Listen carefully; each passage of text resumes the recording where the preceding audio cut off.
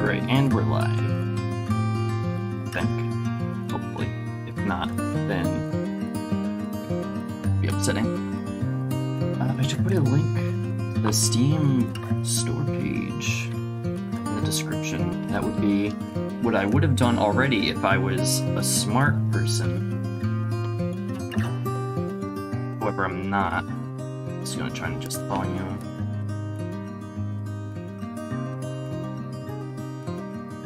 Streaming is not my thing. I don't live stream very often at all. So bear with me on this. It's gonna be a bit of a struggle, but we're gonna go through it together. I'm more of a record first and edit after, and then put it out kind of guy. Also, if any volume for either the game or my microphone is too loud, do let me know.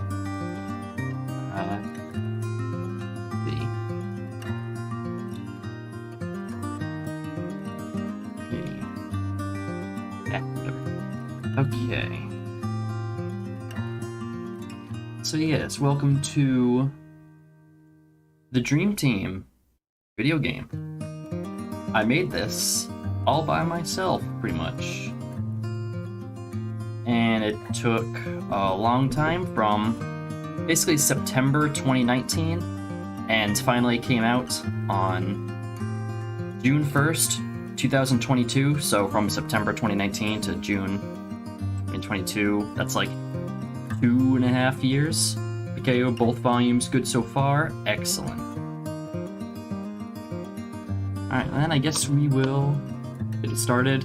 Oh yeah, and if you are either watching live or watching the VOD, don't watch this stream if you haven't already played the game. Just play it first yourself. I won't be offended for not watching me.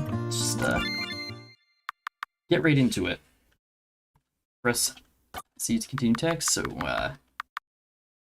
yeah, I felt the need to just put a little disclaimer here because they're not accurate representations. They're basically sorry, I just ate and now I got stuff in my throat. Basically just caricatures, basically, off of the Dream Team and just amplify. Man, I need water. There we go. Alright, and just amplifying like certain personality traits like Rob being angry and like hating books. Like all this stuff is more exemplified. It's not supposed to be like literal interpretations of the people. And I felt the need to put this flash filter on here specifically because of Dork's boss fight. When I made Dork's boss fight, I was like, okay, I kind of need to have an epilepsy thing. But I'm not going to put that on, so if you are sensitive to flashing lights, maybe get good. And then willing, because willpower.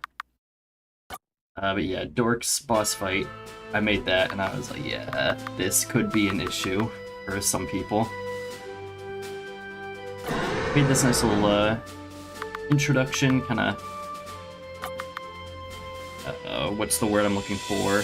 My brain was working. Foreshadowing Fruit Stream later in the game.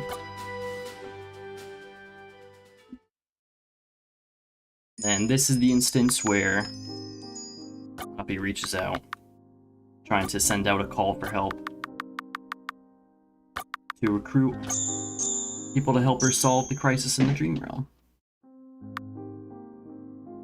And that initial area with fruits on top of the tower, when I first made the game, that was just like a lava cave with the dragon in it, and Fruit was fighting it there. But that was before I actually made Fruit Stream, and when I made Fruit Stream and had the final battle take place on top of the tower, then I went back, changed that first stream to be on the top of the tower, like in Fruit Stream. It was originally just a generic lava cave that wouldn't have appeared anywhere else in the game. Who's gonna be sick? And then Had to add this because I had made another like small test game back in 2018, and one of the comments was like, I can't get past this one area because they had to interact with objects to get through it, and they just weren't doing that. I don't know how they even made it that far in that little test game, but yeah, I felt like I had to put that there. Then he's got Fruit's house. I have no idea if this is what his house actually looks like. I haven't broken into his house. If I can get the Joey version. It's one. The odds of getting the special Joey GG over easy theme is 1 out of 25. And there it is.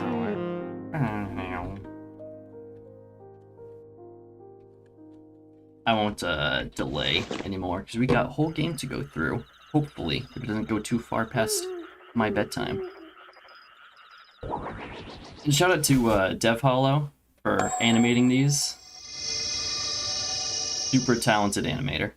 I'm very happy with how the cutscenes came out. And that was like a bit of a ambitious decision for me to make, I think, is paying for cutscenes, but I just couldn't imagine this game without them. Like, everything could have done an engine like this, like could have done just all this stuff, no animated cutscenes, but I just, when I thought of the idea of animated cutscenes, I really, really wanted to go through with it. And yeah, DevHollow, I reached out to him because I saw one of his animations on the Mr. Fruit subreddit, and I knew like I just wanted him to be on the project. Yeah, you actually got my call for help? So, Poppy is the like OC character of this, basically.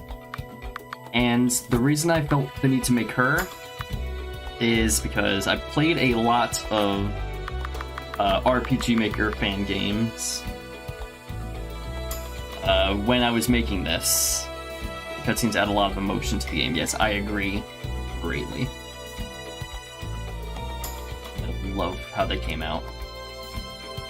But I played a lot of RPG Maker fan games of other YouTubers, some that I know like Markiplier, and some that I just have no idea who they were, to try and find out like what it is that makes a fan game feel like a fan game, and try to avoid that.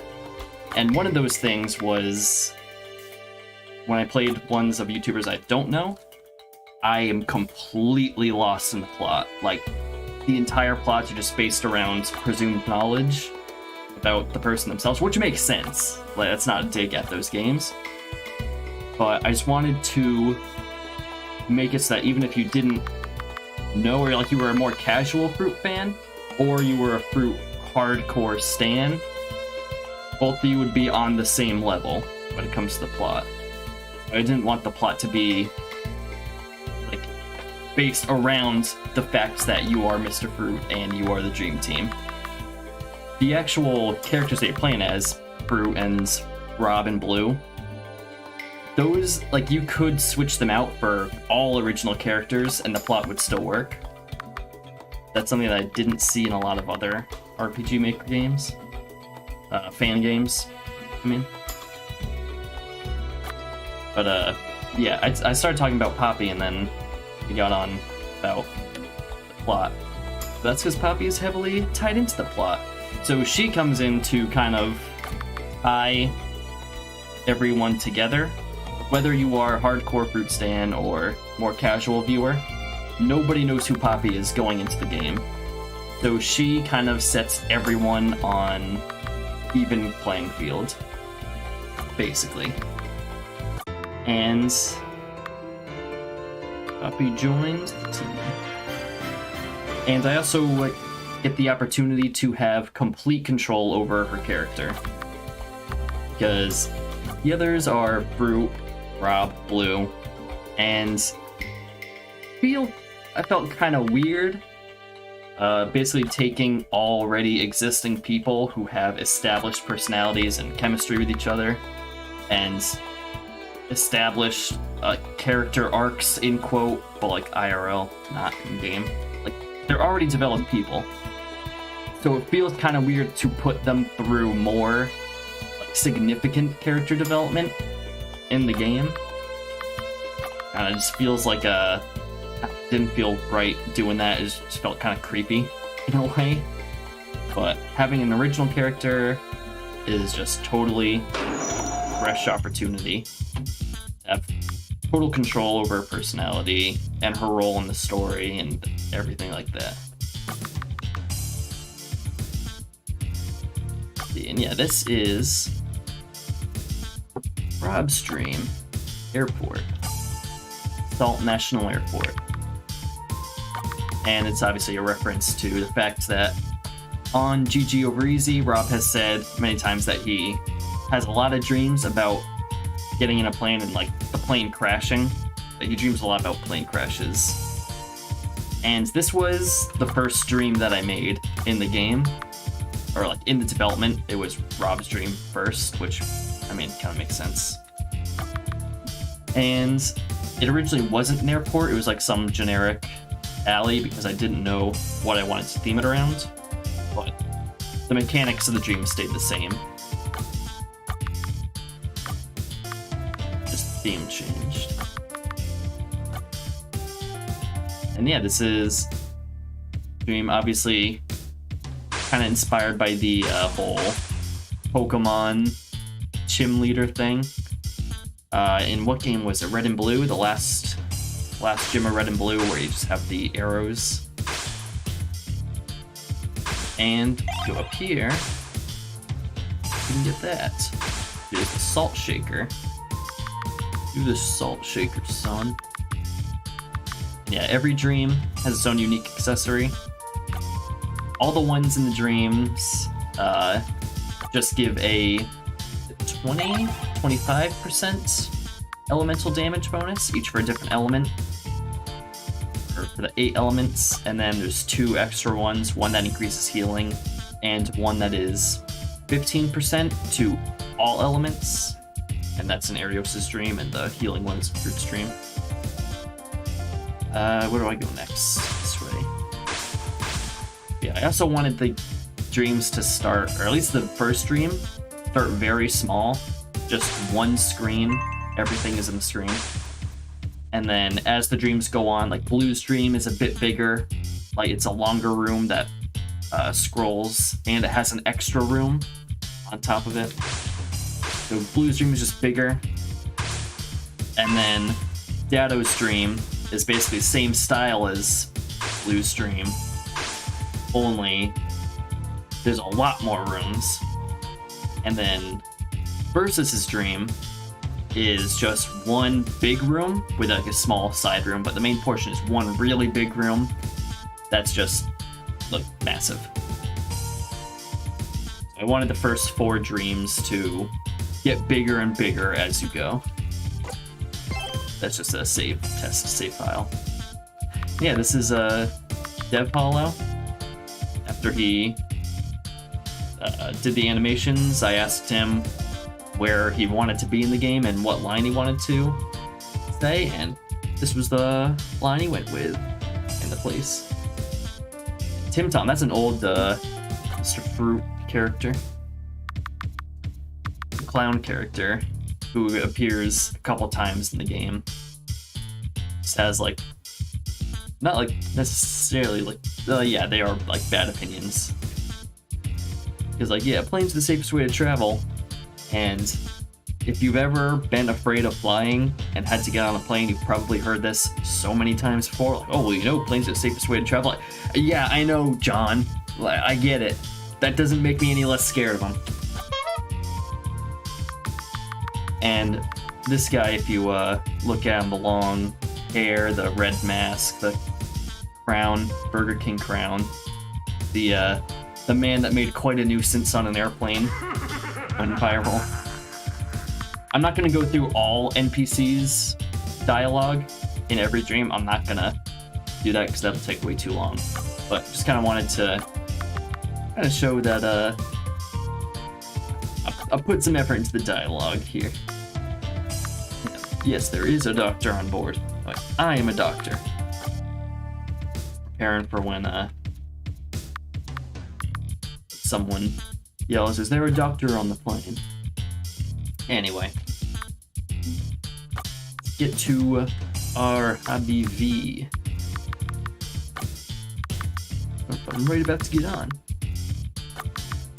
Well, I'm getting on. Yeah, so there's always a lot of dialogue before. Yeah, right here. This wasn't always in it. It used to be you talk to them and you get right into the fight. But I kind of realized while playtesting that going through all this dialogue again and again and again, if you're really struggling in a boss, was really annoying. So I had to basically cut it, give them a chance to go back and save. So that way, when they actually challenge the boss, it's one line and they're in. That way, if you have to restart, you're not going through all that dialogue again. Can you teach me how to fight? Ah, got this. Yeah, attack, willpower, guard, items. The 4 necessities of any good turn-based game. I'm not gonna go into like all the stuff. I'm sure if you watched any streams or played yourself, you already kind of got the idea. I will talk about willpower in a second here though, once I build up enough will. Oh yeah, and there's like alternate dialogue whether or not you skip or accept tutorials. Just different dialogue. I mean, I don't need them.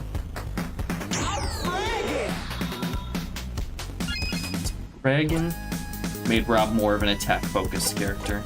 Probably tell. Yeah, so in the tutorial, Poppy says that mastering sleep is the key to victory in this game. Good night. And it really is, especially on hard mode.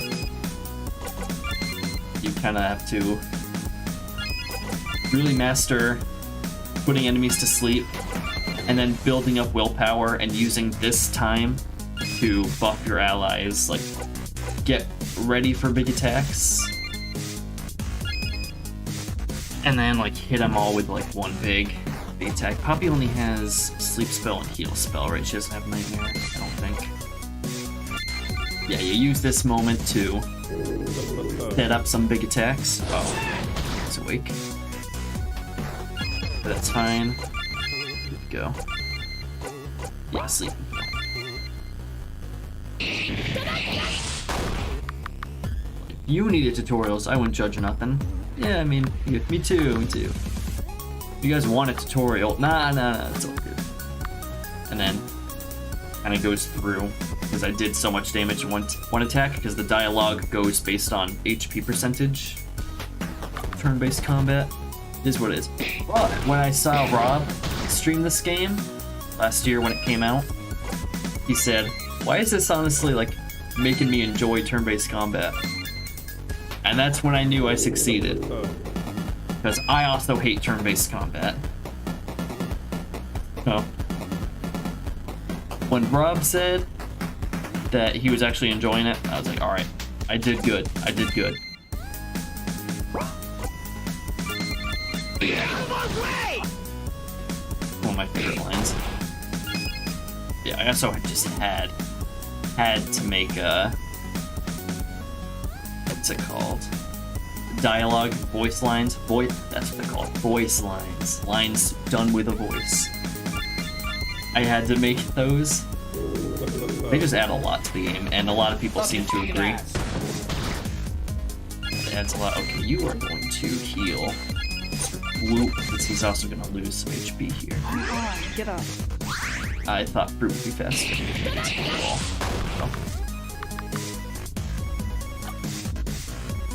And yeah, here's the emotions. Messing around.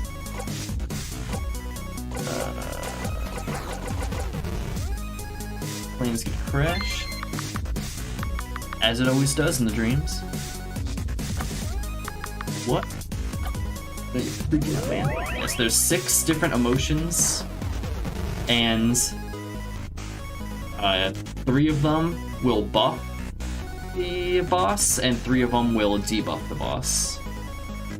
So it kind of makes it like a fun little sort of mini game, except it's not really like a mini game. It's just looking at the options and trying to figure out like, okay, which one might help me and which ones might make things harder for me.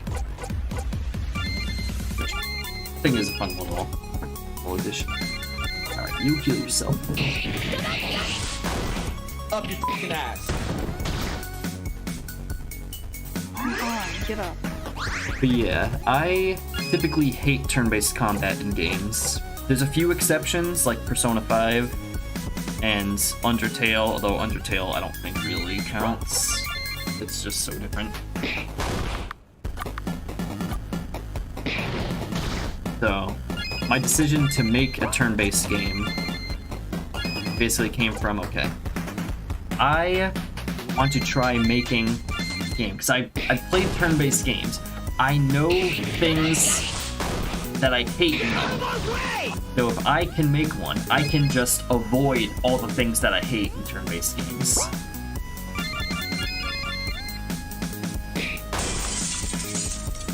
Ow, ow. And I think I succeeded in that goal somewhat. Wait, I'm dreaming. The dream fruit?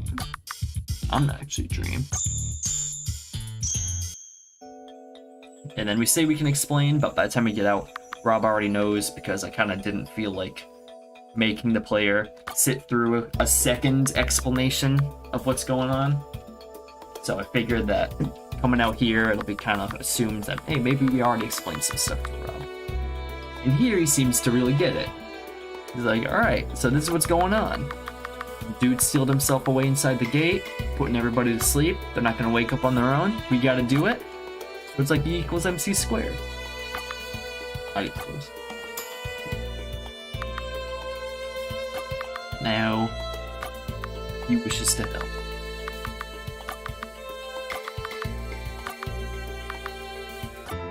Coming along.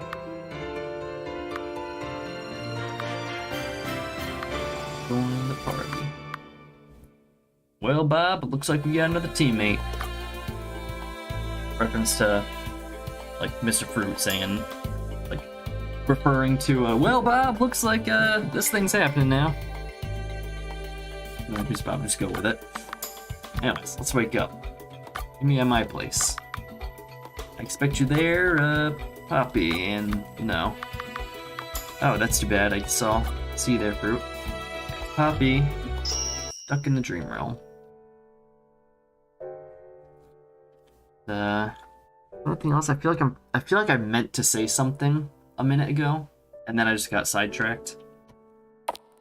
Oh well. It's down the road, so the best way to get there is by sprinting with shift. Or you can go in the options and turn on always dash, which will just make you always sprinting by default, and then you can press shift to go slower, go to walking. But because I am a lunatic, I like to have to hold sprint. And new to this DLC update is Reese. The third cat to join the crew. Couldn't come. And yeah, to kind of figure out, as I'm sure most players were able to figure out anyway, is, yeah, she's stuck in the dream realm. Can't really come to reality. But luckily our heroes are able to go back and forth.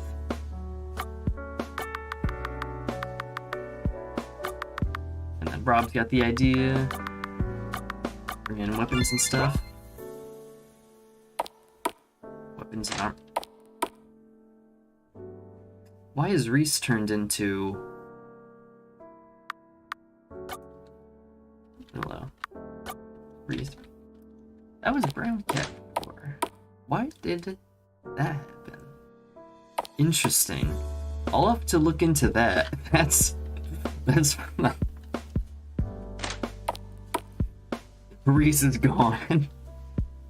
Only Willow now. I don't know why that happened. That's strange. I'll get that in the next patch that comes out. Open tomorrow. Yeah, okay, see. Don't come in here yet.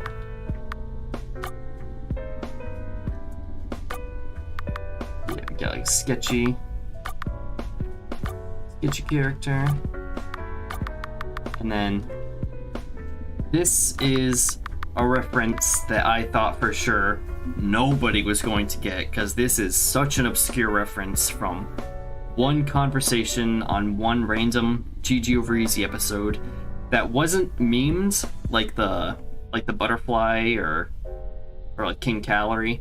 Like, it wasn't like a big moment. It was just one random conversation. And while I was watching some people stream this game, they've read this and thought, rightfully so, that I likely just had a stroke while writing this.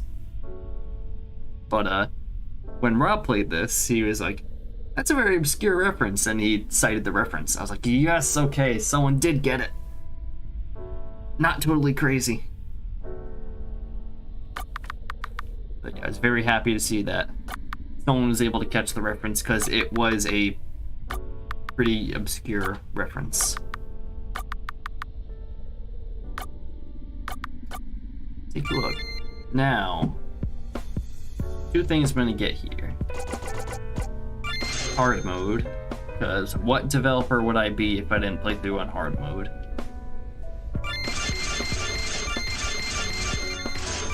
Am I gonna go all the way to 69 out of respect for Joey? You know what? Joey did it, so. Out of respect for Joey.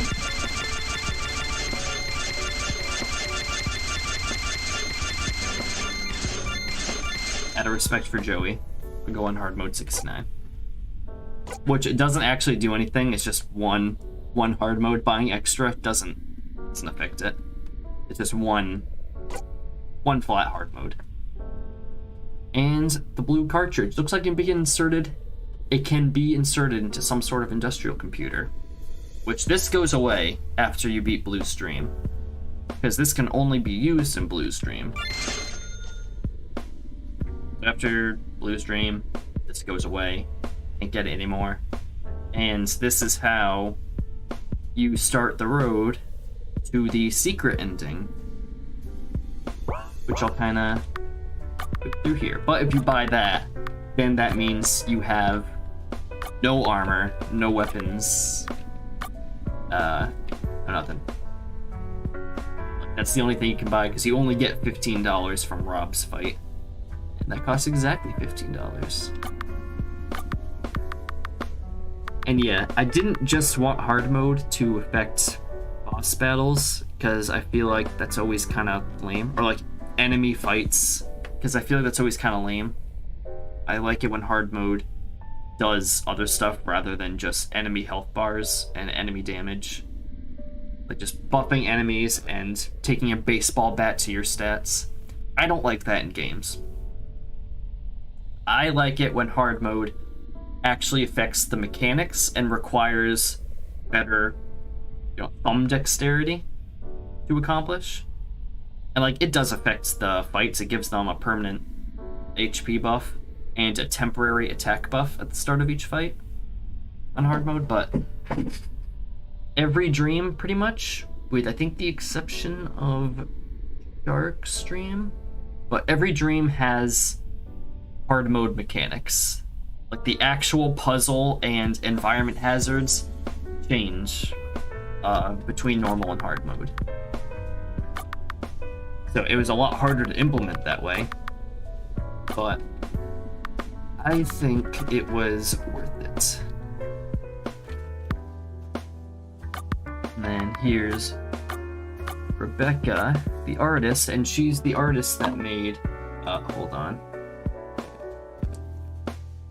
She's the artist that made, which screen is this recording? Oh, it's just doing display. Oh wait, then yeah, I can. This is a struggle. She's the artist who made these. Before the game came out, or like as the game was coming out, like the week leading up to it, I put out phone backgrounds and desktop backgrounds with each member of the Dream Team. And then on the day it came out, this one. And Rebecca was the one who made these. And this has been my background on my desktop ever since. Or on my laptop, and then the computer. Shout out Advanced GG, the Advanced GG computer. That was super cool. I still can't like comprehend that happened. And then my phone background is Poppy. Anyway, yeah, that's who Rebecca is. She was the artist who made the promotional stuff, like the backgrounds and all that, leading up to the game's release.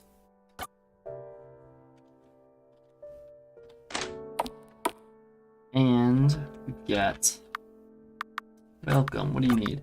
This is Locke, the armor salesman, and then Joa is the weapons salesman. And they were originally switched because Locke is reference to like lock and load, because he was originally the weapons salesman, and then Joa, the old granny, was the she was the one knitting. Oops.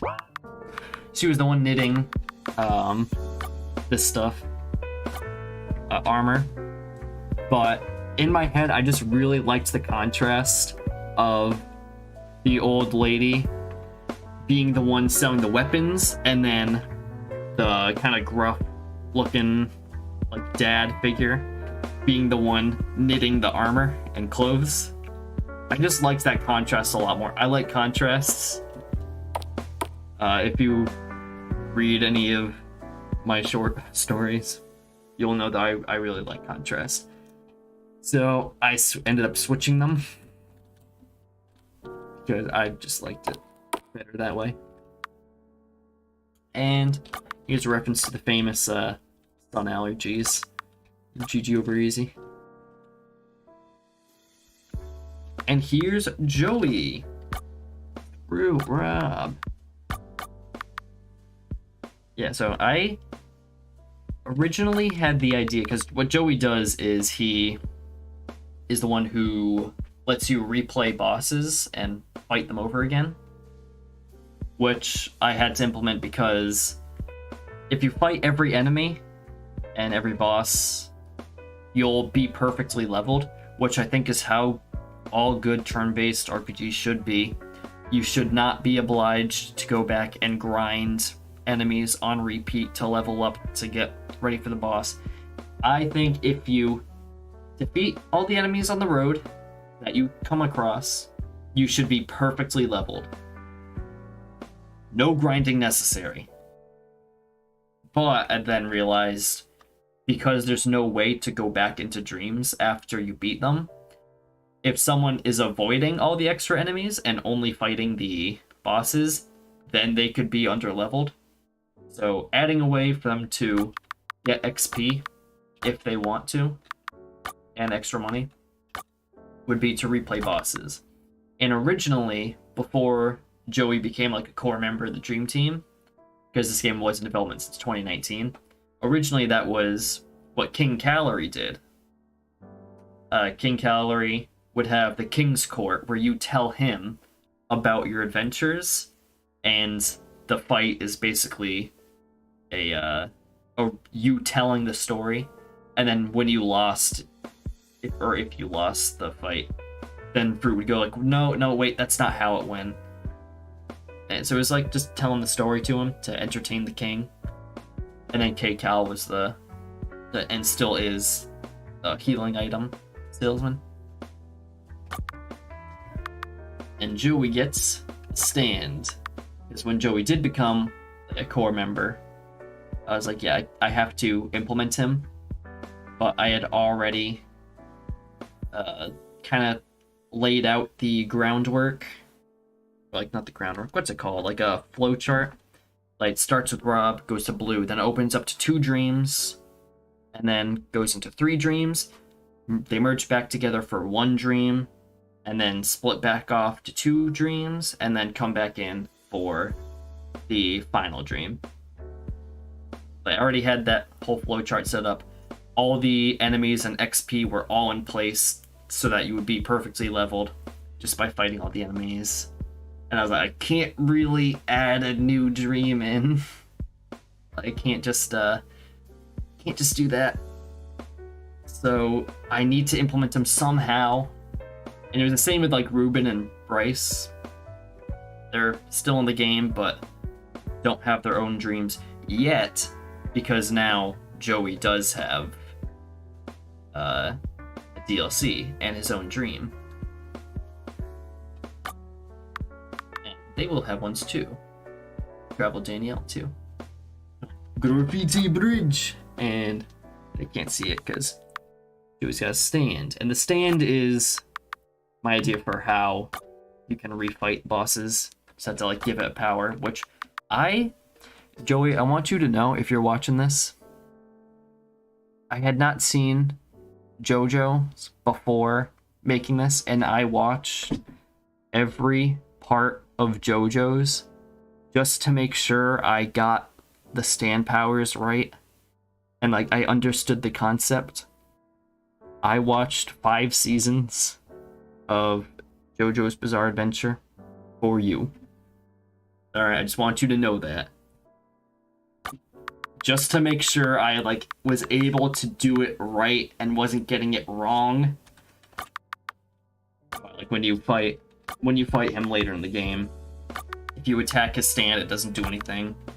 And I had the reference of like the localization reference. I didn't know any of that before making the game. I had to watch all of JoJo because I didn't have to watch it. I wanted to watch it all to make sure I got everything right. And here's Max. Shadow Max. But yeah, Max used to be in Rob's house before he passed away. But now we got Willow and Albus and a second Willow for some reason instead of Reese, which I'm still gonna have to figure out why that happened. And here's Castle Calorie with the legendary King Calorie. I knew it! Which, if you haven't seen that episode of PG Over Easy, go watch it. Such a funny conversation. I'm not gonna tell you which episode it was, because you're gonna have to find out yourself by watching every single episode. Find it. Yeah, and then this joke came after, which was the Colorado and Colorado. I just kind of thought of that while I was writing the dialogue, like, oh yeah, Colorado kind of sounds like calorie, and I just kind of do those together. And then Trina Calorie, Hey Cal. That was also an aspect of that conversation. Alright, I think we've seen enough. And then if you go back, wanted to not force you to go all the way back through the road. So you can go straight to the Castle Calorie. Alright, let's head back. I'm not going through every reference, but I will go through this one. Got Reese's here. 1 Reese's, I can do 50. So, this is obviously a reference to the very amazing video where Rob attempts to eat 50 Reese's like he said he would on GG Over Easy. And to his credit, got pretty far. like a lot farther than I would have. And here he gets his redemption arc. That's one down. Another. Another one. Another one. And that's 10 Reese's. Wish that was more than 10. Nope. Exactly 10. Can do this. Then, as you might be able to hear, the little whip sound gets deeper and deeper as it's going. It's just getting harder. Can do this. Can do this.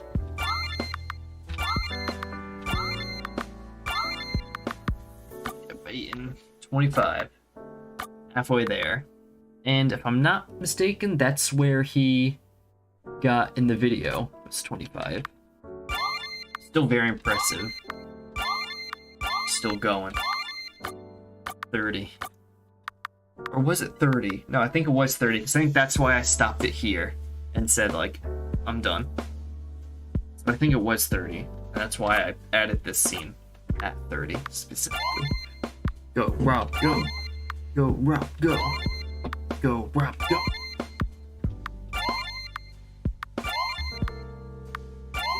Just down in those Reese's. I love Reese's.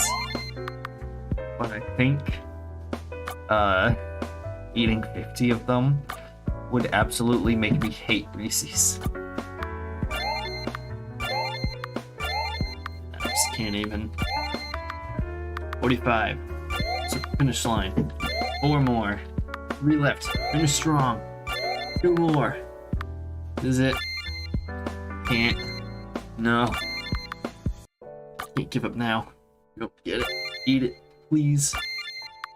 Not strong enough. This is like a total side thing that I'm pretty sure 90% of people completely missed. But when I played through it, I enjoyed it. Therefore, forthwith, very worth it. Be me. What are you gonna do? Eat. Whole big celebration. Bathroom. Never again. And then you get the Reese's badge, which actually gonna give that to Fruit. That increases attack and defense by 15%. Then Rob, salt shaker. Oh yeah, and obviously it's called the auto equip optimal DPS. No other choice. Also, this was like the first Easter egg I added. Very small and nobody's ever gonna do it because it requires you to hit the door 50 times? 50, I think? And it's just a reference to when Fruit was talking about coming home from the Destiny 2 thing and just like recording thing like, here's some Titan gameplay.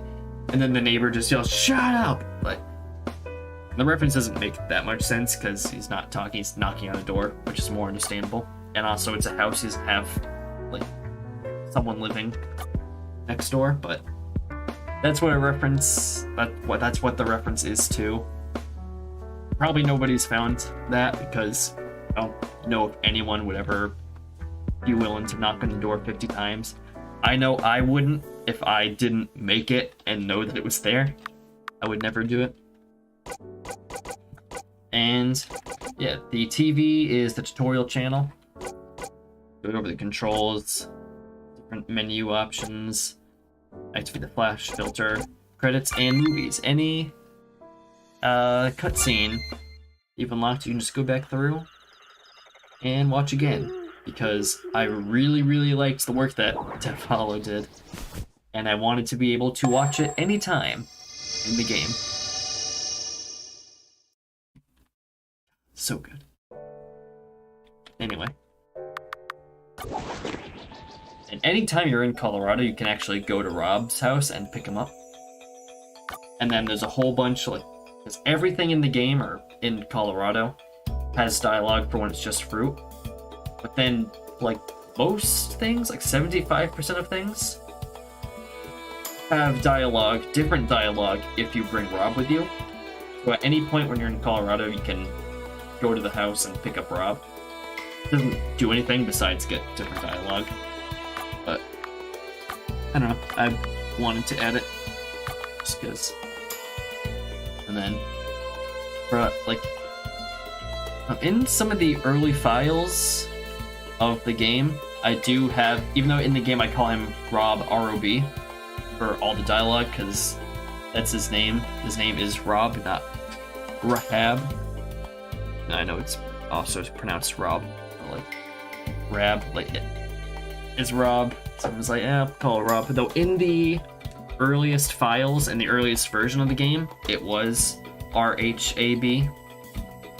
But I was like, but did Fruit and the Blue call him R-Hobby? Like, I don't think so. I think they just call him Rob. And in his Twitter handle, it was Rob, so I changed everything to Rob. The files for, like, his faces in there, like, all these files are still R-H-A-B, because I didn't bother to change those, but all the dialogue, because Rob is fine. And when he streamed this, he was like, yeah, Rob's fine. So, like, okay, did that right. Factory grinding, because Blue do be grinding Final Fantasy 14 and Destiny 2 back in the day. And, like, pretty much any game that he gets invested in, like, he's a grinder. So Grind Factory felt like I had to do that. And then Genius is what I said, is Rob, bad at spelling, although I, a fellow dyslexic person, am also very bad at spelling. So this game has plenty of typos that I can't see because my eyes just don't register it. Even though I minored in English, more specifically, I minored in writing in college. But yeah, very bad at spelling. You're too much to go along. Oh, not it. The power of not it. Those gym days are about to pay off. So is it this one? Insert blue cartridge. This is, you get it. After I use the blue cartridge, Paladin Auron in Destiny and Destiny 2. Anything that says it's a report from Paladin Auron means you're supposed to take the first letter of each word. So Intel today suggests imminent neutrino, tomorrow heat envelops catastrophic atmosphere, solution's not obvious. It's in the casino. Which is... And that little sound effect that just played, just like getting an item, but like has like that little like wind sound effect. That sound effect only plays when you're on the path to the secret ending. I don't think I'm going to show the secret ending in this stream, but I will kind of make, like, I'll guide you through how to get there on your own, but I don't think I want to show it, if that makes sense. Yeah, okay. And yeah, the hard mode mechanic on this one is the boxes do more damage and they move a lot faster. And, gotta go up to this guy. Hey, yes, you. What? Why? You. Stop that. Because I realized while writing that dialogue, it was very, like, repetitive almost. Like, hey, you, who, me? Yes, you, what, why? And I realized that after I was like, I'm not gonna change that, I'm just gonna turn that into a joke. I was like, yeah, stop that. Yeah, Dream Guards, they know an intruder when they see one. Now, we are on hard mode, and I have no equipment. So, this should be fun.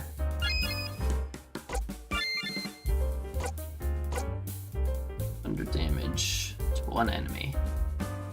10 HP. And I have a water guy on the field.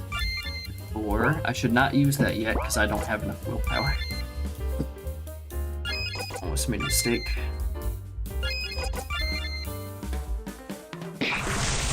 One guard.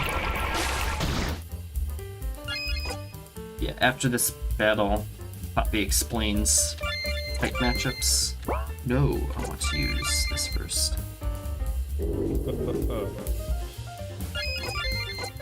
Yeah, I don't have any new powers yet, so just keep guarding, build up some willpower for when I need to heal. Effective against thunder. And it doesn't say what it's like weak to, but it is weak to wind.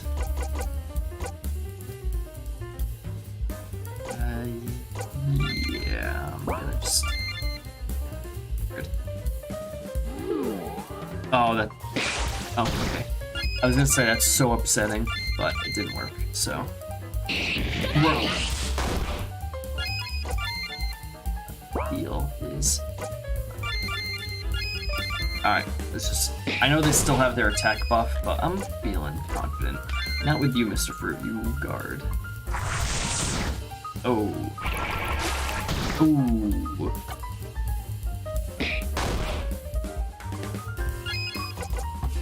Maybe Mr. Fruit was the one who needed to guard, after all. That's not gonna kill yet. You know what, I'm gonna guard again. Heal Rob, please, before they get to attack. Sounds like, oh, that's so upsetting. Come on, get up. Huge heal. Huge heal. I missed the thing again now. Alright,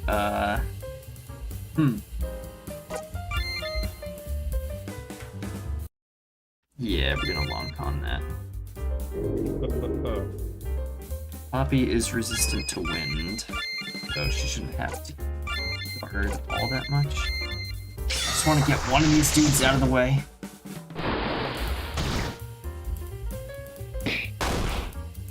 That Reese's badge is actually coming pretty huge.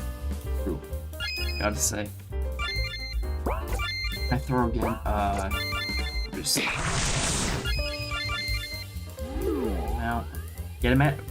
Dang. They cannot put Fruit to sleep. Alright, one left. Yeah, fuck it. Long gun again. Oh, and that's upsetting. Let's do it to you. Good night.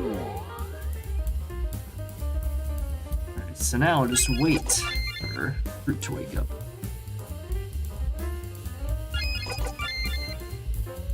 I was going to give Poppy the ability to wake up allies, but then I gave it to Rob, but then it didn't feel right on Rob either, so then I gave it to Blue, and Blue ended up with it. So that ability, that willpower ability, has changed hands twice. First it was Poppy's ability, but I kind of wanted other stuff for Poppy to have, and there wasn't enough room for it, so I was like, okay, I'm taking it out, giving it to Rob. And what Rob was going to do was actually going to do a small amount of damage to a teammate, because taking damage wakes them up. So he was going to, like, smack him in the back of the head to wake them up. But then I was like, hey, you know what? We will have Blue use it. Just kind of also seems like a bit more of a Blue move than a Rob move. Get up. Rob is much more attack oriented, except for Teabag, which is more defensive, but there was no way I wasn't going to give him a Teabag ability. It'd be so much easier when I get a enough money for the weapons.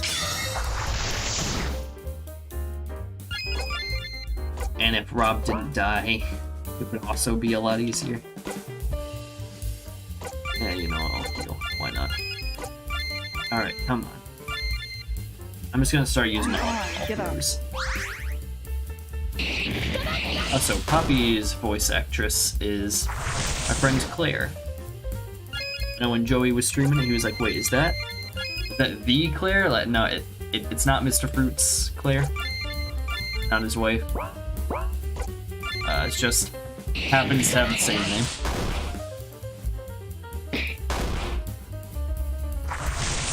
Right, you know what? We're good. Keep attacking. Keep attacking. And then you heal. Where you got? Okay, cool. Come on, get up. Yeah, I didn't even realize how strong the Reese's badge was for the early game. Alright, if you're watching this, get that Reese's badge as soon as you can.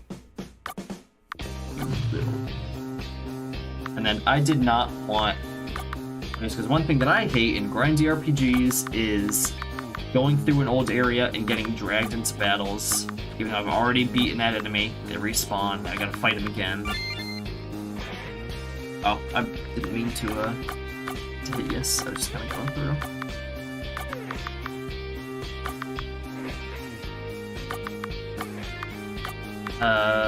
But yeah, I don't like going through old areas and getting dragged into battles. So, I just made that no longer a thing. Anytime you leave the reality, it is a full heal on everyone.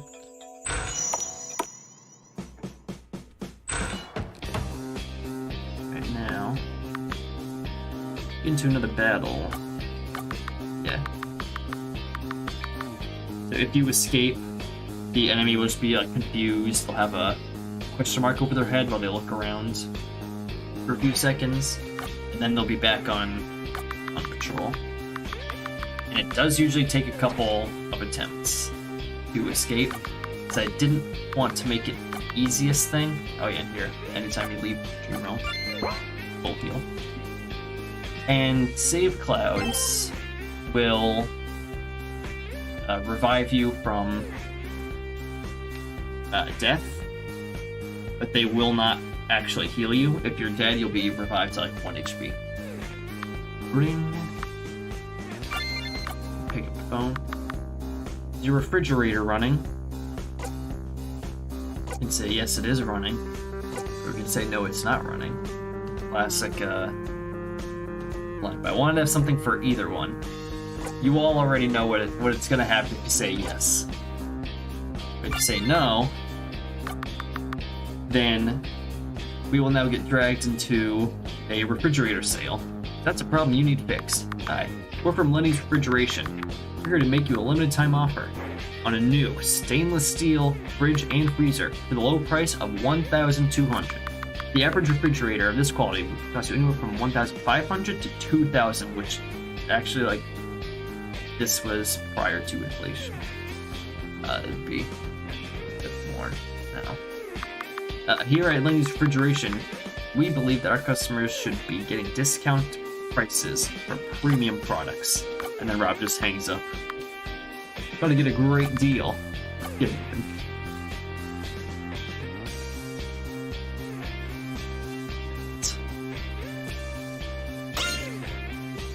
Pretty sure only the one that's being blocked by the other guy. Oh, 2 water. It's actually not bad.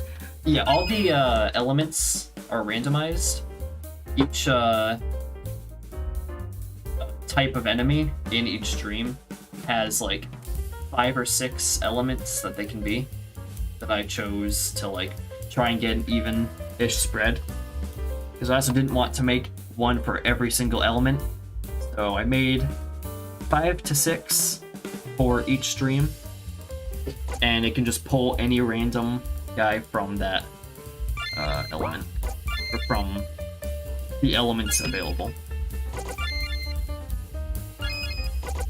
every time you get into a fight with Dream Guards, the element is random, except in one instance in Fruit Stream, because there's 4 of them, and they're air, earth, fire, water, because Avatar. Fruit's asleep, that's not super cool. Also, Rob is weak to them, I just remembered that. They didn't target him. Good. Fruit's wake. Long con my throw. Papa, you keep guarding, because I need stuff. Yeah, we'll do that. Oh yeah, that hurts. Up your That fucking hurts, ass. Rob. Hey, okay. To sleep. Do that. Poppy to heal. I'm on. Should Get I up. killed Rob instead? Hopefully that won't come back to bite me. Brute can just attack, because... Actually... Alright, resist. Up your Actually fucking pretty ass. tanky thanks to the, PC's badge. Yeah, good at you now. It's not like a whole lot to say about the development of the I'm battles. on. Get up. Just I wanted to make it also different from Pokemon, where you have, like, you just select the ones and then whoever has the higher speed goes first, just goes in that order. I hate Pokemon's combat. Genuinely hate it, even though I've played the games. Pokemon's combat. Ever played it, probably know it's not good. So a little bit more engaging of a concept is just like having your agility fill your bar faster, and then that's what decides how often you can go. Didn't want to do the chrono trigger method of, Up your I think it's fucking called ass. active time battle.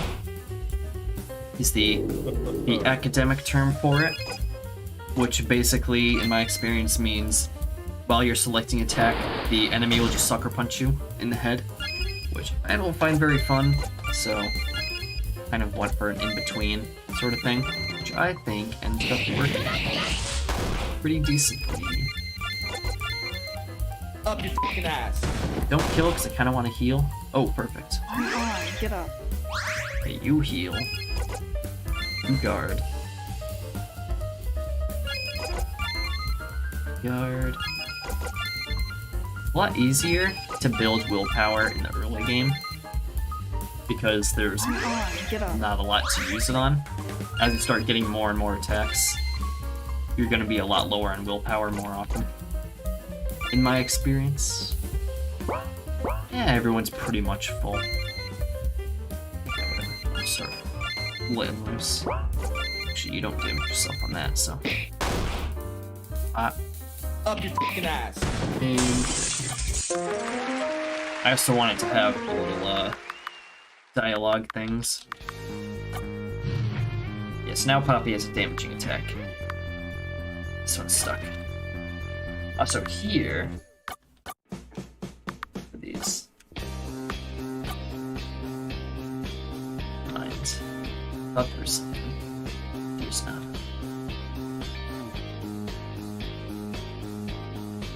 Okay, that guy still doesn't see us. Just save. Is it? Yeah, it's deactivated. He thought it was just a calamitous GX. That whole dance calamitous meme. Oh. Okay, now this guy, we are. We're fine.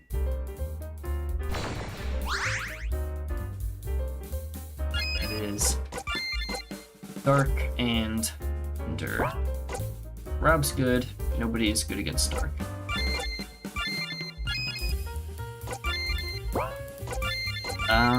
But yeah, what was I gonna say? yes, all, so each element has a weakness and a resistance, and they all form a nice circle, besides light and dark, and I didn't know what to do about that, because they didn't fit anywhere in the regular circle, and I didn't want to just have it be to each other, and then plain resistances, like no resistances or weaknesses to anything else, because that also didn't feel right nor balanced, because they would have been a lot weaker than any other element. But to make them stronger, I just gave them a 15% resistance to all other elements other than themselves.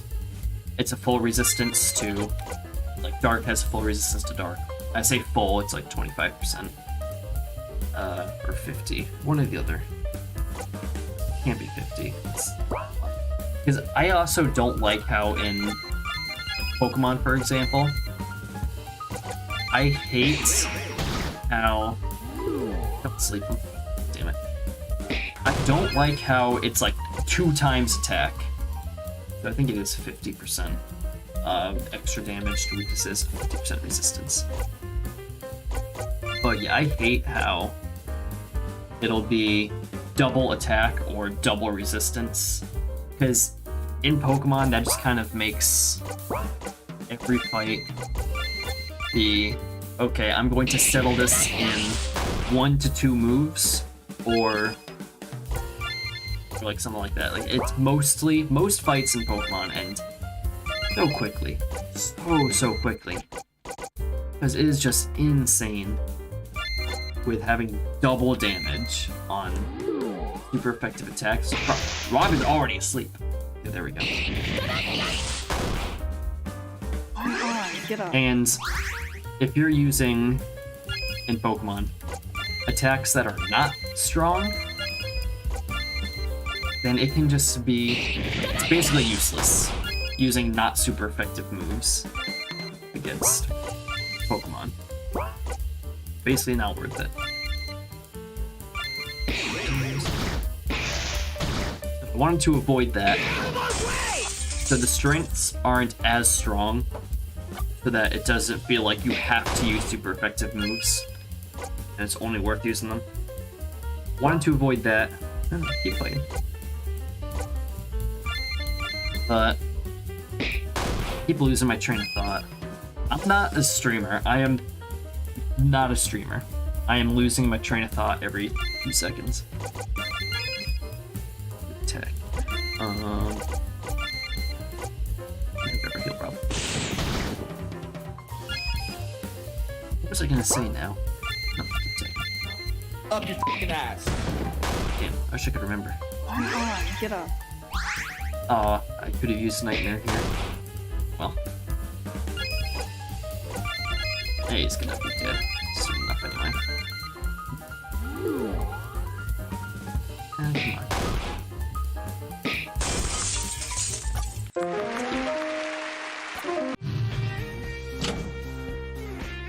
I'm not gonna remember what I was gonna say until, like, tomorrow.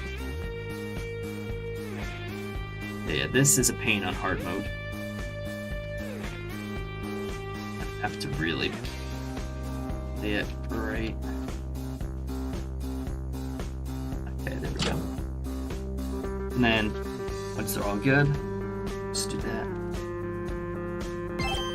Where is... I swear there's a, yeah, the artifact, that's what I'm forgetting about. Forgetting about the artifact. One of these has it, and I think... Remember, this was... A lot of this stuff is from years ago. So, I don't remember exactly.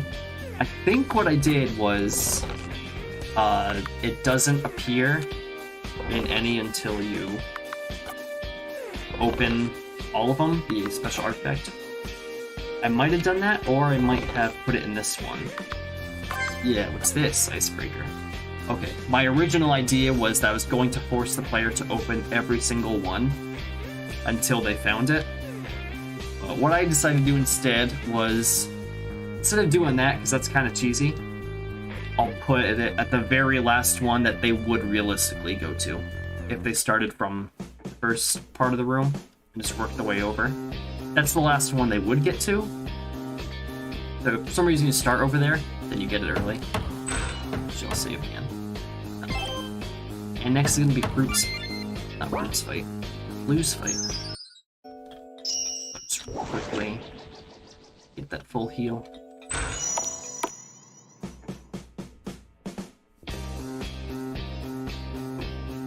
This way.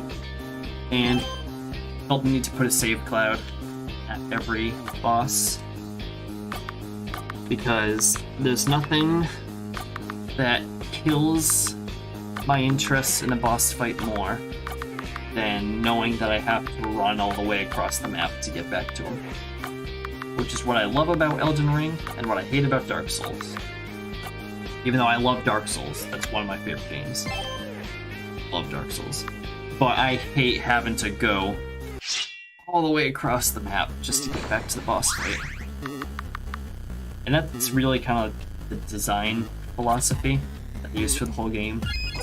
Is what do I like in games is one thing, but more specifically, what do I hate in games?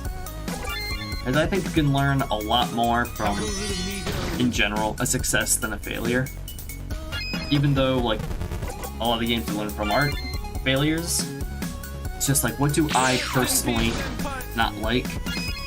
And let me avoid that, because if I don't like it, I'm sure other people don't like it. But maybe that's just because I'm a hater at heart. I'm just more inclined to find the negatives and try to avoid them. Good night.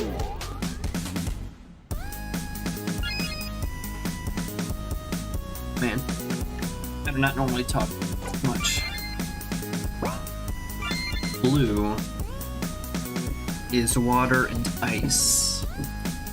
And that's something. If you want to find out what elements the bosses are, because I don't tell you what elements the bosses are. Instead, I wanted the player to have to actually play the boss and pay attention to what elements they're using to attack you, and then that's how you find out what element they are. Rob should. Yeah. Go. Actually, let's see if we can go straight back into sleep. But we'll reset after each fight. Yeah, this was something that I was like debating, is should I let them keep their willpower the next fight or not? Just reset it. Yeah, now we're gonna go through all the dialogue, so I got some big damage. Good night. And right back to sleep.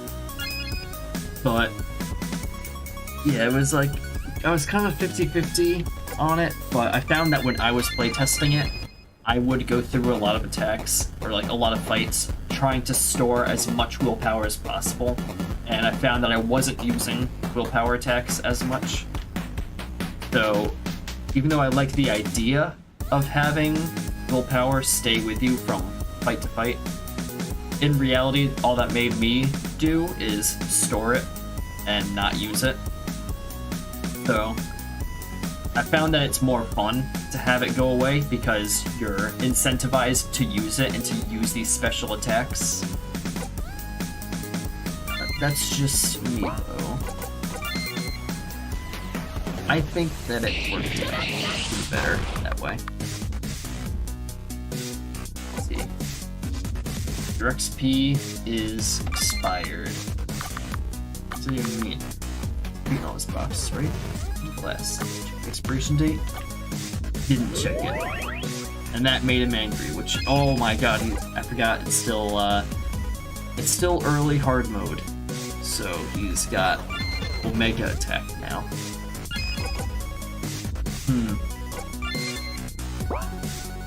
Its attack buff is lasting longer than it should. Oh wait, no it's not, because it's 3 turns. Just trying to knock him out.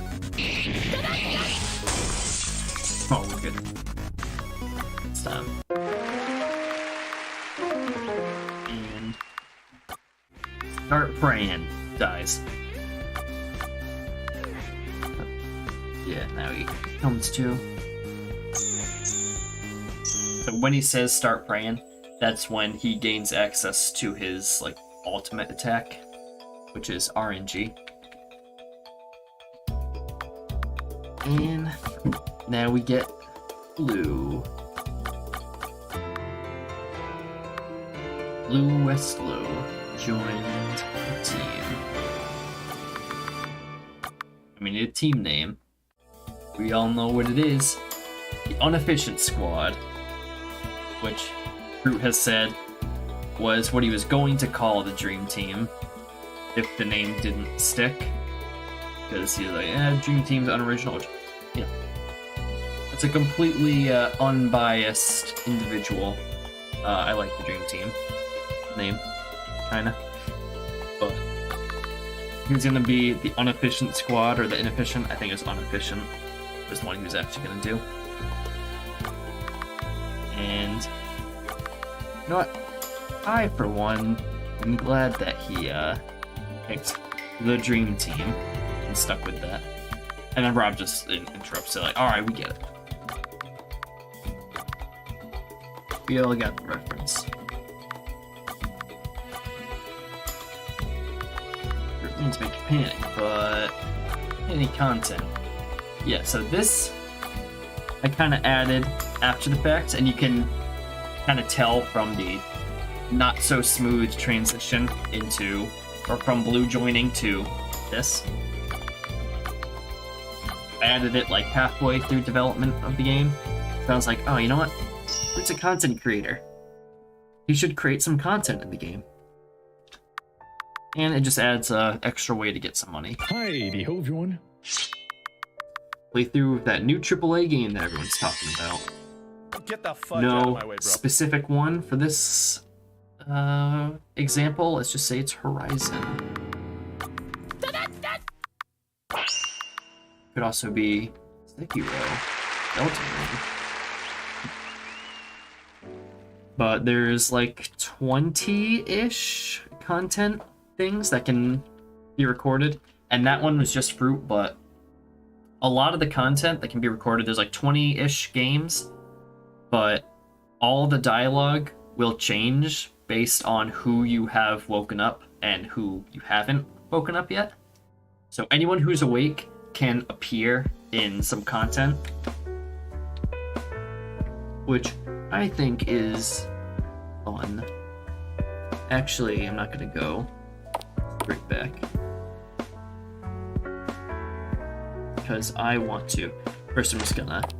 Also, fun fact: you can enter Rob's house from the side. Now, I think I actually know why Reese disappears. Let's go. Yeah, okay. Reese turns into Willow when Rob joins. I think I know why that is. So I'll be able to fix that for the next update. Anyway, let's get some weapons in here. For public executions. Let's see, happy about that. I wanted to make her also, like, very off-putting. Let's see, I've got 144. How did I get so much money so fast?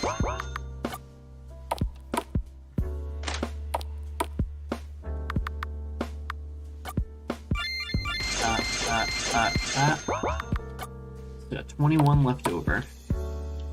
So I am going to go Castle. I feel like food gets greatly overlooked. Also, someone was asking if there was an Applebee's in reference to Joey's stream, and There's Applebee's. It's not Fortnite and Applebee's, but I'm pretty sure I do have a reference to Fortnite and Applebee's specifically later in the game. But here's at least Apple with no B's reference, which is also Yankee and no brim from one Jackbox. I think it was Quiplash. Apple with no B's. I know Fruit kind of hated the meme, but oh, it was so funny. One ally, 50%. Holy Taco is that's Bless's thing. But yeah, also with food, one person eats an apple, so it kills one ally. Orange, one person eats an orange, that's one ally. Cherries, you have multiple, you can share them. So that heals all. Grapes, same thing, heals everyone. It's a fun little thing there. But yeah, Bless's Holy Taco, blessing from the Lord, fully heal. And then Advanced GG, use code Mr. Fruit Salt Blue versus Blessius Travel. TRVL, not travel, but you know what I mean. Time and sargasm. Thanks for the PC, advanced.gg. Also, I am a very literal person, so I often say advanced.gg, even though I know it's just called advanced. Like, even my own YouTube channel, I will often call meta.versus, even though I know it's meta.versus. But when I say it to someone else, I will sometimes add the dot in there, because I'm just, I don't know, my brain doesn't work. Oh no. Back to school. So yeah, this is Dado Stream. Infamous Dado Stream. And the first meeting with Ghost. I'll chase you around and kill you. Wanted to give the player a chance to, you know, warn the player that the ghost is going to be attacking them before it actually happens, because this is the first time the player meets the ghost, and I didn't want them to just immediately start getting attacked when they walk in, or like the first time seeing them, because they might want to talk to them first. I want to avoid that, or confusion, so first time, he will warn you that he is going to try and kill you. That way the player gets some prep time, basically. And this is the vending machine where you get the artifact from the stream. Thirsty. You buy one and then we took our money. Maybe buying another one will knock it loose. Doesn't work. Do this time.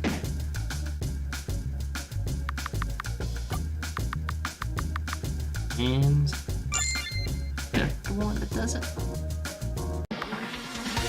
Finally. Yep, I downloaded that little song there, and that is, I'm pretty sure, the only time it gets used in the whole game. This extortion drink, because you got totally extorted your money, which that does.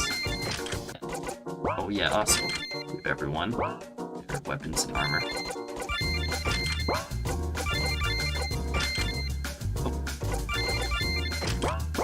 Now, the artifacts can be kind of wonky, and I don't know how to fix that.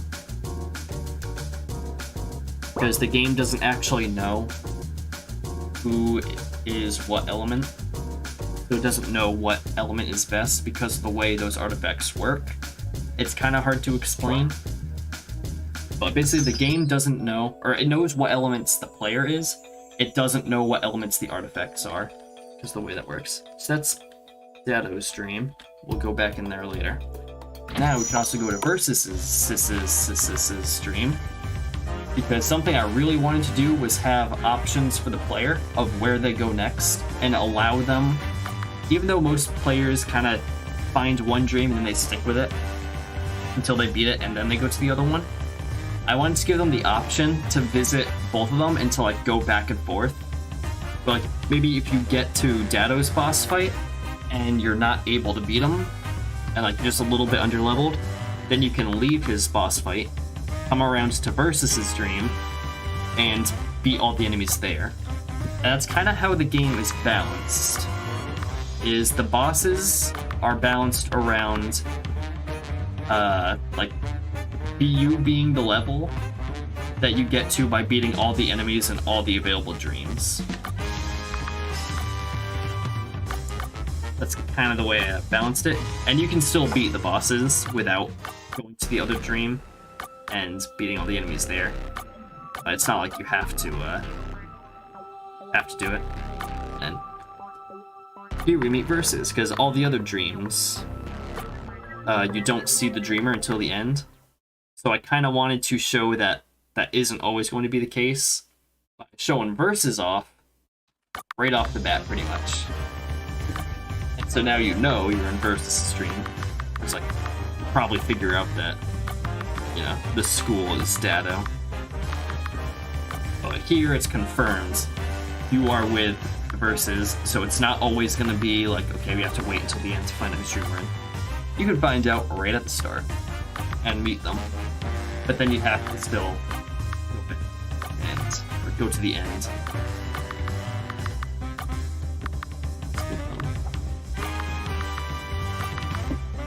And this was one of the more popular dreams, because I did do a survey, player survey, after the game came out, and a lot of people really liked Versus' dream and Arios' dream. And I think that's due to the openness of it. So when designing Joey's DLC dream, I designed it to be more like Versus and Arios, because players seem to really like the whole openness of those dreams, I think. So I wanted to kind of do that again. They're not all gonna be more open. Some of them, the DLC dreams are gonna be a little more linear. Some of them will be more open, because I have specifically 2 ideas that are a lot more linear that I want to do. Although Versus is one of the most popular dreams, Dado is certainly not one of the most popular dreams. People do not like math. Neither do I. I don't like math either. But there was actually a mistake in the hard mode math at launch, which Joey found out. I didn't know that because I didn't make the math problems. I had my dad, who's an engineer, do it, and because he is an engineer and does math for a living all the time, I didn't really question it. It's like, okay, if this is what you say it is, you know more than me. And it ended up being a little bit off, which could have been me misinterpreting what he wrote. So I'm not gonna say it's his fault. Still on me. Here's all the things. Had to differentiate 0 from O because it can get confusing. I actually don't remember the solution, and I'm gonna try and solve it live. O2 equals L divided by P. I'm gonna try and do this live because it's only fair that I don't get dev keys.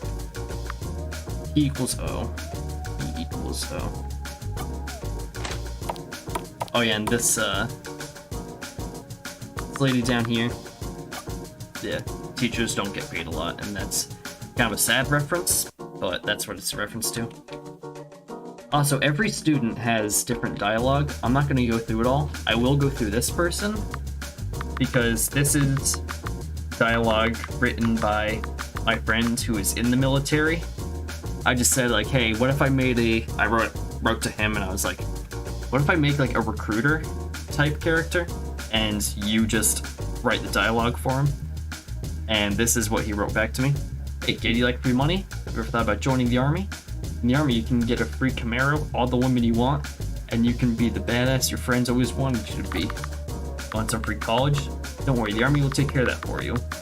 When you go to training, the drill sergeants are some of the nicest people in the whole army, and they definitely won't yell. Yeah, I'll think about it. Well, from everything that I've heard from my friends in the military, stay clear. Steer clear. Thank you for your service, all veterans. But for anyone in high school looking for free college, stay clear of the military. And there's Ghost. See if I can get there without fighting. Okay.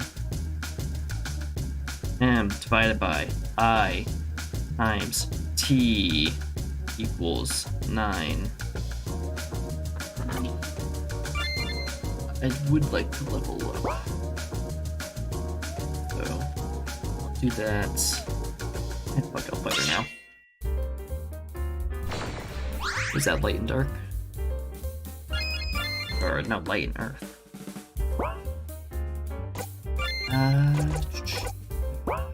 Goes really dark, so purple, not black. I heard it's not black either, but that's just what it looks like.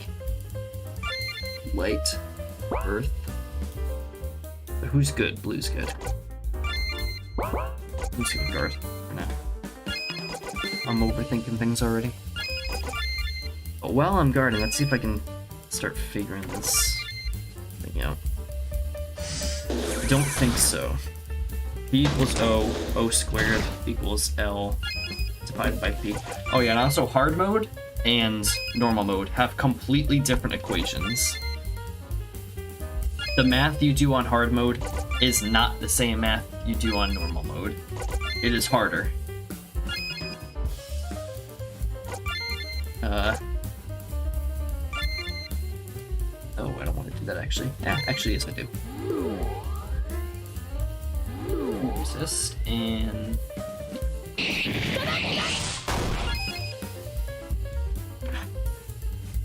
kinda wish that I remembered what the solution was to the math, so that way I could cheat, but I genuinely don't remember what it is. I don't have anything that's good against Earth. No, I don't. Do I have anything that's good against light? Yes, I do. That's Poppy. Keep back off, thought. The agility shouldn't go down until after she wakes up anyway. Enemies. One enemy. Do it against light. Oh, so sad.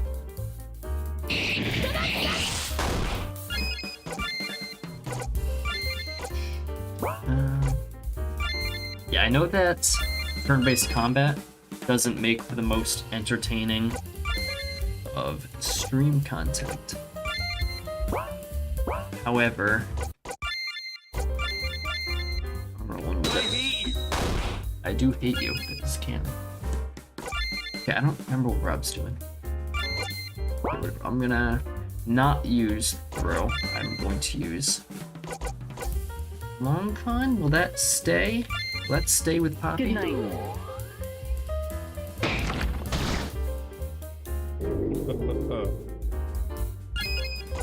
Okay, cool. Oh wait, no, I don't want to use anonymity. I want to use Burst Strike on Earth Teacher. Burst Strike being a Final Fantasy XIV Gunbreaker move, which I also had to look up because I don't know anything about that game. Nightmare. Rest in peace, senpai. Huh, we can double up on nightmares now. Do that again so that she gets another long con. Yeah, with the weakness. Blue guard. This should do insane damage. And I have the extortion drink. Major damage. Look at that. Glorious. Okay, I got that one. Oh, wait, you're gonna look down here. Okay. Cool. This is a character that I added, I think. She actually came out with the DLC update. But I added her in, like, several months ago. The game just never got updated because the DLC wasn't finished, but here it is. Here's what the answer to the principal's code. Optimal. You're on hard mode. You knew what you signed up for. So on normal mode, you can talk to her and you can buy the answer from her.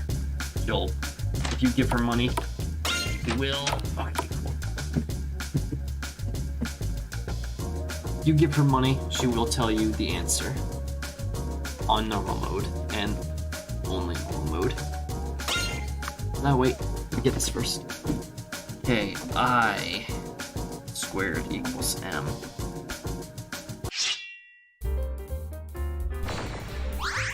Oh, I'm kind of low. I'm not that low, actually.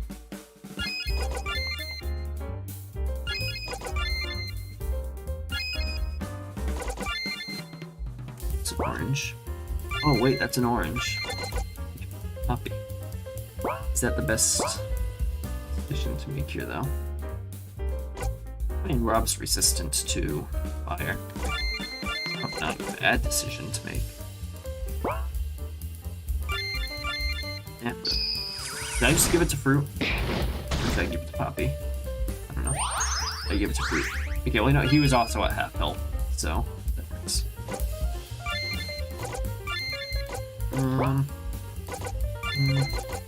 Keep guard. Build up some willpower and defend yourself from that attack bonus, that hard mode bonus.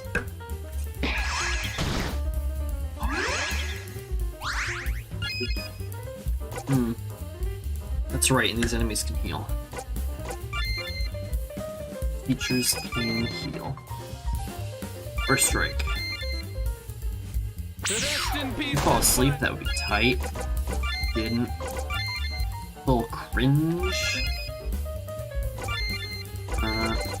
See, heal yourself before you get into much trouble. Because that can hurt. That light Come attack. on, get up. Yeah, I'm sorry there's not like too much I can really say about fights in the game. Because I already said a bunch in the first few fights. So I don't really know what else to say. Do I? I'm not gonna buff Poppy on the off chance that it sleeps. Is there anyone I can? Hong Kong. Rest in peace and fight.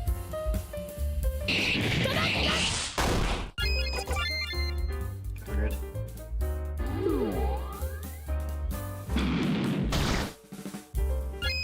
Wish there was more to think of to say during fights.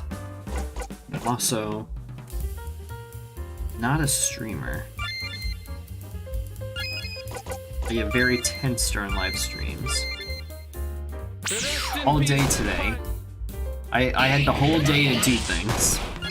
I couldn't do anything today because I had a live stream planned for 6 o'clock p.m.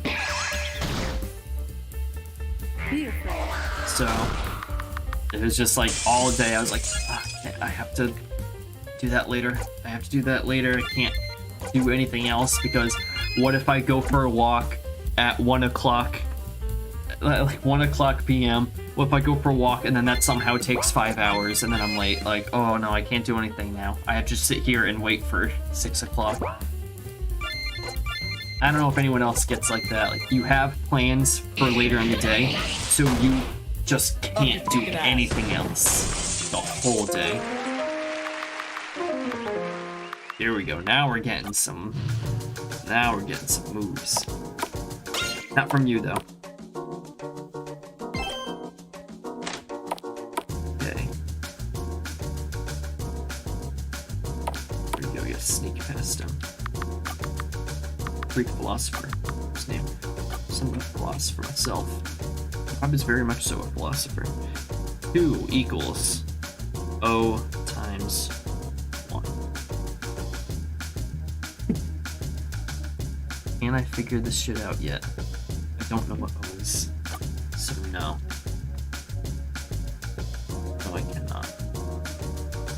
This is my friend Megan. She loves rhythm games. Ooh, okay. And we're getting squeezed by here.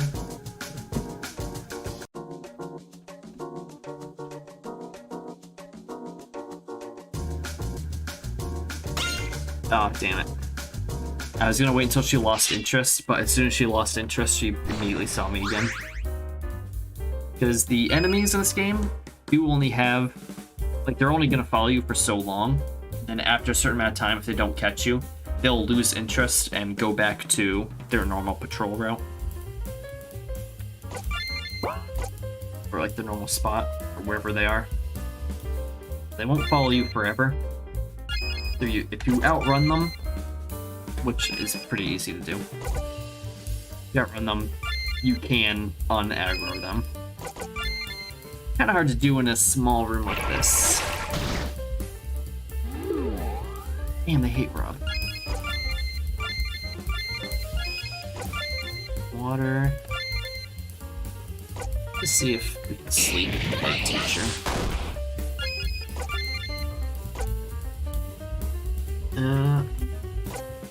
No, I should wait. Wait with Poppy. Use her nightmare.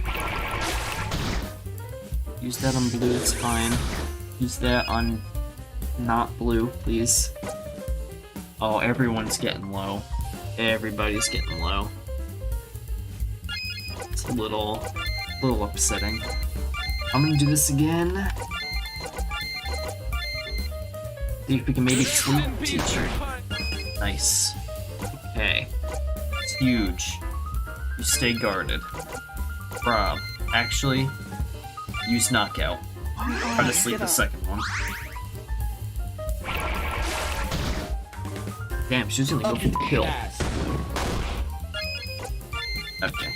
Didn't work, but that should kill. And do I have enough left over for Nightmare? Because that could kill. I think? Maybe? Oh, almost. Everyone just unload.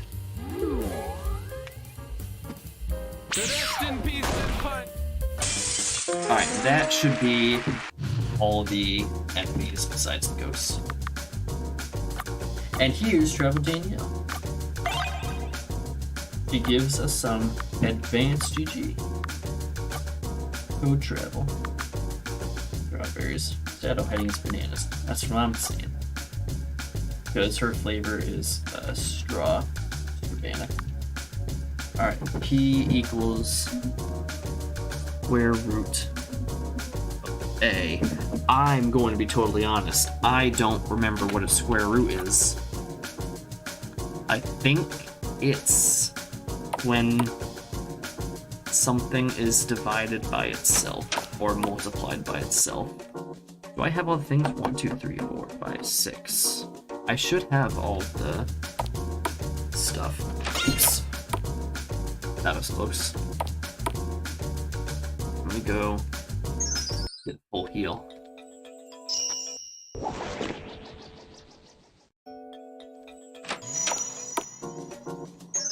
Actually, yeah, I'll unlock the principal's code. Reminds me not to fight Dado yet. Okay. No, wait, I haven't done this one. Okay, here we go. O is P plus M plus A plus L. Optimal equals 25. Bop.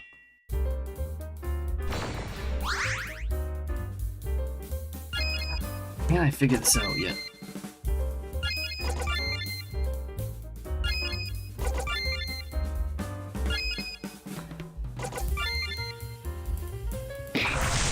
It's 1, 2, 3, 4, 5, 6, 7.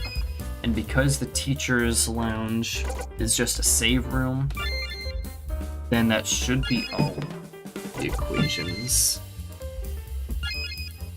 So why am I looking at these and unable to figure it out?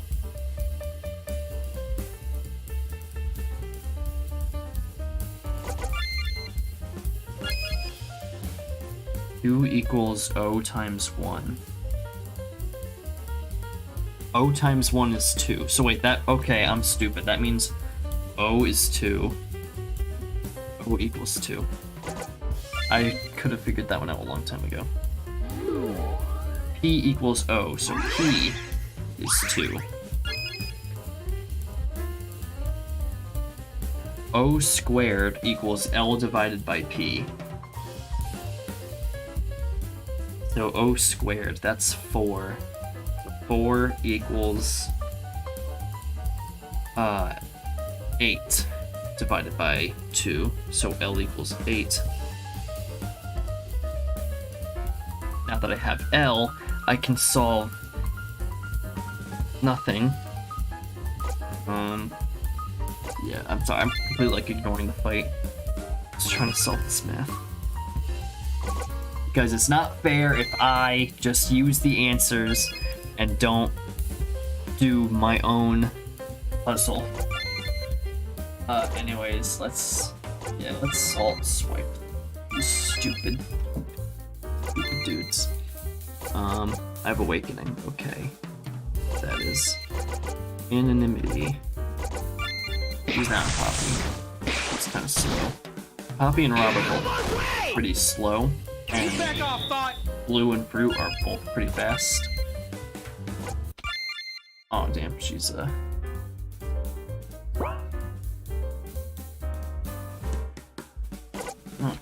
you know what? You know what? You know what? I'm gonna put you asleep. And then I'm gonna throw the water teacher. Good night. Never mind, I'm not gonna put nobody to sleep. 80% chance of sleep. Pretty good, but it was good enough. That's effective against wind. There's a pretty high chance of missing. She's another salt swipe.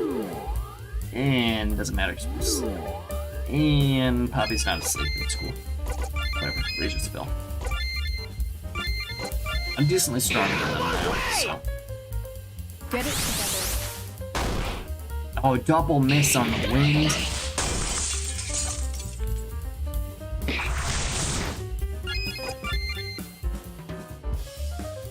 Damn, that's unlucky. 80% accuracy per hit. And it missed both on the wind, and it missed once on the water. Well, no, it's not gonna do much. Anyone need healing? Anyways.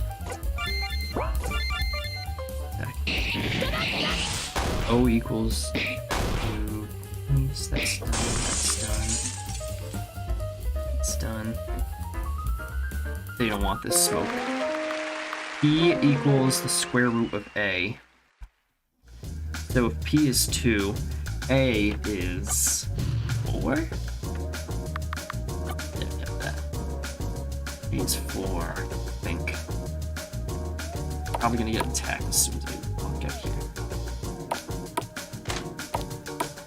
We can squeeze in. Let's immediately go to the right. Awesome.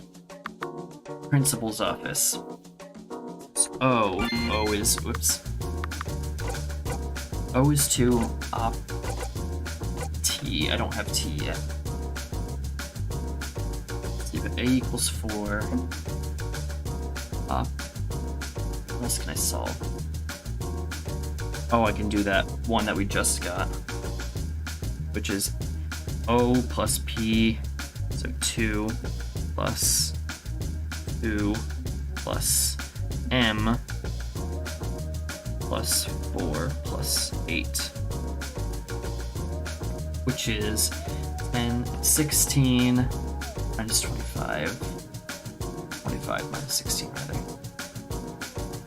16, 9, M equals 9, and I squared is m, so I equals 3. And lastly, t, because m divided by I, 9 divided by 3 is 3. And 3 times t is 9, so 3 times 3, which means t. O, t, I, m, a, l. Damn it. Principal's office is locked. Did I spell it wrong? Optimal is O. So it should be O. 2, 2, 9, 3, 9, 4. So I did some math wrong.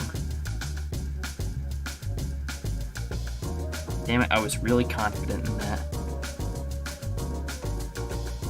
I was really confident that that was it, because I am really bad at math.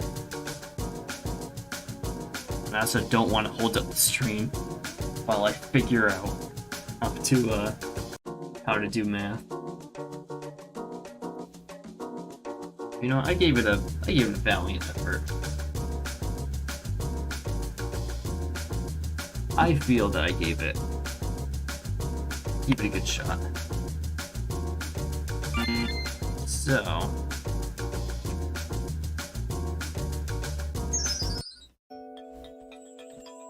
you devise the puzzle yourself. I had my dad, who's an engineer, write the equations because I can't do math for the life of me.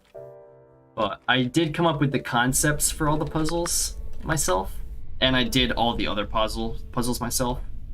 All the puzzles in the game I made, but I just didn't write the math equations because I am terrible at math. I'm going to temporarily do this. Sorry, Joey.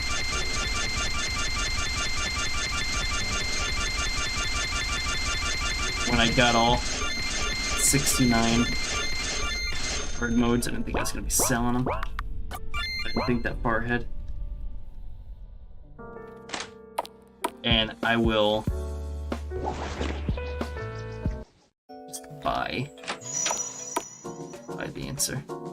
Oh yeah, and the ghost also doesn't move as fast on normal mode. Moves a lot faster on. Oh wait, hold on. Moves a lot faster on hard mode, and does a lot more damage on hard mode. Alright, I have to pay up $20. 2, 5, 8, 7, 2, 4, 6.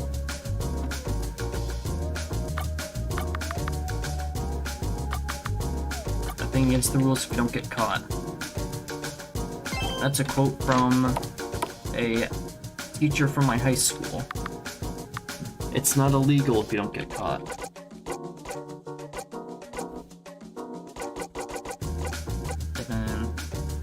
And I did say I wasn't going to use any developer cheats, which I didn't, because that is in the game. That is a mechanic. Technically, still good. Yeah, same, Rob. I'm done with this place. Let me just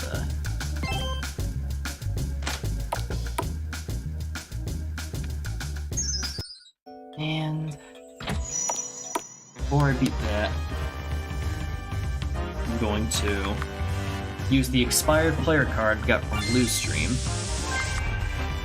Here, locker key. because I don't want to forget. I don't want to beat Blue Stream. Or not Blue Stream, Shadow's Dream, and then be all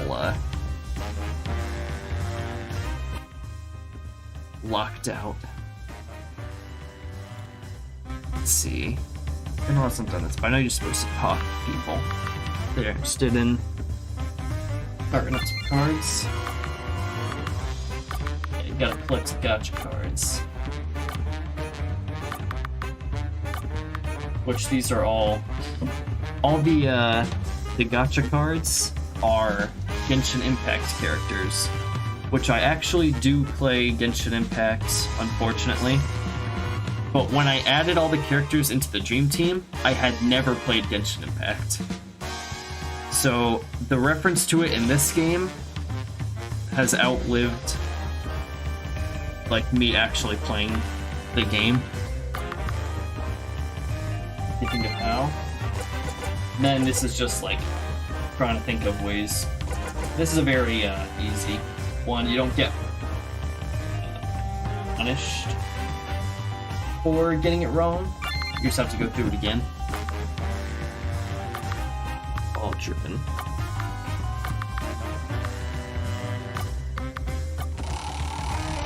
There's no punishment for getting it wrong. It's just once you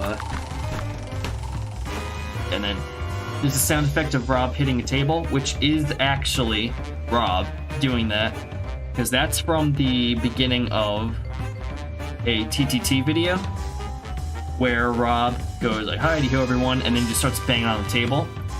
So that table bang, that's Rob banging on the table, it is actually Rob doing that. That is canon.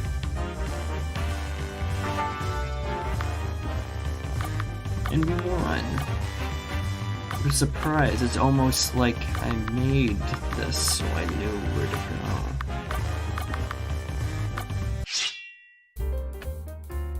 Let me just get into a fight here.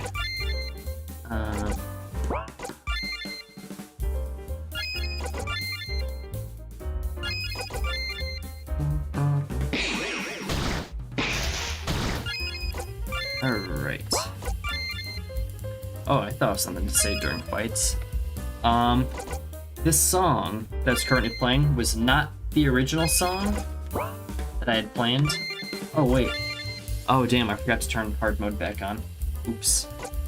So I don't need to keep guarding for the, thing. I meant to turn hard mode back on. That's my bad. Actually, maybe I shouldn't turn hard mode back on, because it's already 8 o'clock. I've been here for 2 hours, and it's, we are only not that far in. So maybe I'll keep normal mode on the remainder. Just so I'm not up until like 3 in the morning. Get it together. Goodness. Hi, everyone. Oh, missed bus.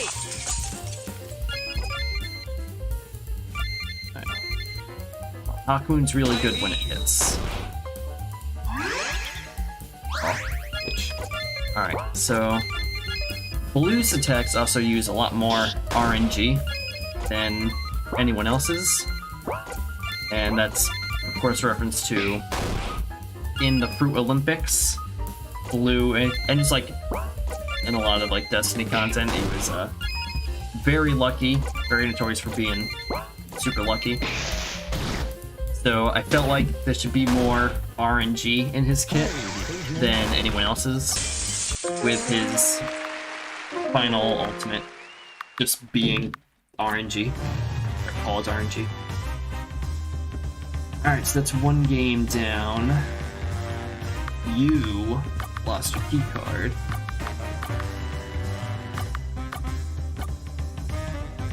And the key card is here. Backing card. The back rooms? No. It's not the back rooms. And this is the artist of the title screen, JJ. Who she was like the first person, other than myself, to be involved on the project. Because I saw some of her fan art on the Mr. Fruit subreddit and really liked it. So I just like reached out to her and I was like, hey, would you be interested in helping out with this project? Like just drawing up a title screen to use, because anything that I would have drawn would have looked like stick figures. And she was super cool and made that beautiful title card.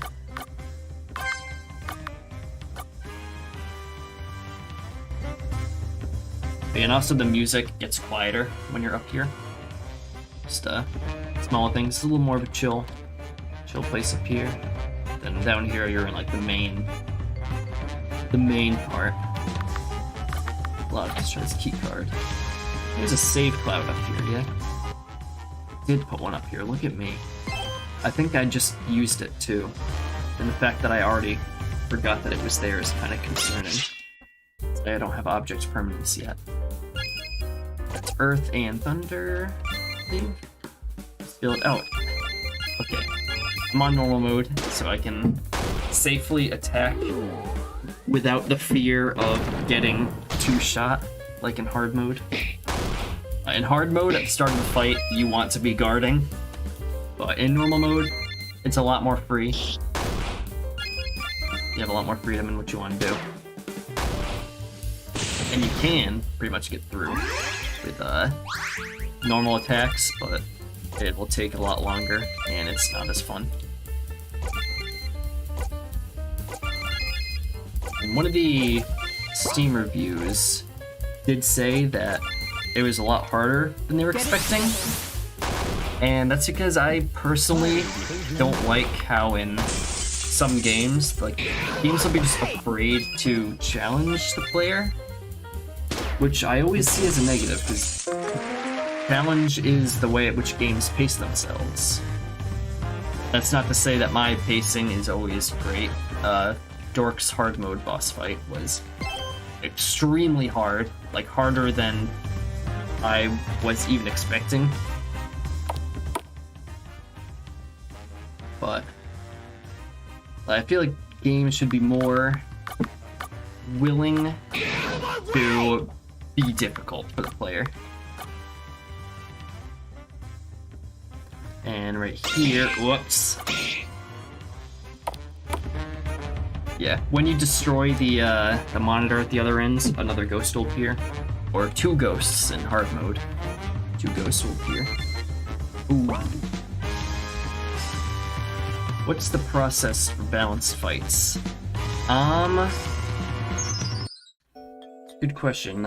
At the, like a little earlier in the stream, I kind of talked about how when multiple dreams open up like this, I try to balance the normal enemies in a way so that when you fight them, you are on level as soon as you go into the dream, and then the bosses are leveled around you going and beating all the enemies in both dreams. But in normal and hard mode, specifically, it's more so like normal. I didn't want to completely break the player's spirits. I still want them to lose some fights. Like, ideally, the player should lose a fight or two in the game, especially like with the bosses. I want the player to lose. And in hard mode, I basically want the player to lose more. I know that's not like the best comparison, but one thing I don't like is hard mode just being just blanket. Your stats are weaker, their stats are stronger. And so what I did was just give them a 25% health increase. So you do have to go through the fight longer, so if you're gonna barely squeak by, you won't. But I also gave them a 25% attack bonus for the first 5 turns. That way, if they're gonna lose, it'll be faster in hard mode. Because one thing that I always dread in games is, especially in RPGs, like this, turn-based ones, is getting really close to beating the boss, and it's not like that hard, but you just like have a rhythm that you have to keep up, and then your rhythm runs out, and you die at the very end, and you have to go all the way back to the start. I wanted to try and avoid that as much as possible. So, by giving them an attack bonus at the start that doesn't last for the whole fight, I feel like it's just like, if you're going to die, you're gonna do it faster. If that makes sense. But yeah, and with hard mode, all of the dreams have extra mechanics, or the puzzles are like harder. There's more to look out for. Like with those ghosts that were just in that server room. In hard mode, there's more ghosts, and they do more damage, they move faster. Stuff like that. I didn't want hard mode to be just the battles. Also, there's nothing in the game. Peace in the wash, yeah. Because this is a reference to the Rob on GG over Easy. Saying that like he'd pee in a dream and then pee in real life. So in this stream, he's peeing, and now he's like, well, gotta put those. Good, those in the wash. Minute reference. Like, I think he card for him too. Again, this was a lot of this was made so long ago. Also, all the mechanics in Versus's dream stayed the same. Like, they're all the same mechanics, but the map is very different from the first map that I had. Because originally, like, there was a lot of separate rooms. Like, the slot machines weren't like this. They were all... There's a separate slot machine room. And then Versus was in a separate VIP room.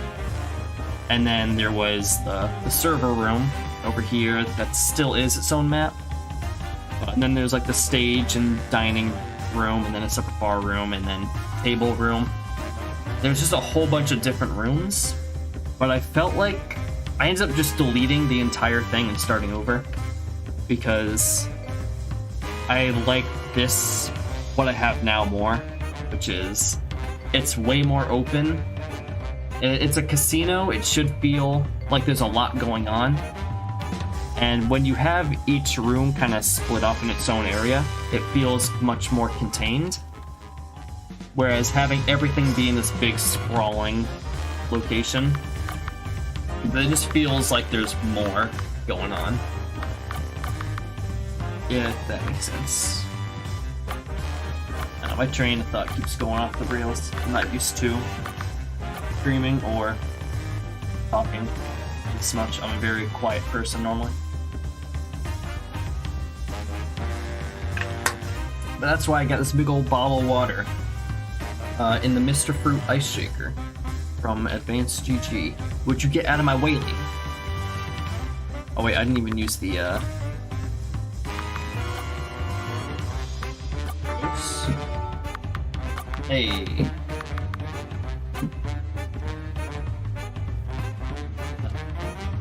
Go here. Copy map up.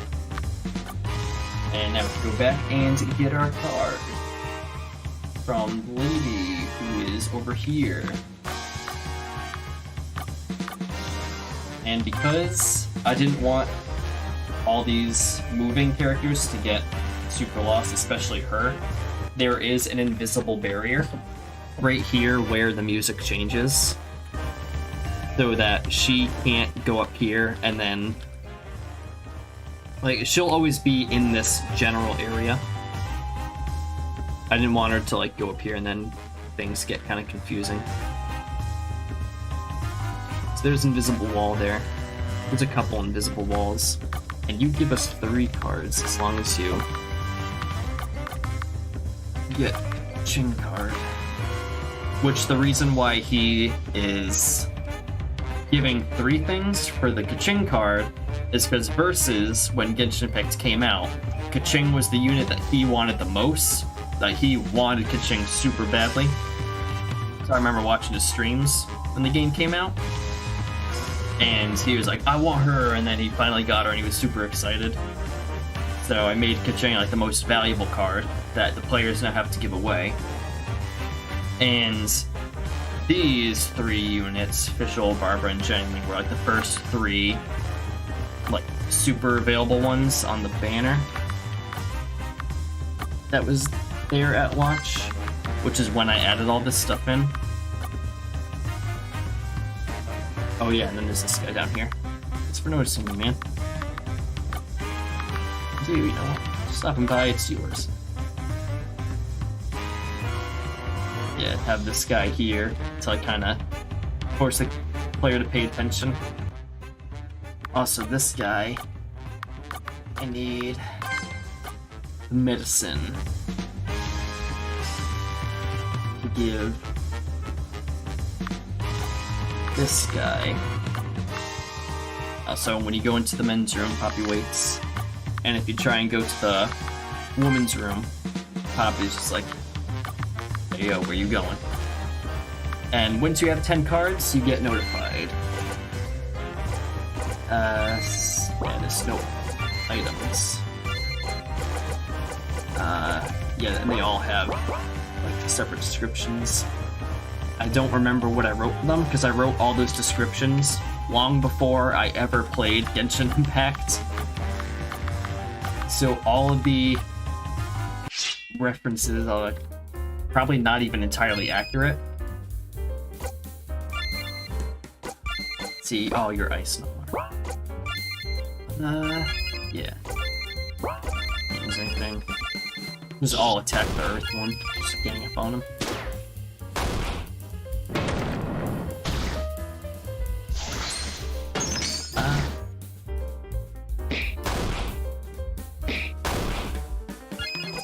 Easy dubs. Mighty ho. What's that? Oh, if I can sleep him. Get his sleep, and then I'll use a sucker punch with Rob. Oh, that's huge. Power. You know what? Just heal. Why not? Because this battle should end right here. Get up. Let's give Blue a little bit of healing. Do that just in case it doesn't kill. It did. What's that? And we have done everything. So now Versus is open. But before we do Versus fight, I still don't know what the right thing to say is. Versus, I don't know. It's Orange Beak. Yeah, it's the Golden Beak Casino, because Orange Feet, Orange Beak. He talks about that on his first appearance on GG Over Easy. Because I turned Orange Feet, Orange Beak into the Golden Beak Casino.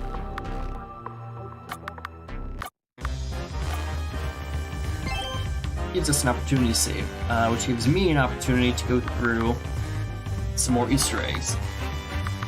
Mario 64 is one of the worst Mario games. It's a It's a quote from Versus from his Super Mario 64 stream. Let's see. Twitch.tv Versus. I'm pretty sure Manager Ab. Yeah, it's one. The 2 statues up here. And then Poppy asks who's Ab. As a reference, which I really wasn't sure if I was going to include that reference after some stuff transpired with Ohm. I really wasn't sure about that reference staying in the game after all that, but I ultimately decided that like was a very big meme with the Dream Team and like the Among Us videos, which is like big series, so I figured I would include it anyway, and just not address the other stuff, which I am now addressing. Sorry, Shiny Zubat. All the patrons have unique dialogue.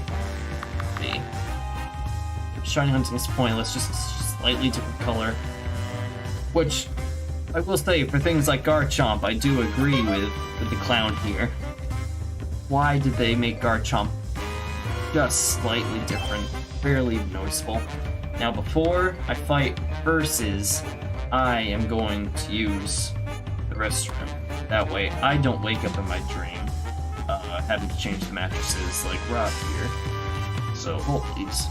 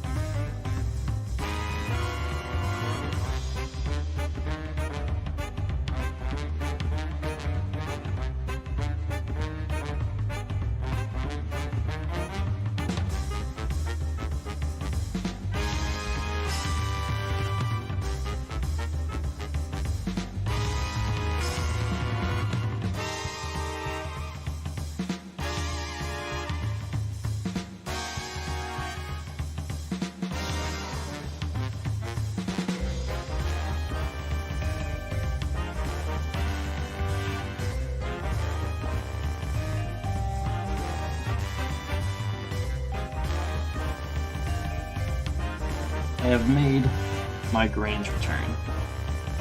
Alright, let's fight. Before I accidentally mess up my OBS stuff. Well, let's fight.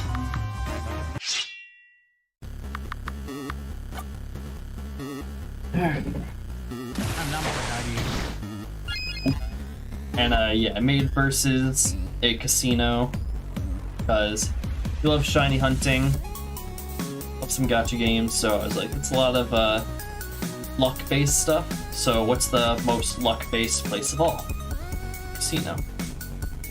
That was my thought process, and because we saw him use a water attack, we now know that he is water, which means, bro.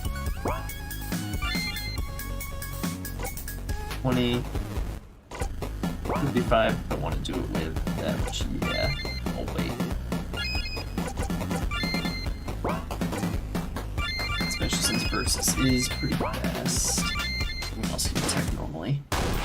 Except for maybe Rob. Should probably guard. I don't remember what Versus's other typing is. I think it's light? Be cheated.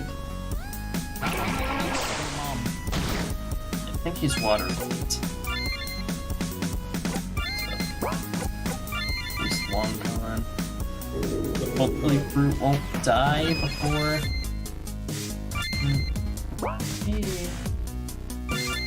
First strike. Okay, no sleep. Let's try this. Heal. Fruit.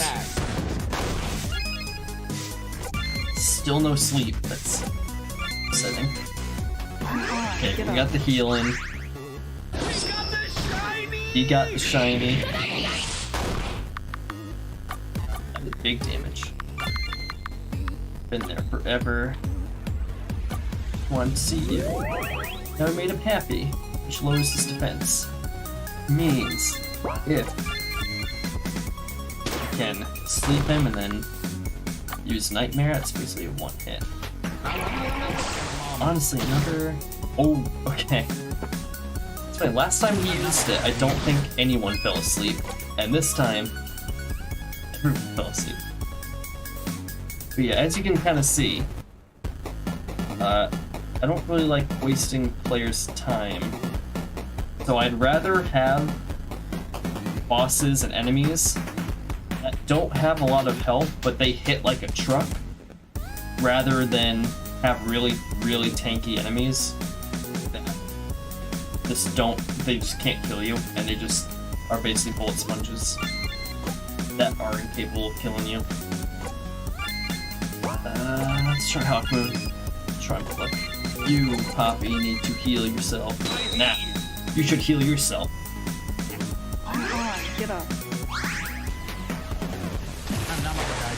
Which I honestly, I kind of think that I do need to readjust some of the fights, because I feel like some of the fights can be kind of tanky, especially on hard mode. But I mostly balance the game for normal mode, and then hard mode, if things end up getting a little harder than I want it to be, I hide behind the excuse that, like, oh, well, it's hard mode, this is how it is. Huh. Oh, wait, no, that might not work. Okay, whatever, let's just go all offensive. Good night. Oh, it did work! Now if she gets the long con, I don't have enough willpower for Nightmare, so it doesn't even matter. Oh, we got this in the bag. Oh, and this defense is back up. Just be your punishment. Yes. Okay, attack just have the thing. Knock you out. And no, let's just play a little safer.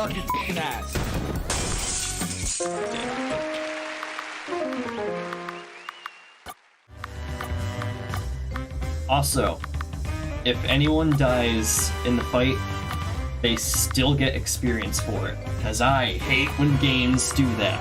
I hate in games where if you die in the fight, then you just won't have, like, you just have nothing to show for that whole fight. I'm just like, if you... I just don't get it. I don't get why that became a thing. We're good. I don't get who started the trend of if you die in the fight, you get no more experience. I don't know what game started that, and I don't know why so many games kept it. But I hate that. So I made damn sure that in the Dream Team, if you die in a fight, you will still get all of the experience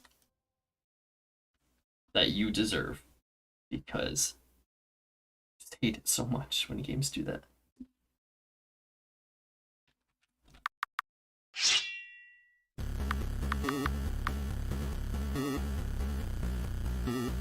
Alright, if you want to do this, we'll do this. It's getting bugged. Okay, and every boss, I mean, besides Robin's Blue, because they're like just basic bosses helping you get to grips with the mechanics. Every boss kind of has their own sort of gimmick. Versus was more basic, like still getting the hang of it. And Dado is also more basic, where his thing is that he can buff any of his stats, and he can debuff any of your stats. So you can get to a point where Dado has Omega attack buffs, and you have Omega defense debuffs. And he can one-shot you, which isn't likely to happen. It's very unlikely that he does that, because the fact that he can do anything anytime. Like, just statistically, not very likely, but it is a possibility, and it can happen. Please don't come near me. And now he's gonna get a lot more attacks in, because his agility is up and ours are down. He's just getting a bunch of attacks. He's dark and I believe wind.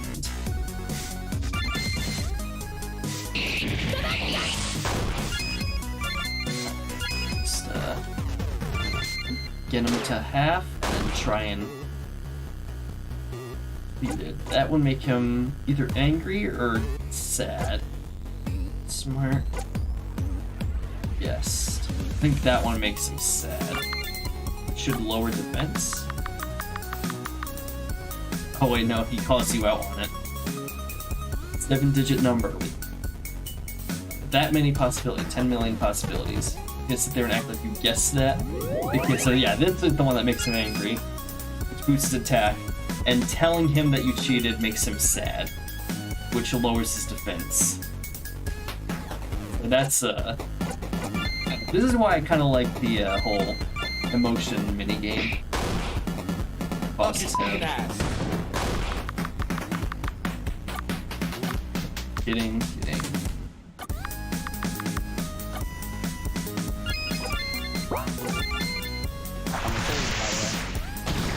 Alt sweep. Yeah, a lot of the attacks, if you like pay attention, the attack names are only like briefly at the top of the screen, but a lot of them, like 99% of the attacks, are references to stuff relating to the boss. Alright, let's land the hot boom blue. There we go. Just have to blame this loss on support. Oh wait, nobody else wants to play support, therefore it's up to Dado again. Are you done?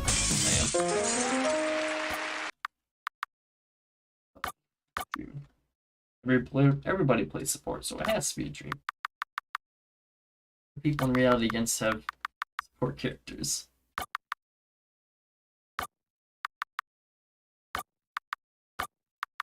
Just build Dado in. Oh wait, I forgot to do the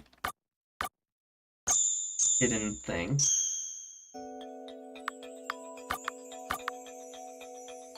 Couple days. Content up. Actually, I am not on top of it. I am very much so not on top of it. I forgot to record content after beating versus. Because every time you beat a boss, the content resets. Poppy is all alone. You know.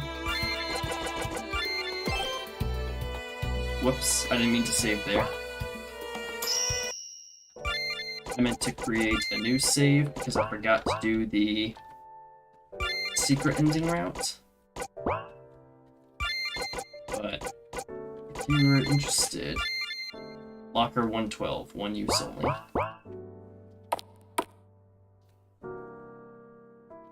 Oh yeah, and as you complete the game,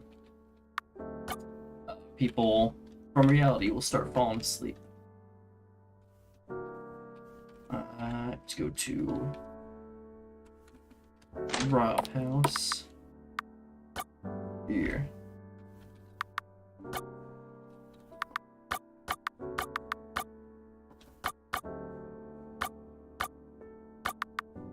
Yeah, blue's black and white because he's through the computer screen. Double Willow again.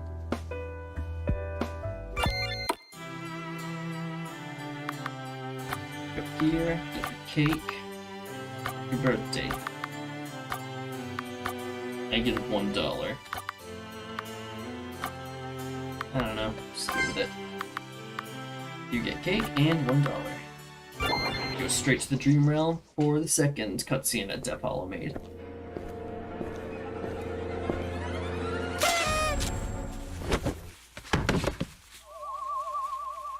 I love these cutscenes that he made. So good. Who's there?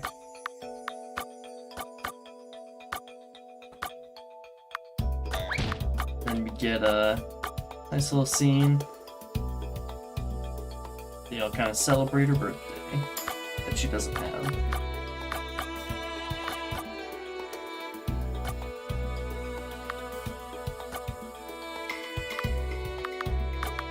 Every year. will they be able to come back to the Dream Realm? That is the question.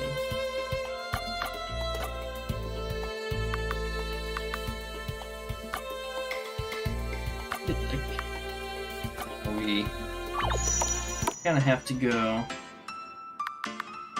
here to get the battle outfits.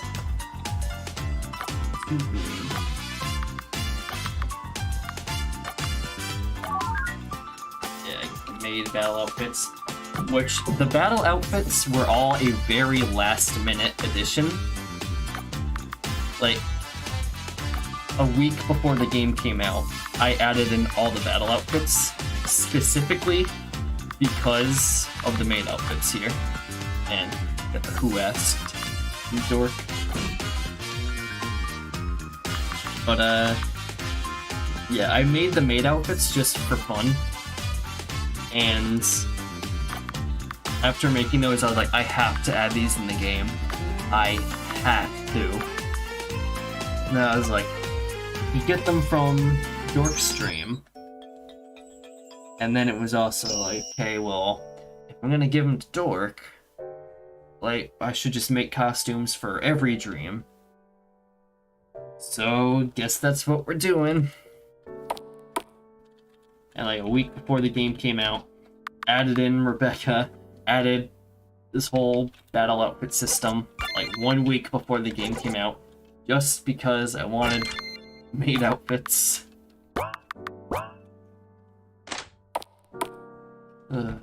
But it was well worth it, because I think people really ended up liking the battle outfits. I think they were a big hit. Go bless his dream. In battle. Get sent out. Well, he'll get sent out. Poppy will not get sent out. She will just die. Spooky battle outfits. It's here. See bless. Directing this big play.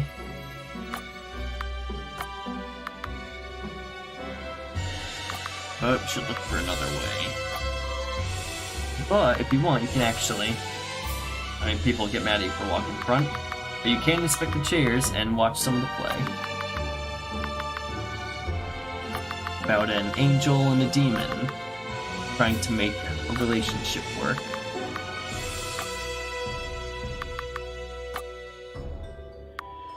And Rob kind of falls asleep.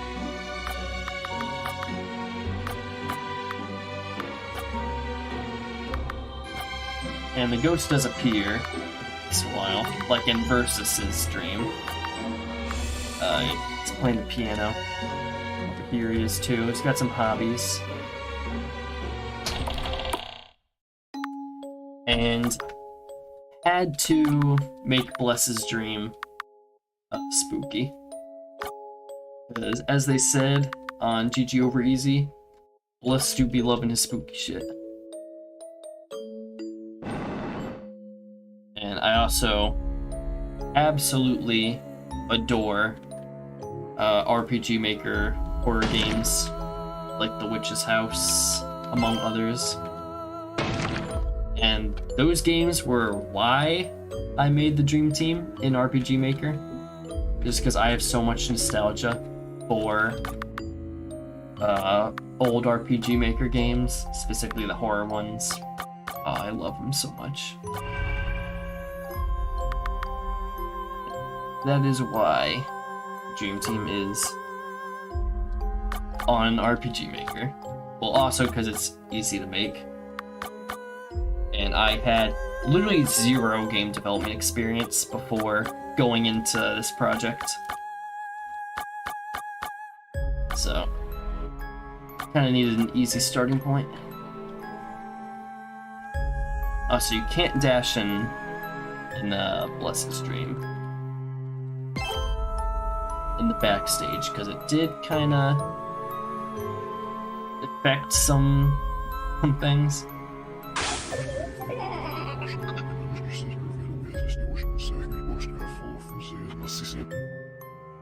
Okay, I forgot about that. The backwards talking in one ear. I completely forgot about that. I just kind of like... I got really confused there for a second. But I actually updated Bless's Dream in October, which was the last update, almost a year ago.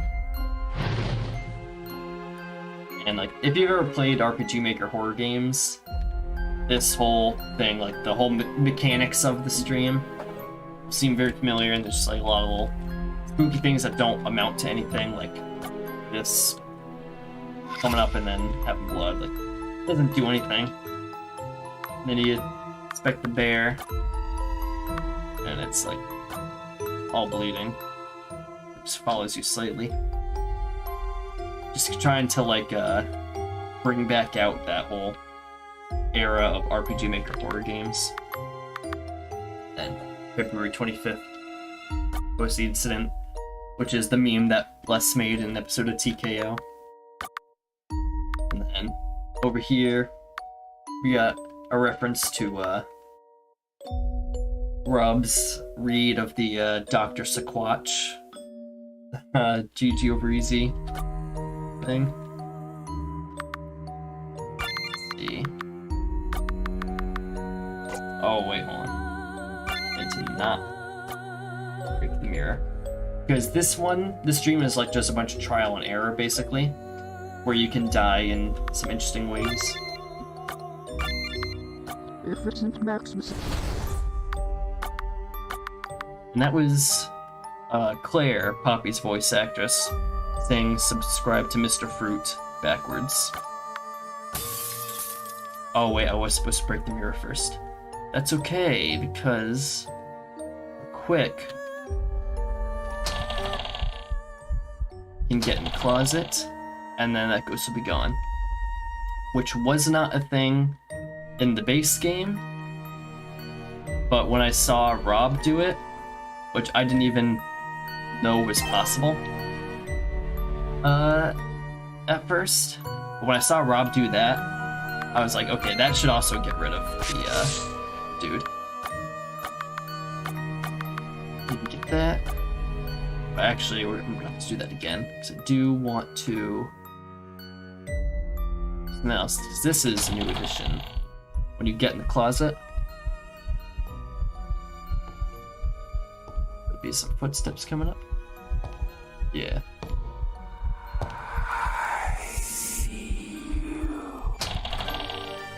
So if you stay in there for too long, just do it. If you stay in here, you hear some footsteps coming up. And then get that jump scare. Which that jump scare happens anytime you... Oops, I didn't mean to hit new game. That jump scare happens anytime you anytime. Just get that back up. Continue. Thank you. Anytime you touch any of these transparent ghosts, or if that one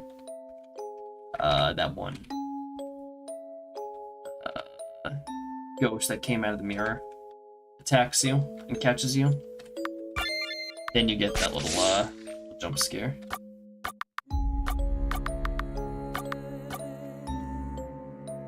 That potion just gives you immunity to the stuff here. Lets you get the key. Oh, no, key. It used to be called a black key.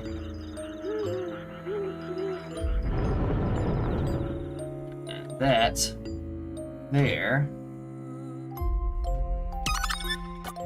Shovel.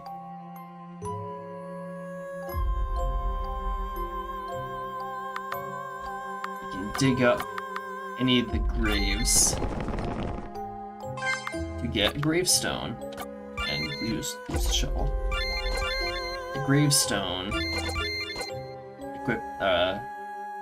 raises earth damage.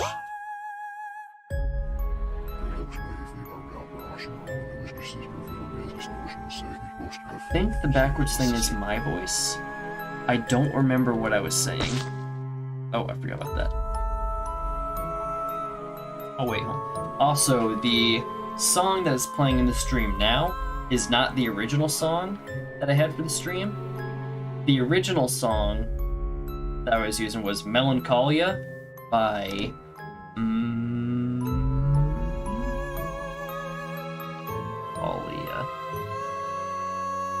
The original song that I was using for the stream was Melancholia by Ryan Creep, who gave me full permission to use the song, but in my copyright test that I did on YouTube, like I just took all the songs in the game, put them into a video, uploaded that video to a separate YouTube account to see if they get copyright struck, and then if they did, to omit them from the game. And that one got copyright struck. And I was like, wait a minute, that can't be right. What's going on here? And it tells me what song got copyright. And it was a completely different song that used a sample of Melancholia and was then going around copyright striking anyone who used the actual song Melancholia, which was a super messed up situation. And I love the song Melancholia by Ryan Creep. Just go listen to it. I wish I would have used it in this song, but honestly, after that whole situation, it didn't feel safe using it. Which feels bad, but hey, that's how it is. Also, Bless's Dream is by far the most changed from beta to release, because Bless's Dream was originally like a maze. It was still like the theater in the front is exactly the same. Actually, not exactly. I changed the stage to make it give it more stuff, but the whole mechanics was like pretty different because I had no idea what to do, basically. So it was just like a big maze, and I wasn't vibing with it. It was like just a big maze of like backroom props or backstage props, and then I was like, I made it. I made the entire thing. It was all finished, and I was like, I don't like this at all. So I deleted it, started over, or just deleted like the backstage, this area. Started over and was like, I need to change it. And there were originally enemies in it, which were actors or actresses. And each different element would have been wearing a different costume. Not just like the color changes, but like the actual costumes would be entirely different for each element. But when I changed it from that to this one, I also felt like enemies' regular battles didn't fit the stream, so I omitted them entirely. But yeah, then I was like, wait a minute, I'm doing this because I love RPG Maker horror games. Bless loves horror stuff. It was perfect. So then I did that, and I like this stream way more now. I think Bless's Dream is one of my favorites, but I think that's also just my soft spot for RPG horror games. And this area is new with the October update that came out a year ago, or last year. It's not in the original one, but you regain the ability to sprint because this thing changes you. It chases you. Yeah, I just felt like Bless's Dream was a lot more low-key horror, and I just wanted like that bit of payoff that was kind of lacking from the other Dream, or like from the original launch version, which like I think the launch stream was still a complete dream, but I was just like, after it came out, like a year or like several months after it came out in October, it came out in June, October, I was like, you know what, it's spooky season, I'll give Bless like a bit of a, not overhaul, but like I'll just add in a little bit more to his dream. And I added that to give it like a payoff to the horror. And if you go back in, if I did it correctly, yeah, that whole room is gone. But there's nothing to get in that room. But Bless's unique boss mechanic is this. Where you go down, instead of going right to him, fall onto the stage, and now you have to improvise your lines. And this is because Bless's actual fight is a standard fight because of this. Because this is technically his boss battle.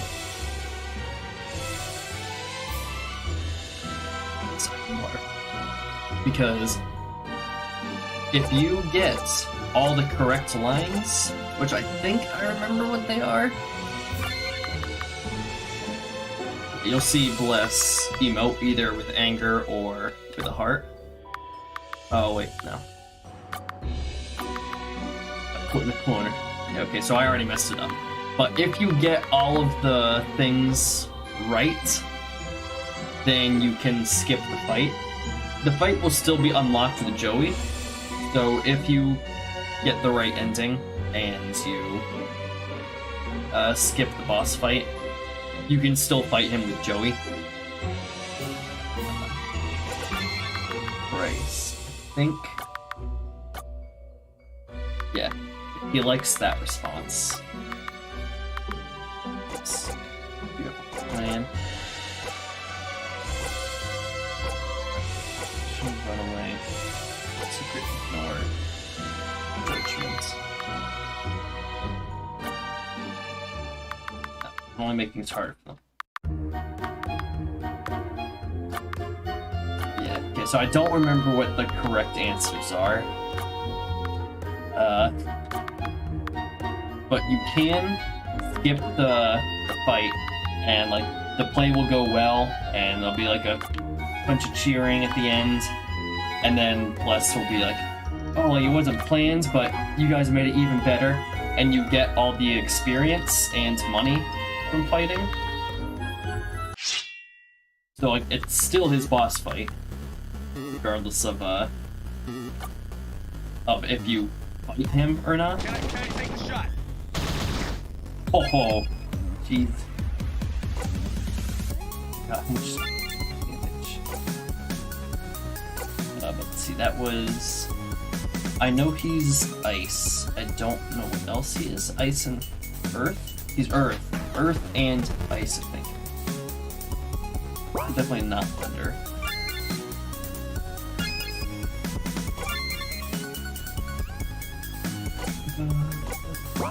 Yeah, you're also weak. I'm getting a little eepy. Can you attack him? Strength the Ferrari. Ooh. Try to put him to sleep.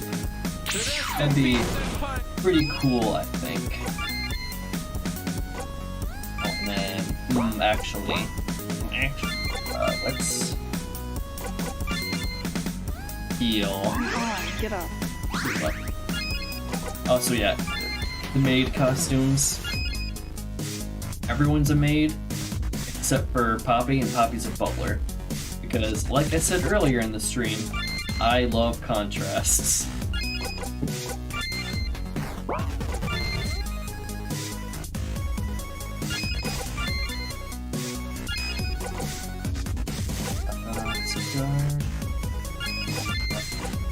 Use... oh, it's effective against ice.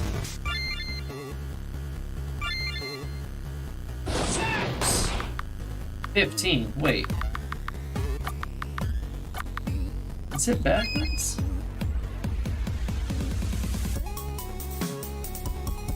Hold on. That's not right. Okay, well, I know Sucker Punch was working before the update, so I think something happened. I'll have to look into that. Rest in peace and punch. Or it's just with Bless specifically. Something's up with Rob Alright, guys. which is weird because Poppy's Nightmare works perfectly fine. And they're the same attack, just different elements. Isn't that strange? I'll have to look into that. I'll try and fix that. Okay, you heal. Blue. Come on, get up. So I'm pretty much like a one-man team for this game. It's not gonna be like a really polished game. So I really, game development is very, very hard. Like, I knew it was hard getting into it. I'd always heard that, like, oh yeah, game development's hard. I didn't know just how hard it really was until I was actually doing it. And I was like, oh yeah, game development's hard. How long we'll use Assault Swipe instead. It's weird, I wonder what's going on with this thing. Okay, yeah, that does damage. Oh, Rainmaker. That's upsetting because he already hits like a truck. So, it's no need healing. Not yet. I'm gonna...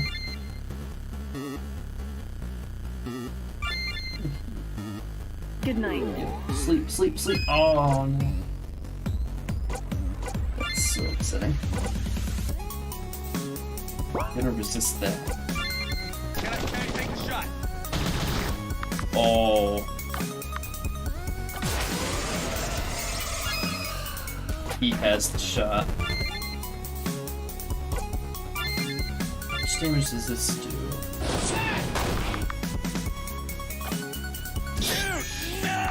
And he uses fake out. Oh, now he's all buff.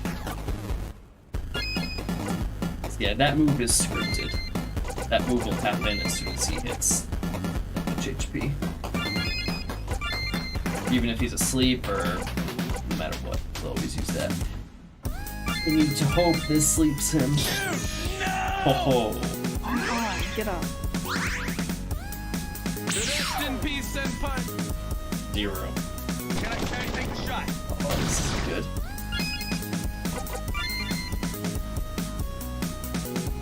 Alright, guys. That's hurt.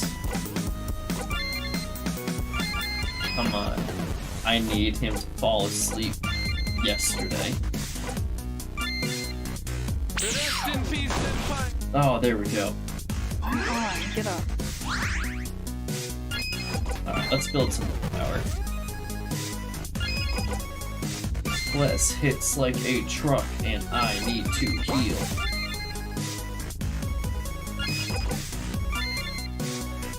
Yeah, I should start setting up Rob. What? Copy anonymity. You back off, thought. Oh, damn it. He's up. Come on, get up.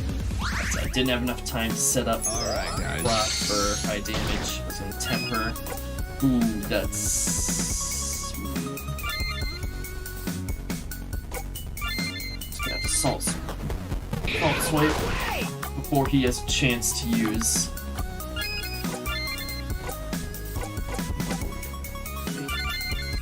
See if he can Rest in peace, senpai. Oh, yes, there we go. Oh, that was lucky. Okay, so actually, Rob, for some reason, Rob is doing less damage when they're asleep, not more. No, it wasn't like that Get up. before. I know I didn't touch. Either it's just less acting weird, or something happened to Sucker Punch. Not working the way it's supposed to. Oh, come on. Close. Oh. One more burst straight. Take a shot. Oh, Hopefully this time. See that? That's how it should be. Fruit's dead, he still levels up. Now we're getting some moves.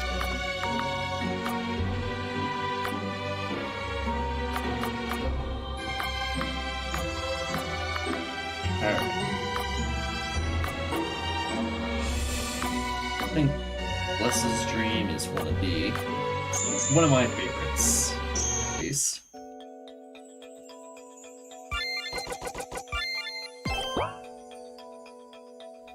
Who should we go to next? Heal after each boss. Let's go into Dorks.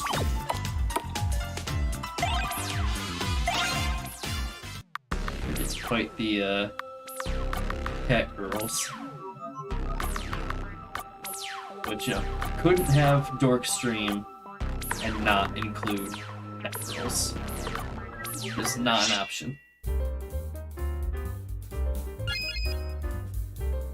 Let's see. Yeah, this is the first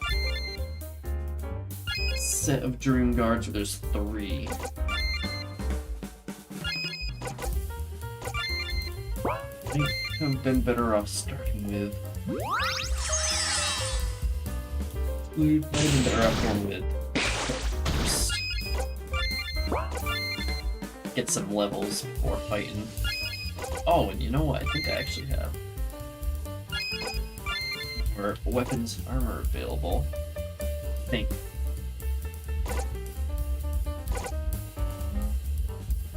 Let's go Razor's spell.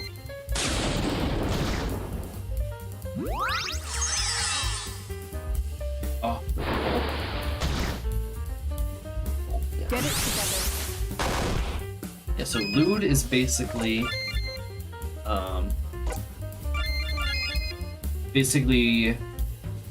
sleep, but it doesn't last for quite as long, and it does not get removed after getting attacked.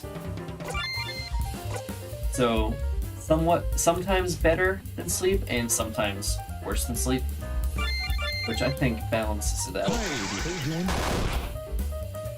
You're gonna be at my mercy. You're gonna be my mercy, I love it. Oh, they are just wailing on blue right now. Yeah, let's get that one. Get it together. So if they start healing now, they're all so You're low. gonna be at my One mercy. hit. There we go. Oh yeah, and they can drain health. I'm pretty sure they're. Are they the only? What? Oh, it sucks that Rob was looted for so long. Because he has Earth and there's 2 Thunder. That would be nice. Okay. Up your fucking ass. Yeah.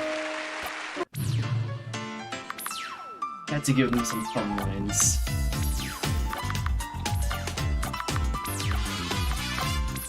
And it's a little bit of a foreshadowing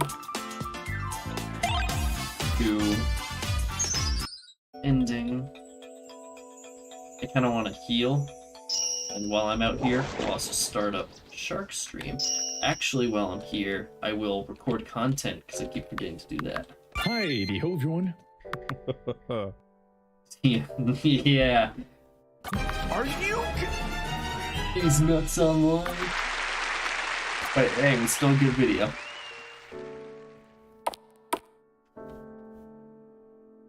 Alright, I forget there's new stuff.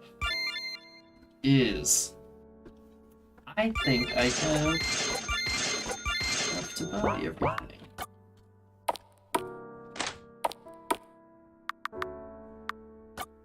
So that.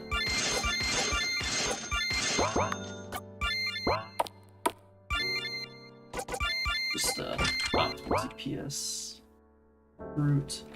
I wanted to find a way to be able to equip everything on everyone, regardless of if they were actually in the party or not. But unfortunately, I couldn't get that to work properly. And in order to do it, I would have had to not let you invite Rob when you're in Colorado. It just caused some issues, and I ultimately decided that the only solution I could find wasn't worth it.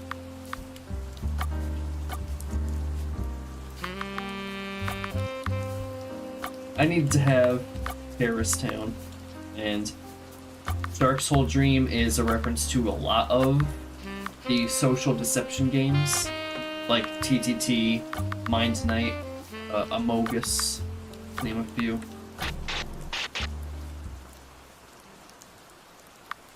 Because,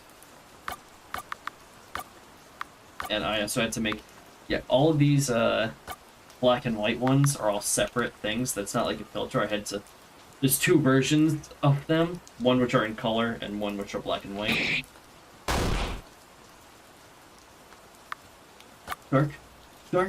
Shark! That's a reference to, less, like, a couple times he would go, snake! And, like, Dork has done it too. And Shark. And he's been murdered. So the idea with this stream was to have the player play detective.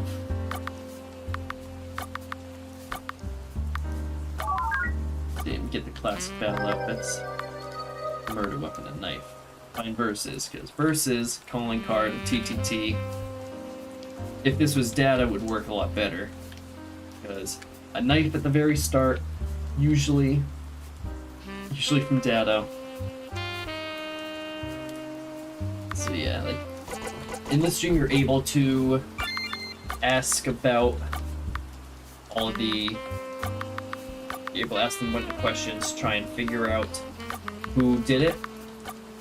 And they will kind of point fingers at each other. All the NPCs, I'm not going to go through it all because it's already, Jesus Christ, 9 o'clock. So they can all, like, in all their lines, they kind of point fingers at each other. And you can intuit who it is. Like, you can figure it out just by asking them questions. Not asking chicken questions. Eat this. You know what, shark.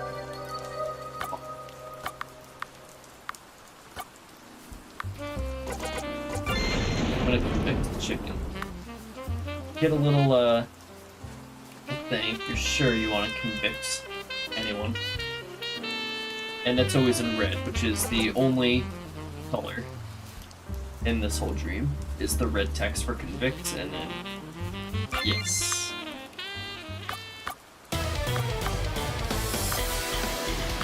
Fight the chicken.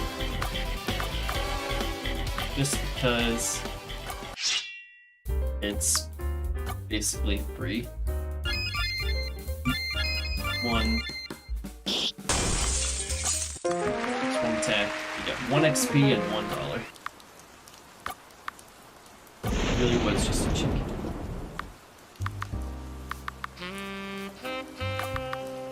Blue. It's the only one you've seen. But here, we have, actually let's save, or I get into an actual fight with not a chicken,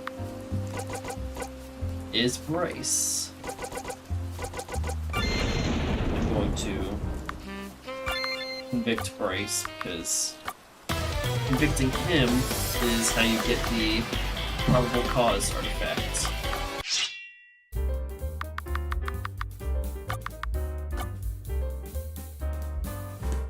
Can't get worse. And even though Bryce is just like a small mini boss, he still gets his own lines. Anyone who's in the dream team, and they get lines. And he's fire, which means strike should do something nice. Just have to Rest in peace, senpai. Up your fucking ass. Can't get worse. The fire. I know Bryce is another element too. I just don't know which one. Seen him use fire. Don't think it's water. Big fire and light.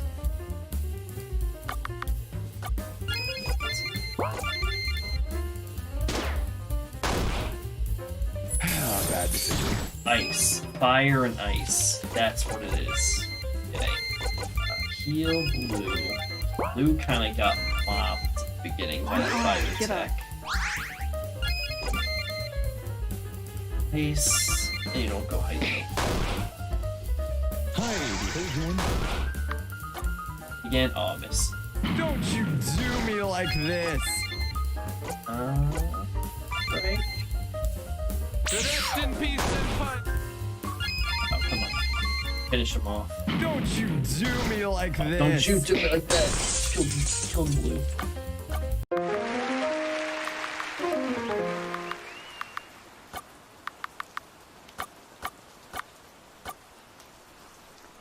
Innocence. Yeah, you falsely accuse Bryce. Then he gives you probable cause. I'm gonna go heal, cause he, oh wait, you heal after fights. Boss fights, rather. Which, Bryce is considered a mini-boss. Anyway, I know who to... So I remember this one.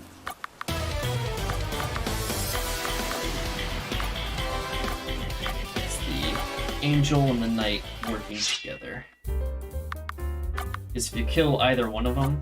And also, the dialogue does change based on who you have and haven't beaten. So, like, yeah, you can intuit who it is just by, like, actually paying attention to the lines, but it is, for my sake, with it being, what, like, 8,000 o'clock, 9:10, a little easier for me to just do this. And I'm sure other people have figured out that they can just really convict and not actually have to engage with the puzzle. But I also didn't figure out like a great way to punish the player for not interacting with the actual mechanic. But I also felt like maybe I shouldn't punish the player because I have no real way of tracking it. And if it's their second playthrough and they already know who to do, and they just want to get through it, it wouldn't be right to punish them. So I couldn't figure out a great workaround. Okay, Fruit, you might actually get your attack in first. Poppy, get that big dark damage.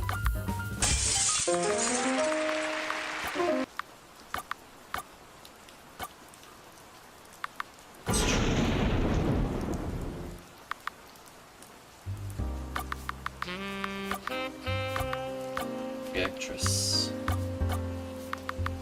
One murderer down. There's another. Yeah, you can always ask because they're referencing Dork there. We'll just say, I'm the traitor.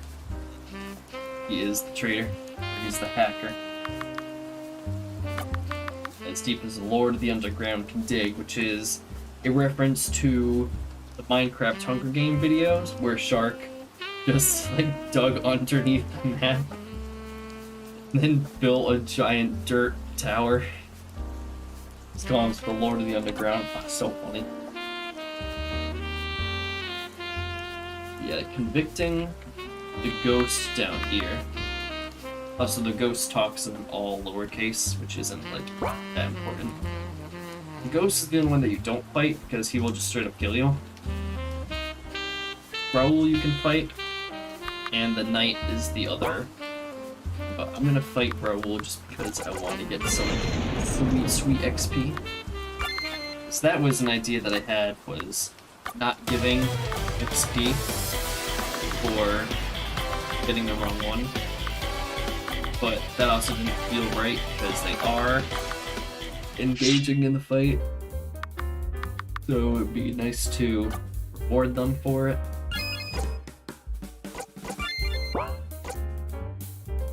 This is also the only dream to not have any specific hard mode mechanics or hard mode changes, because I had no idea how to implement them in the pretty much text-based dream. He's ground and what else actually? Earth and dark, if I'm remembering correctly. No, let's test that theory. Might be earth and light actually. Like wind. Let's see who does the most damage. I hate you. Hard to tell. Raining wind.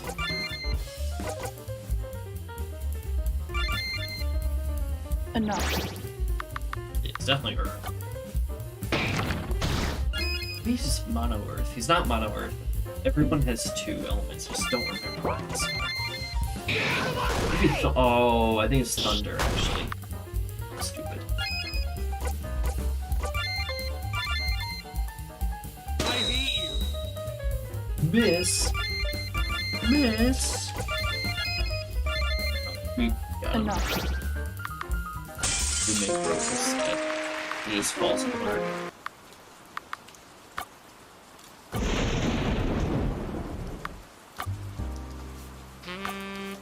It's not.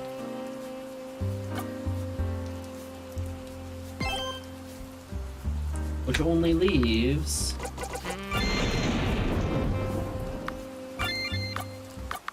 the Knights of the Calorie Kingdom. Yeah, a lot of these characters, other than space, like other than, why am I blanking? Bryce. Like a lot of these characters appear in other dreams as like side characters. The angel actress was obviously in Bless's dream and was also in Dado's dream. The knight was the knight in, like this knight that we're fighting here is in Versus's. God, I can't say Versus's. It was in Versus's dream. He's the one in the bathroom that you give the medicine to, and he gives you a gotcha card. He's also in Dado's dream, I believe. And the angel actress is in another dream. Raoul is also in Versus's dream and Joey's dream in the DLC. And Raoul was actually a character who originated in Arios's dream. However, I ended up removing him because he was for a mechanic in Arios's dream that I ended up not using. So I Raoul out. I didn't need him. But he still appears in Dark's dream and Versus and Joey's dream. You'll see. And speaking of Joey, once you catch both killers, Shark's body disappears and Joey appears. Maybe Shark revenge you. Speaking of which, where is he? Yeah, his body's gone.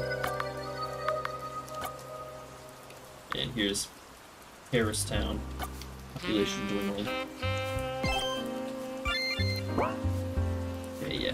I didn't get healed at the end of any of the other fights because they're not battles against Dream Team members. You only get healed after them. Bryce heals. Joey should heal. Now that I'm saying it, I don't remember if I remembered that Joey's. Well, I'll look like a bit of a fool if he doesn't. Graffiti bridge. Use Graffiti Bridge. And that is Joey saying Graffiti Bridge when he played the, Okay, here we go. Now Dream we're gonna Team. gas. So, because he is the, like, boss re-challenge character, and his whole ability, Graffiti Bridge's ability, is to make you refight bosses by scanning your memories, it felt right for his actual boss fight to have you, he scans your memories at the beginning, which just lowers defense, and then he's using moves you've seen before against you. That was my thought process for that one. To kind of stay with the whole, with Joey's whole theme of using your own stuff against you. Or your own stuff, that's Arios, but using attacks you've seen before. You know what I'm trying to say. I think. Hopefully.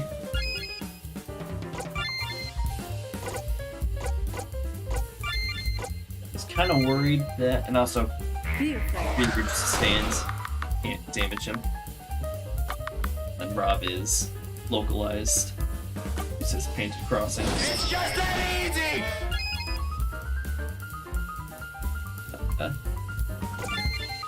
Yeah, also Joey, he can use any element, so he has no weakness. Because he usually guards, and he's the only boss that can actually guard, like properly guard, not just defense buff.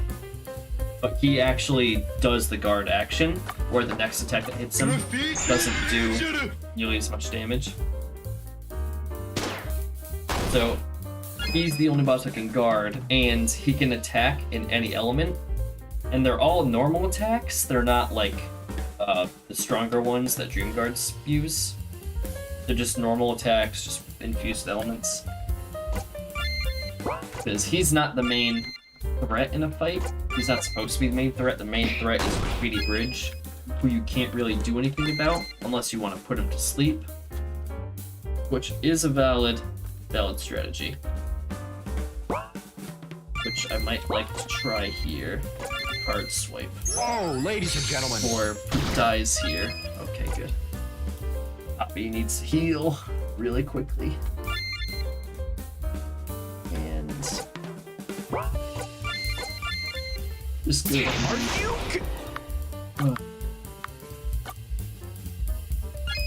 Yeah, there goes the Joey dodge. Anonymity. Probably Back off, thought. Joey here. Oh, ladies and gentlemen. Fruit's dead. That's a little reference to Joey constantly dying in the Nuzlocke. Like, now who's the one who's constantly dying? Okay, well I guess he's draining wounds. Oh, that's a kill. Oh wait, it's a feeding circle on first strike. Oh yeah, and another thing that I hate in turn-based combat is randomly Up your fucking ass. missing and randomly getting crit. So there's no crits in this game, and unless a move says specifically that it can miss, they won't miss.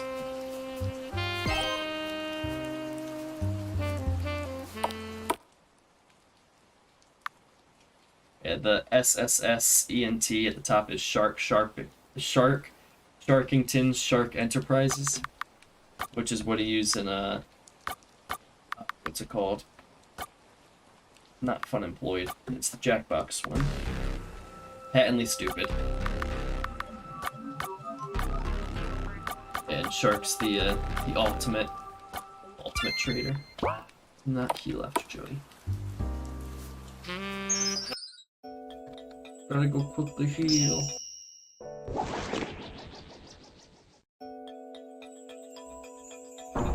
Shark. Shark has a few sort of gimmicks. So Shark actually voice acted for this game. Enough! I'm done messing around. Those were not recorded because all the lines in this game were recorded from either videos or streams that people did. Shark actually voice acted.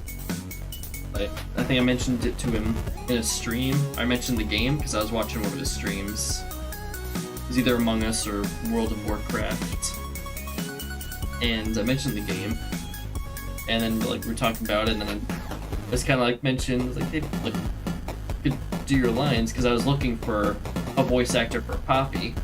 And then someone else was like, oh yeah, I think I saw like a request for a voice actor. And then Shark was like, I'll be a voice actor in it. So, shout out to Shark. Lines came out so good. So good. And he has new lines in the DLC.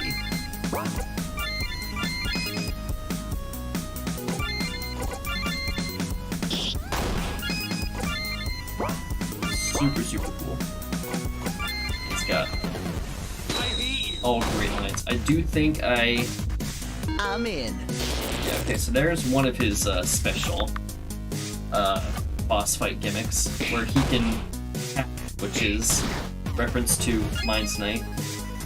He can hack the allies to make them attack each other, which does become a mechanic later that some other enemies get, I think in Sonic Stream. But that's it. Only Shark and the Dream Guards in Sonic Stream can hack. But Shark also has a second boss fight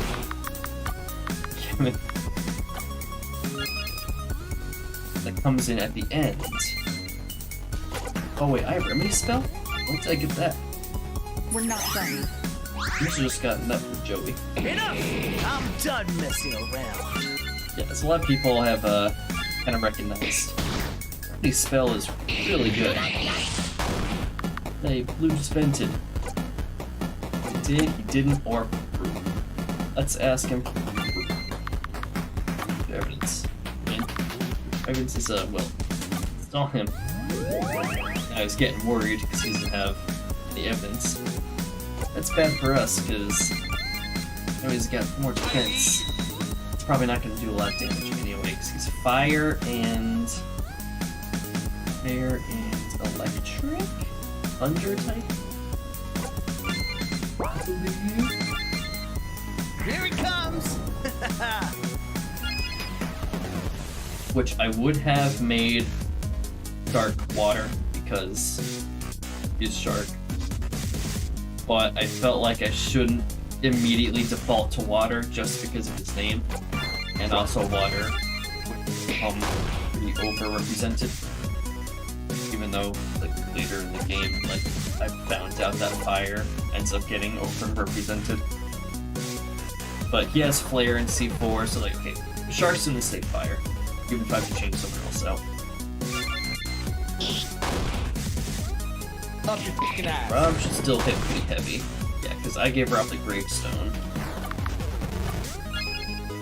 So he should always hit pretty good. Now, to have Poppy, who's Nightmare, with a long con.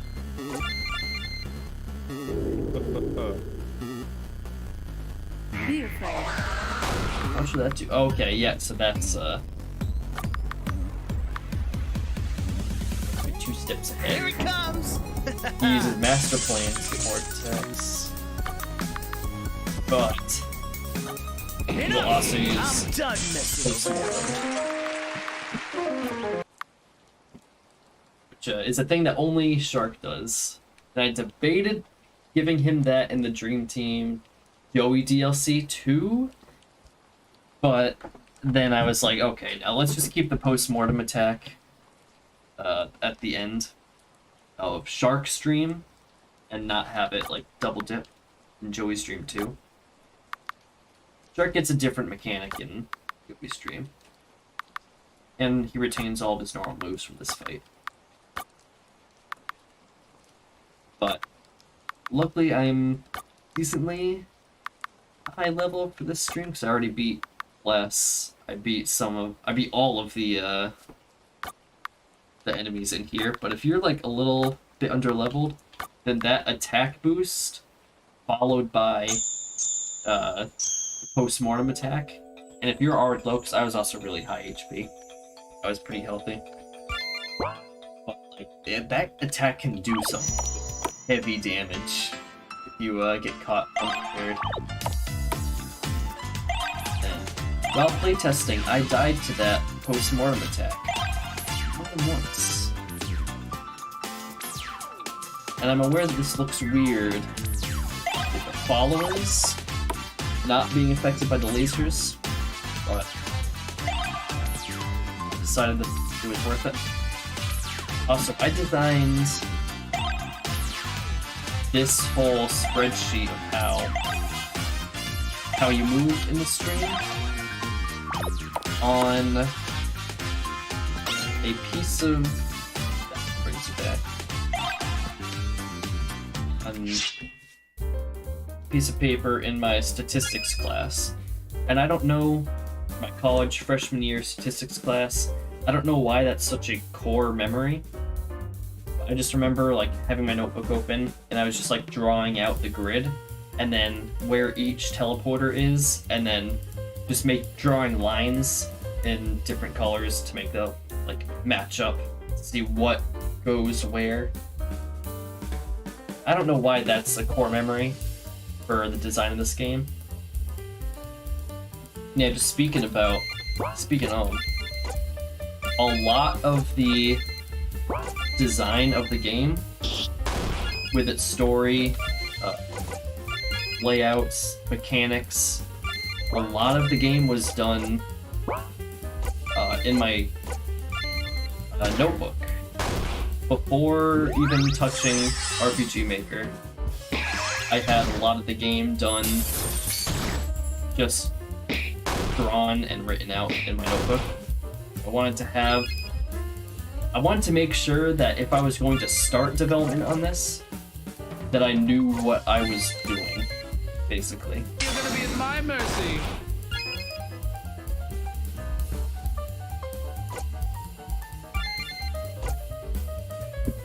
Ah, man, sorry, I need more water. But I did not want to start development on the game unless I knew, like, where I was gonna go with it. And I knew, like, what the end point for the game was. And I knew the story. And I knew most of, like, what I generally wanted to do for the dreams in the game. Because the last thing I wanted to do was start a project that would never end. Are you?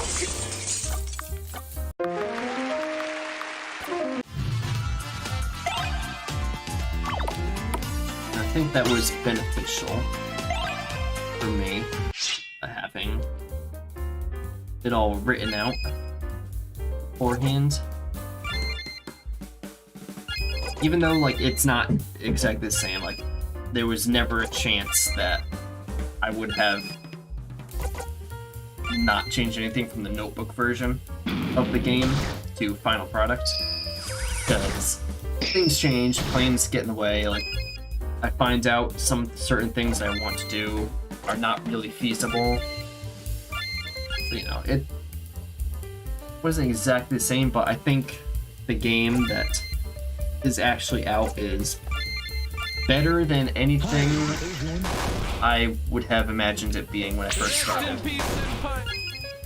And the project also got way more ambitious than I intended, but not really intended, because I kind of knew from the start that if I couldn't do the game right, I wasn't gonna do it at all. So I knew from the beginning that it was going to take multiple years of my life, and I mean, a lot of the game development started just because I was sitting in my college English class, right? College English, freshman year. I was sitting there and I was like just writing in my notebook that I ended up designing a lot of the game in. And every once in a while I have an idea and I'll just write it down. I was just like, a game where you go into people's dreams to wake them up. And then when I thought of that idea, I was like, oh, you know, it would make for a good name for that game, The Dream Team. And I was like, yeah, like Mr. Fruit and Rob and all them. And then I thought, oh, you know what would be cool if if like this idea for a game where you go inside people's dreams and wake them up from the inside was like about the Dream Team and Mr. Fruit. And I thought, yeah, that would be a cool idea. Hop to it then. And thus was decided the next 3 years of my life.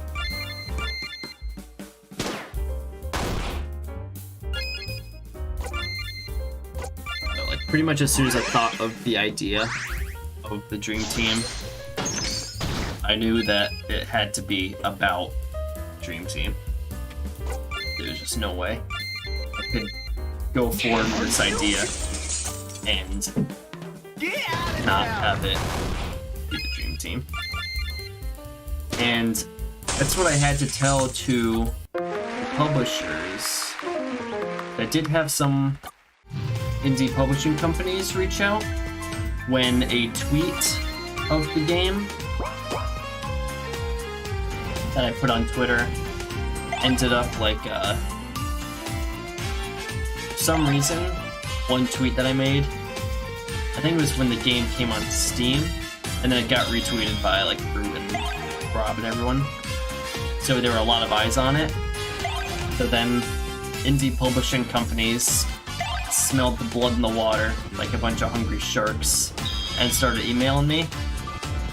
And I just kind of had to tell them that, because like one of them wanted to do, and it was the only one that I talked to, like properly responded back to, because I just knew that they were all going to be similar. It was, they wanted to publish the game provided that I remove all references to real people. And I was like, well, I'm making this game because it's a reference to real people. I'm not doing this to get more eyes on the game.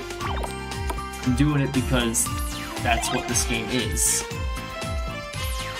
And I just kind of had to be like, you know, if the game can't be about Dream Team, then the game's not happening.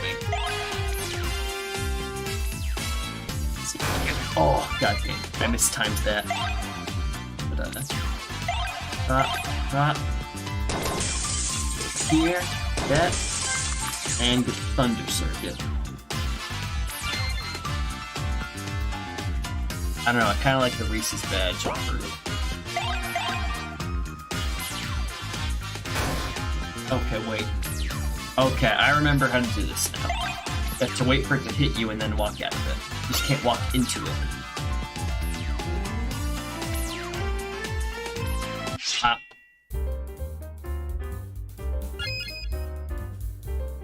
See, you would think that having worked on this game for 3 years, 4 years now. It's been 4 years. Oh my god, that's just now hitting me. Because September 2019. September 2019, 4 years ago, I started development on this game. What in the world? It's wild.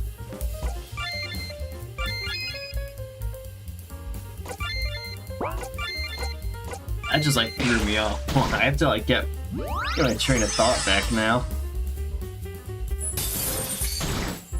It's just so strange to think about. Just the passage of time. But God, what was I going on about? Okay, there were some indie publishing companies who wanted to publish the game as long as I removed references to real people. And I was not about to have that. I was just like, listen, if the game can't be about Mr. Fruit and Dream Team, then the game does not exist.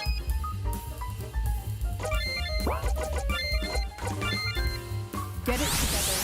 Like, I will just refuse to make the game if I can't make it about Fruit. That was 112 damage, that's...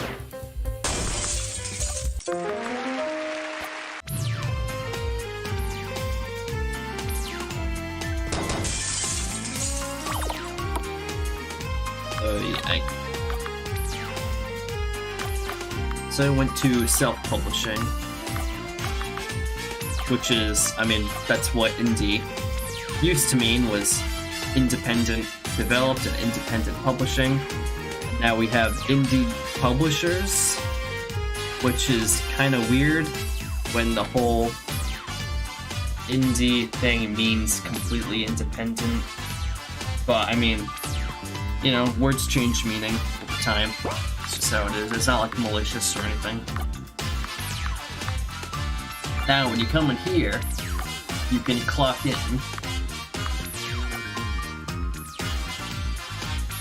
And you can get rewarded for it. I don't remember which one has stuff in it. But that one has the teleporter. One of them has gold in it. Damn, I'm kind of low health. I'm gonna have to get Poppy's healing up. Hey, I'm actually gonna guard. Rob needs to guard more than anyone.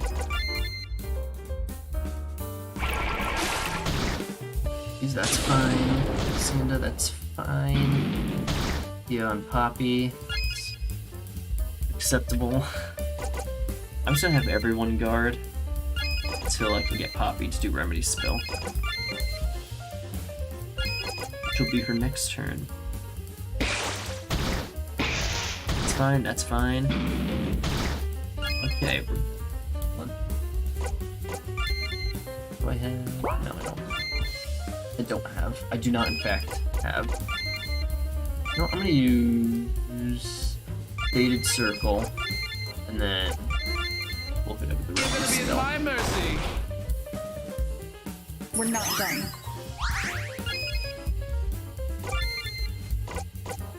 That, card swipe, and Rob use Tantrum.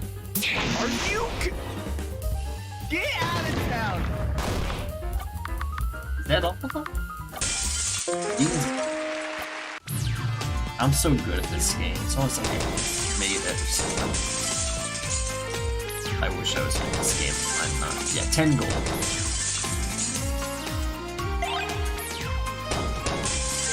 We get 5 pass card.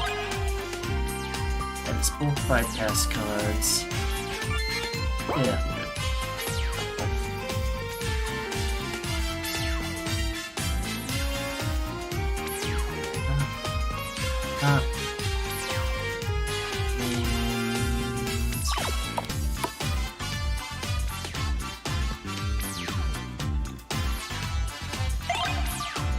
What was I on about? Prior to losing my train of thought yet again. This one bypass card. How do I get to the next one? Just the Dream Cloud. Oh. Ouch. Okay.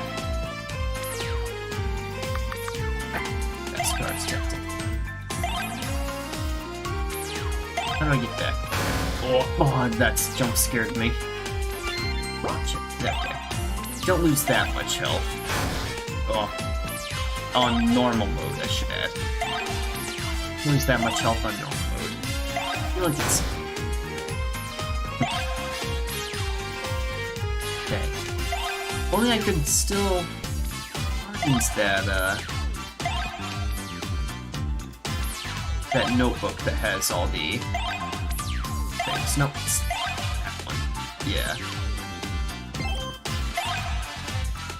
Pretty sure one of these has something too. Yeah, another 10. Oh, I don't think I clocked out. I think I forgot to clock out. You're still clocked in. Paycheck denied. Yeah. So if you clock in that other room, and then you clock out before you leave, then you'll get money from this one. But if you forget to clock out, then you don't get anything.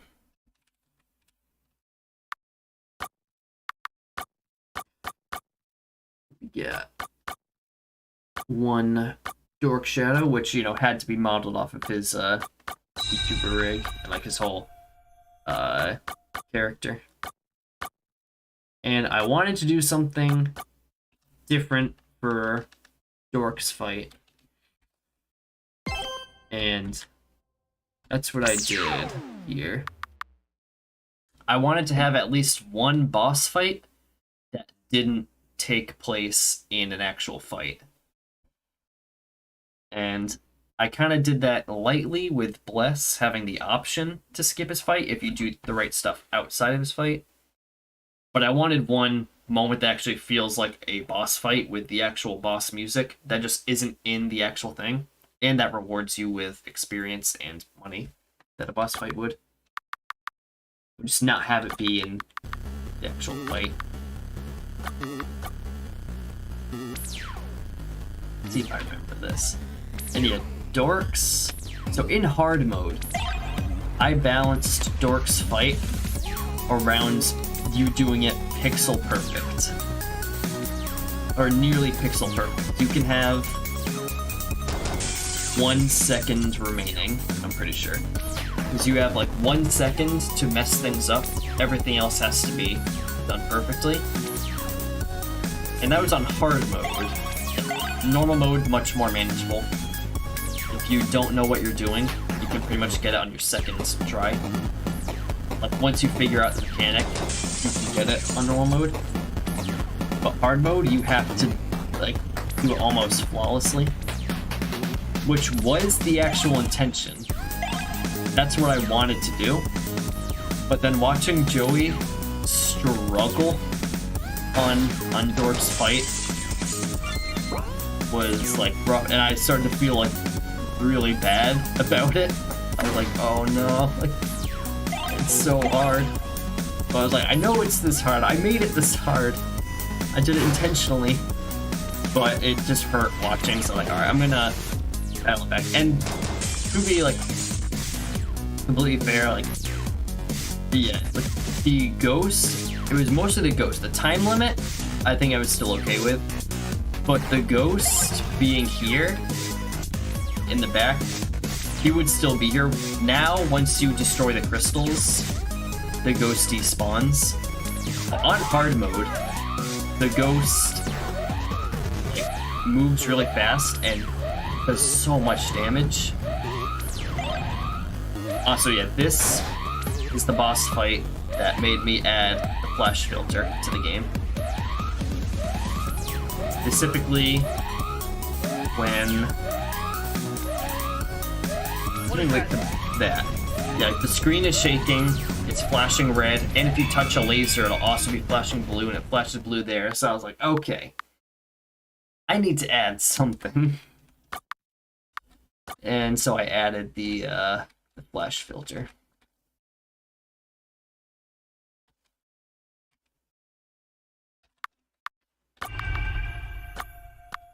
And then yeah, you get experience and money just like you would for a normal boss fight.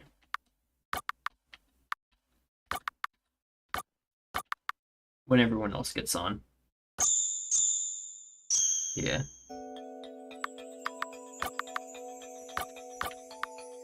Right, now get to major story development. Root and Rob leave. And I wanted the story in this game to be not necessarily about Mr. Fruit and the Dream Team. I want it to be more than just all references all the time.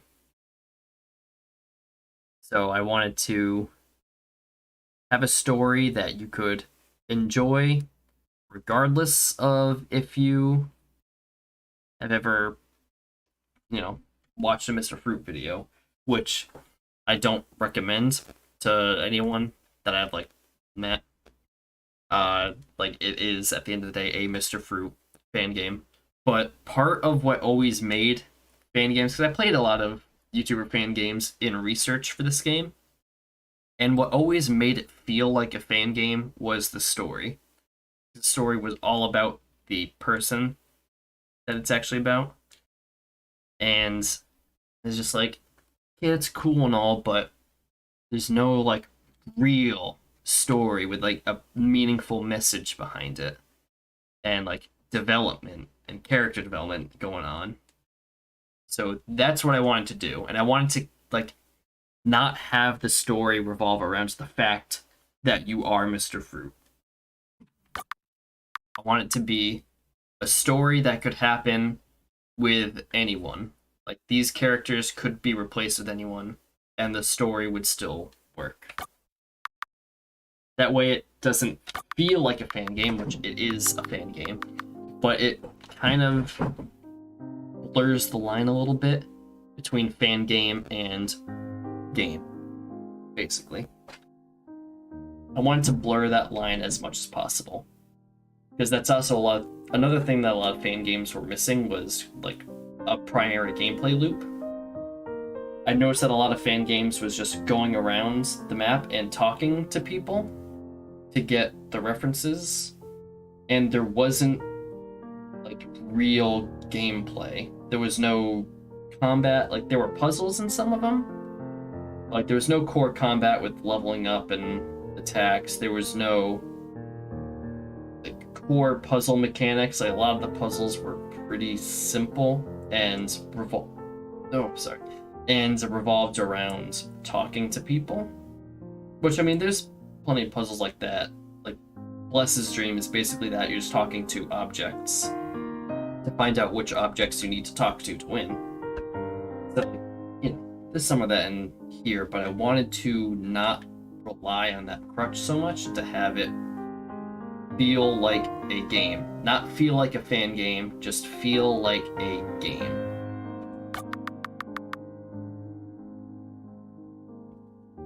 And a lot of that came from the story. And having Poppy be an original character that I have complete control over helped so much when writing the story. I don't think I could have really made a story with just the three of them, because again, as I explained earlier, they're already developed people who have established lore, basically. So I can't do anything with that, and if I do something with that, then it just comes off as creepy. If I change who they are and I change their story, I think it would just be kind of weird. So I don't do that. And Poppy was the perfect opportunity to drive the story forward.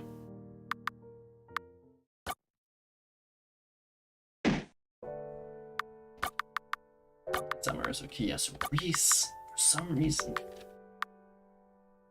turns to Willow when Rob is in the party, which I 99% sure I know how to fix that, and I can get that fixed tomorrow.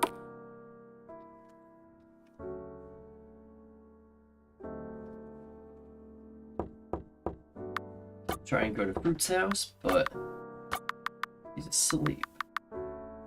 And I knew from basically the beginning of the game that at some point I wanted Fruit to fall asleep. I didn't know exactly what point that would be, but I knew that Fruit had to fall asleep at some point, and then we would go through his dream. Get some new equipment.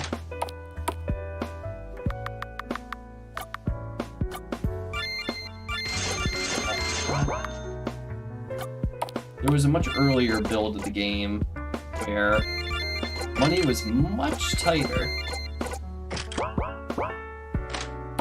Whoops. There was a point in this game where you were pretty much always strapped for cash by, maybe not that many, full heal. Oh, I was gonna say in advance, but I didn't do the math correctly. Yeah, whatever, I'll just grab a full heal here. But yeah, being that strapped for cash basically forbid you from buying any food at any time. It just wasn't that fun always being low on stuff. So I kind of upped how much money we were able to get.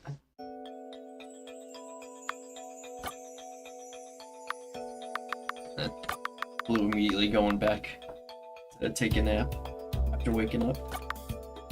They're only gonna judge you for it. So yeah, I knew that Fruit was going to fall asleep at some point, like, from the beginning, and I wanted it to be more towards the end, like the latter half of the second act.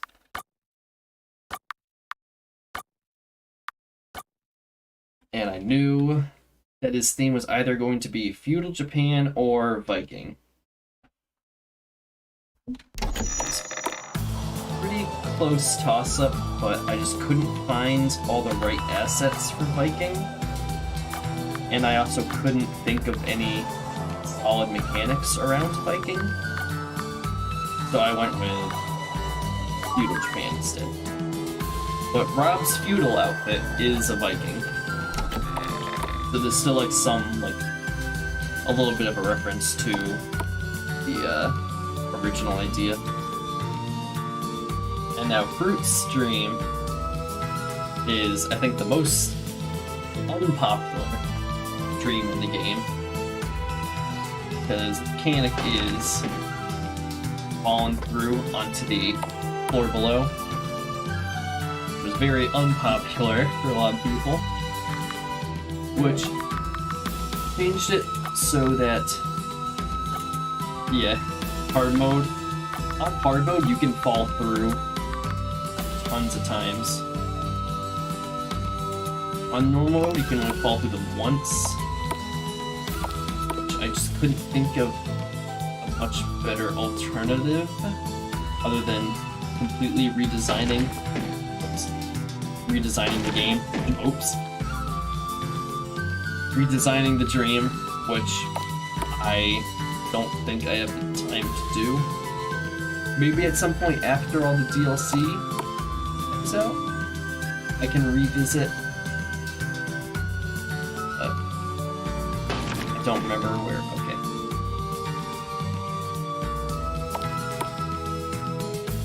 There's definitely a lot more holes in hard mode. There is a normal. Pretty sure there's one. Oh, right there. Now, I kind of like the mechanic, but I totally understand why a lot of people, really don't like it. So it's something that I might like to revisit in the future. Revisit Fruit Stream and like overhaul it. But yeah, if you hate the stream, I totally get it. I just don't have the time to develop DLC for this game and also revisit older dreams to overhaul them. If you understand.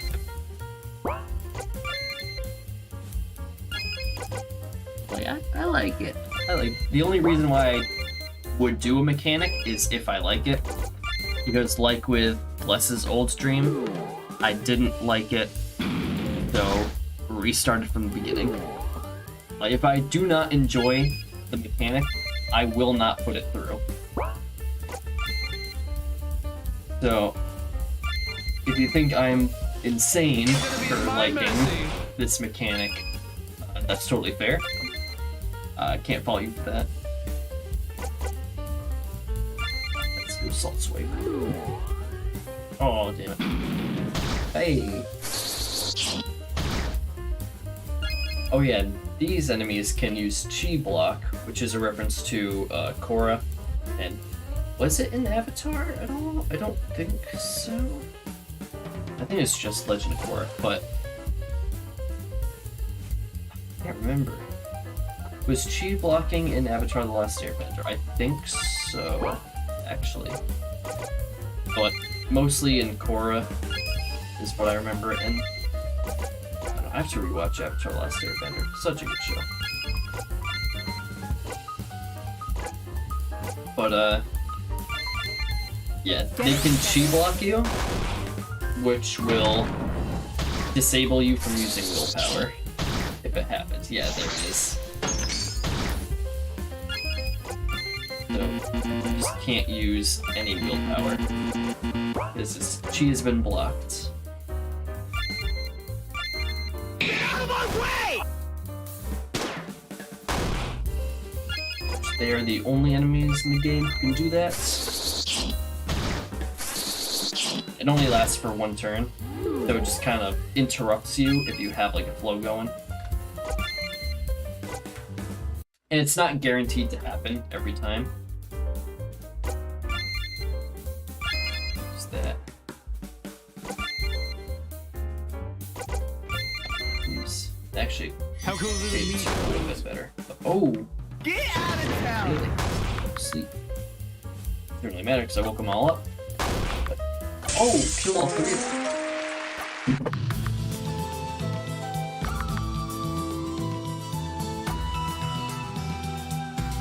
Yeah. Definitely a lot harder in this stream because you are missing fruit. Which is like a core player, so a lot of these, there is no dark as far as I remember. I'm going to say there's no dark and there is no water because Mr. Fruit has thunder and light, so it didn't feel fair to add in enemies that you couldn't deal extra damage to. I keep forgetting to equip the new equipment that I brought. Oh, I need Remedy Spell. Pronto. Oh, I can't use Remedy Spell even if I get it. You know what? This is what we brought items for. That's basically Remedy Spell.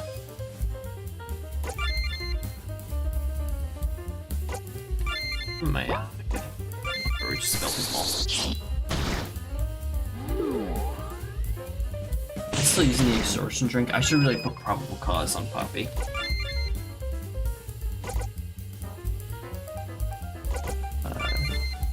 We'll go Tantrum.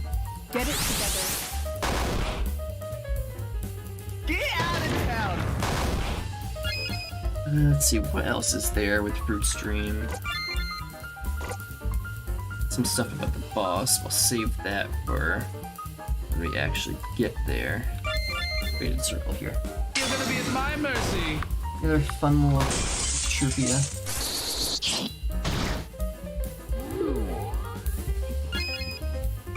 Yeah, the Kakusare is, I believe, secret in Japanese. So they're like meant to be secret agents.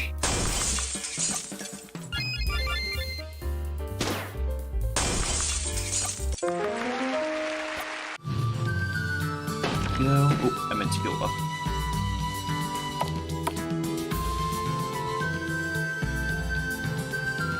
Okay, let's see. They're going up. And nope.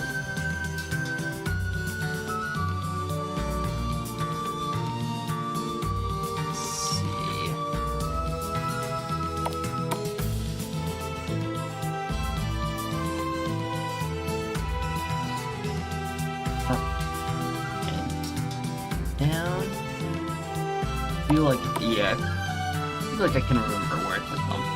And the good thing about this game is these torches mark checkpoints. So even if you leave the dream, come back, which I might do just to heal, you can still go back to where you were. Which, I mean, even though I like the mechanic, I knew that having it all be one tower would not have been good. So I had to break it up into a checkpoint. Because I would have hated the mechanic too at that point. Off 1 TPS. Quit probable cause. Save. This door is part of the secret ending, which I messed up on Dados. I forgot to open it. Maybe I'll just make a YouTube video showing how to get it. I meant to go through it on the stream. How to get the secret ending, because it is like kind of a bananas process, but I also made it a bananas process on purpose. But also might have been a little too bananas for people to figure out. Like Naomi Labs level is what I was going for with the secret ending. Also, this is the vendors. So this one actually does have a water. Sorry. Because water benders. But this is the only water one. The water Kakusari cannot appear in regular fights. Is only here because Fruit has thunder and Fruit's gone. So didn't feel right to move them. And throw water and dark at you.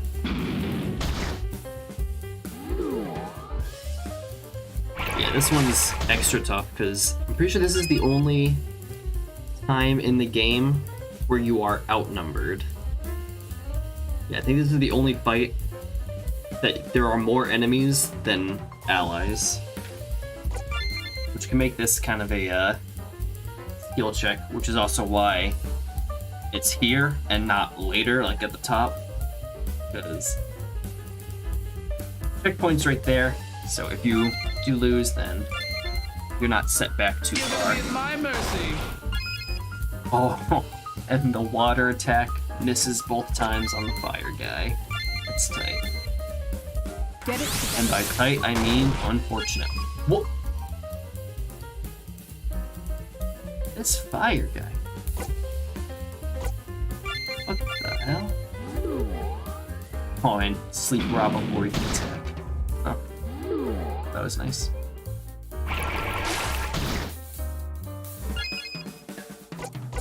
Alright, I need to start whittling down this guy. He has dodged 4 attacks now.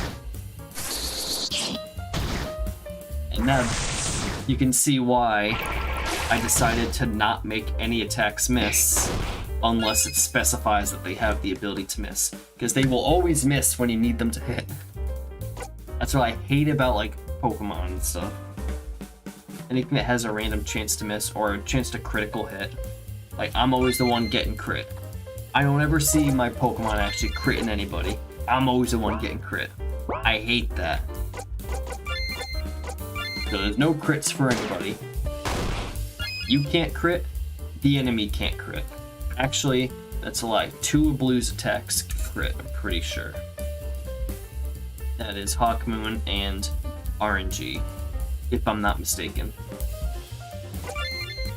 But it doesn't say you can crit, it just says like, well, RNG says like there's, like you can do a lot or little damage, which is true. It can do like 5 damage or it can do like 500 damage.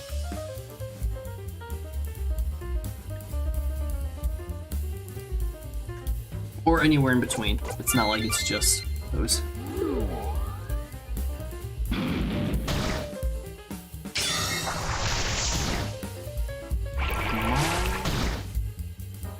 Get it together.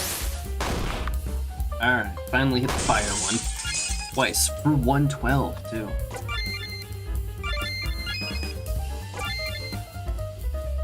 Should have been using voiceover, that probably would have helped a lot more. How cool are the amigos?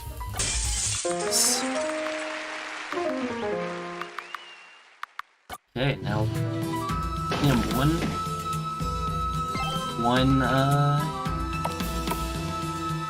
one attack off from having all my attacks. And there is Fruit's artifact down there. It is Sorry here.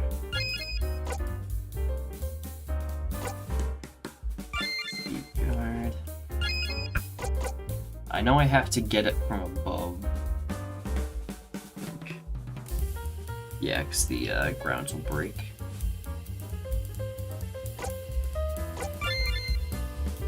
Damn. 10:09.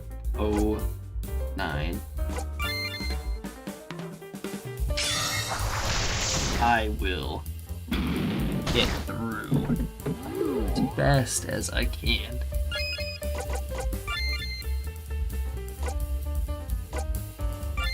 Oh no, I should use voiced over. How cool are the amigos?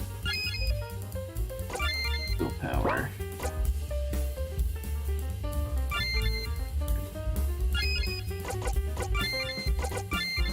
Oh, knock out that fire one. Before that happens. Up your fucking ass. It's in purpose anyway.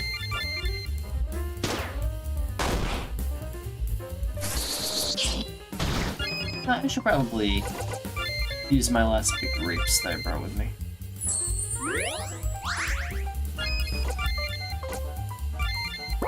Yeah, why would I use that? This faded circle. You're gonna be at my mercy. That'll wake Poppy up. Cool. Don't block. Cool. Let's see here. Tantrum. Attack. Get out of town! Poppy, use remedy spell just to top everyone off before the battle ends. We're not done.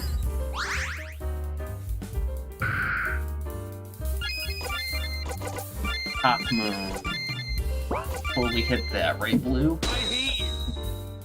Oh.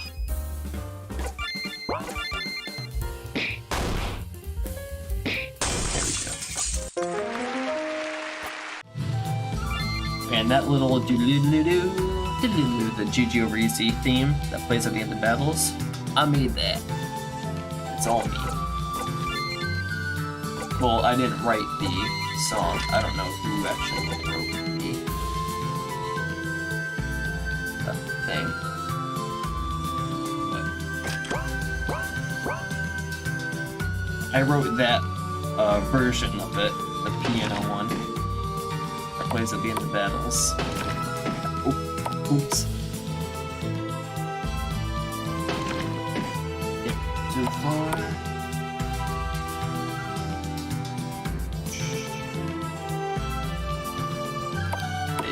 Stairs are hidden.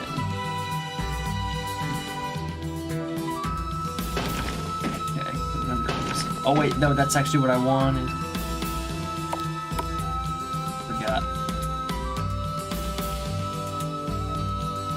Let's see. I go. Oh, That's something I should change. That one you should be able to go through, regardless of hard mode or normal. But what his item is, it's a ranch slime, which just increases healing effectiveness. Don't remember where. I don't even remember what I did to get through here last time. I just kind of snake randomly and hope for the best. So I feel like I can intuit where I'd put some of my things, but I am also me. Just kind of look at this and I think I know what I would do in this situation. Because I genuinely don't remember where I put them. Okay, up here. Oh, it's enemy.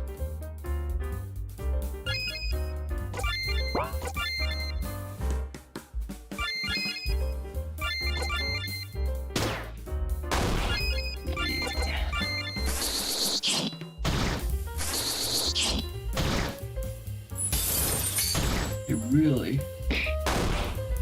Well, I'm pretty sure Poppy couldn't use any moves. Yeah. Okay. Do another normal attack. Give. What does Draining Winds do?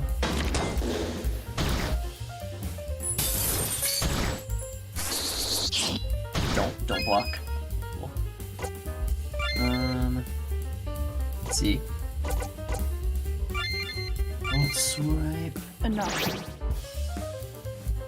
Get out of my way!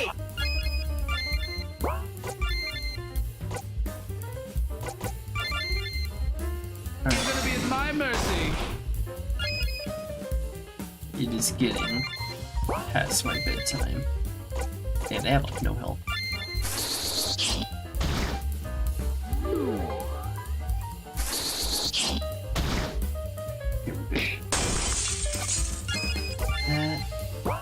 I don't have any more attacks that hit everyone. You can't do anything. It's fine. It's everyone's weak.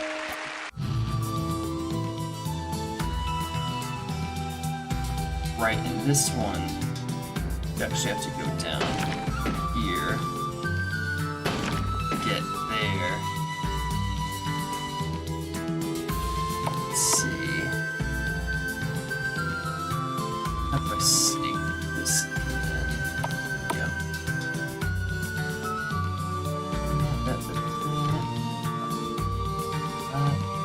Remember what I did here? That's definitely not. Let's see.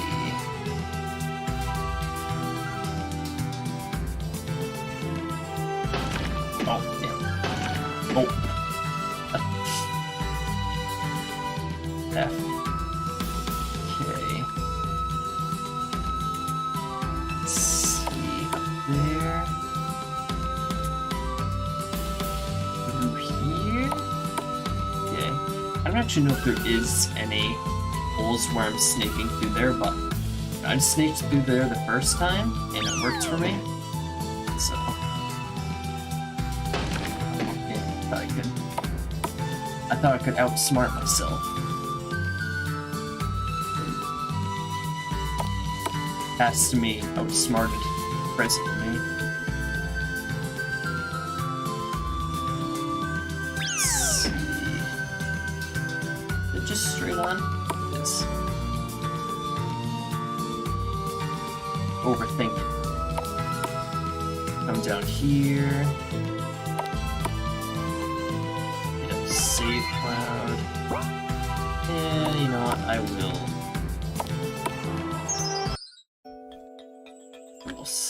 Just go heal.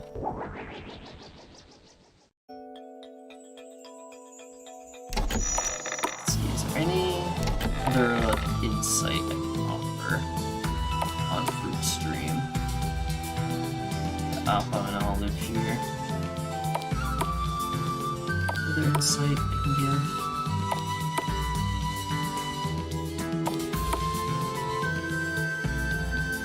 can think of other than like this is obviously root stream from the beginning of the game.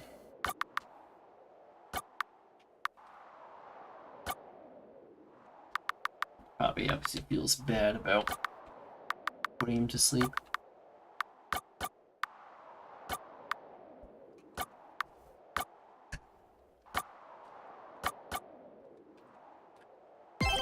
Save. I bet you. That's a fruit line.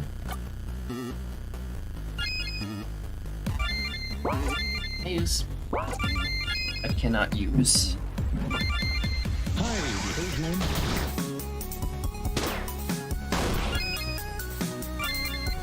Also, usually their health bars are black underneath, but I had to give Brute the red underneath the green for the watermelon. Had to do it.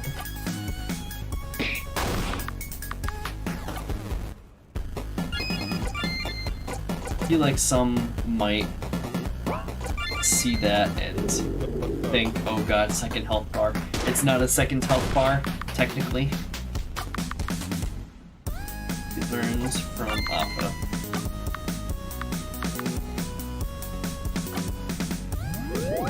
Make him confused and lowers his agility. Tight.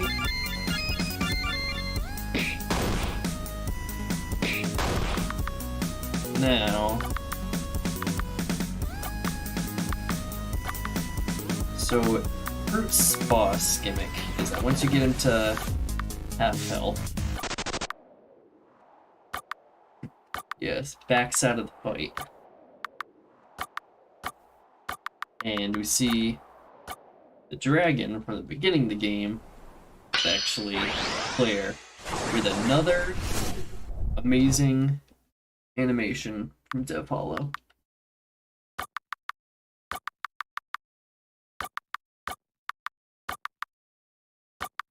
And everyone votes to leave, except for Rob.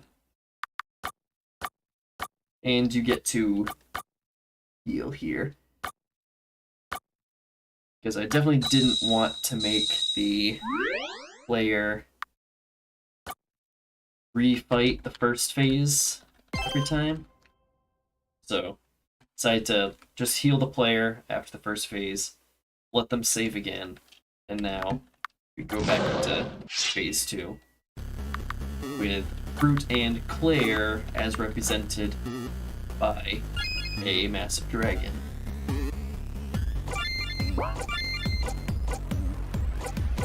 Let's see.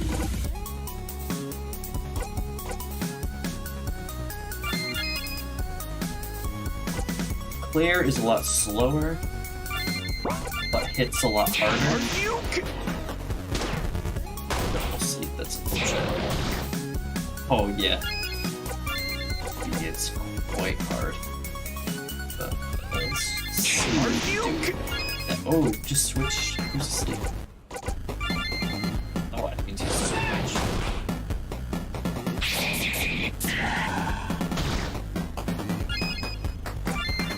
Let's see.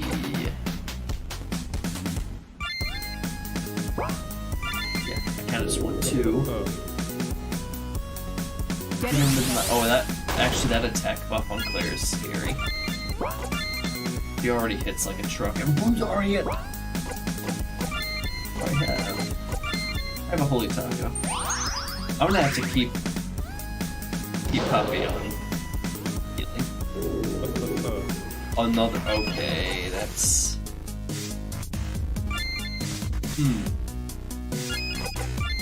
Blue, you wanna wake up, buddy?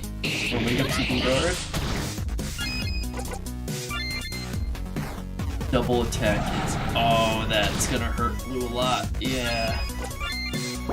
Okay. Attack is down. Donks are down. I need confidentiality. Oh. That's upsetting. I'm gonna have to wait till I can heal by twins. That does extra damage to Rob. Are you?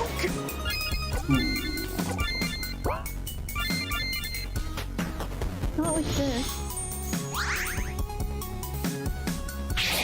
I mean, you can kill again.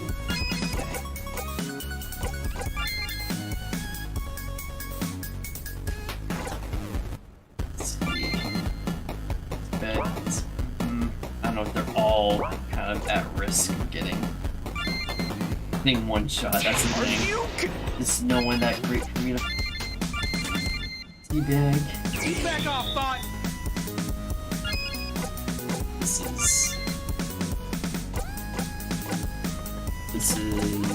This really is.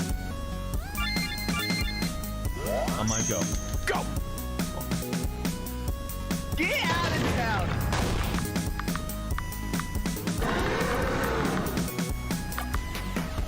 Dragon D's.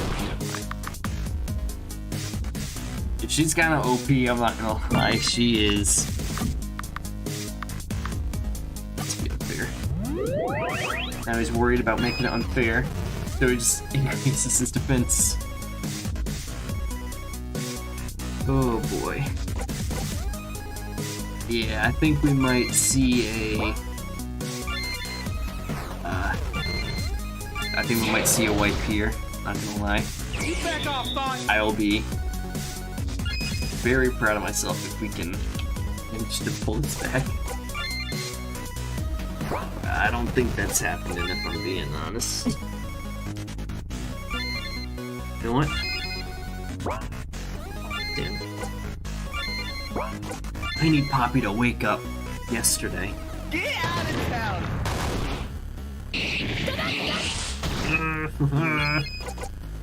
Oh, Poppy, why are you still asleep?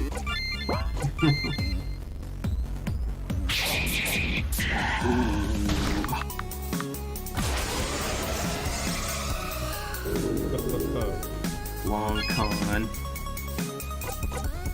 Yeah, this is. Dance. Oh, now Poppy wakes up. Okay, Poppy guard, please.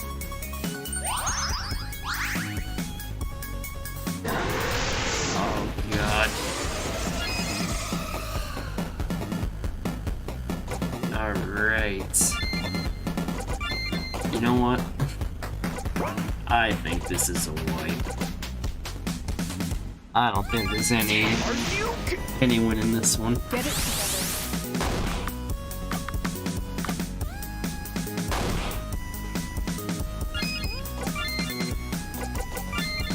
I can. No, it's not gonna do anything.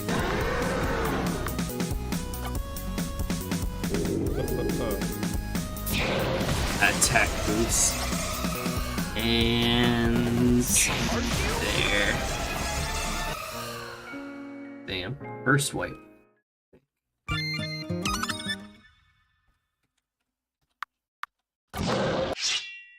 Alright. Yeah, I do like to have at least a fight where the player is going to lose and they have to retry. I think games where you can just breeze through it are not fun. If you don't die at all in a game, it is boring. That's not to say every game needs to be like Dark Souls. I think there's a fine balance that is pretty hard to achieve. I certainly don't think I achieved the perfect balance. But I should always die at least once, honestly, in a video game. Minimum once. Ideally, once or twice. Like, I think my ideal is like 2 times per boss fight. Like, you learn the boss fight and then like are able to get it on your 3rd attempt, possibly 4th. But, like, I feel like 3 is like the sweet spot. But that's very hard to balance and very hard to pull off. So like, I'm not saying like, oh, any game that like you don't die every 5 seconds is unfun, because that's not the case. It's the ideal sweet point, which is very hard to balance, like extremely hard to pull off, even for like huge AAA developers. It's not easy to get right. No problem with that. But there are definitely games that are afraid to challenge their players. One of which being Genshin Impact. I'm trying to put him clear to sleep. Rest in peace, senpai. Genshin Impact is afraid to challenge players, which kind of upsets me. As a Genshin player who likes challenge.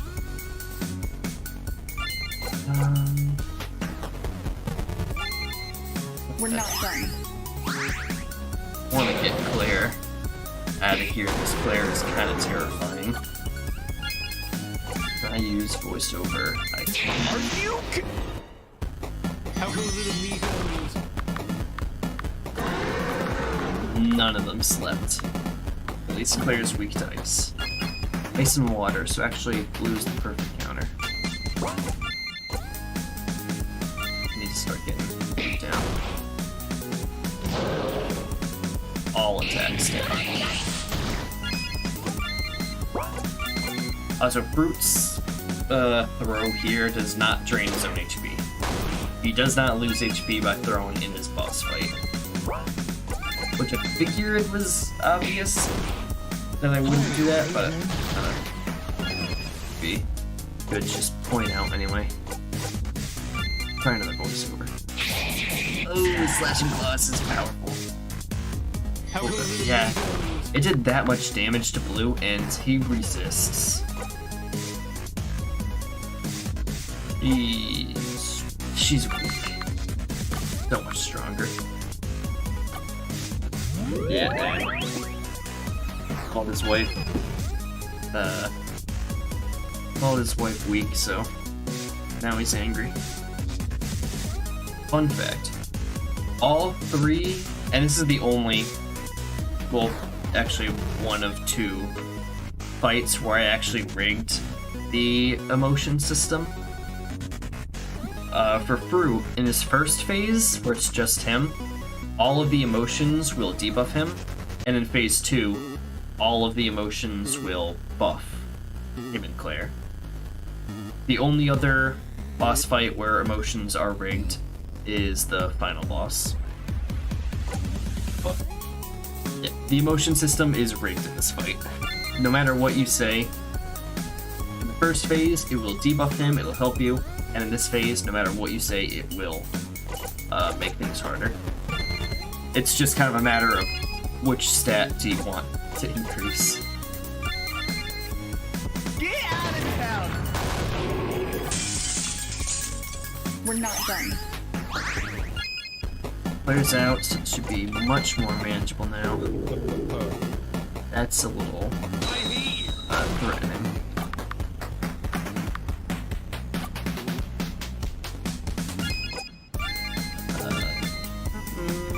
Let's try that. Draining wounds, do normal attack there. Lose at 0. Enough. I remember when the game came out, the what's it called? One of Mono's artifacts that increased willpower gain, or will gain, was bugged, and it would just infinitely restore your willpower to full every turn. I don't know, I just remembered that.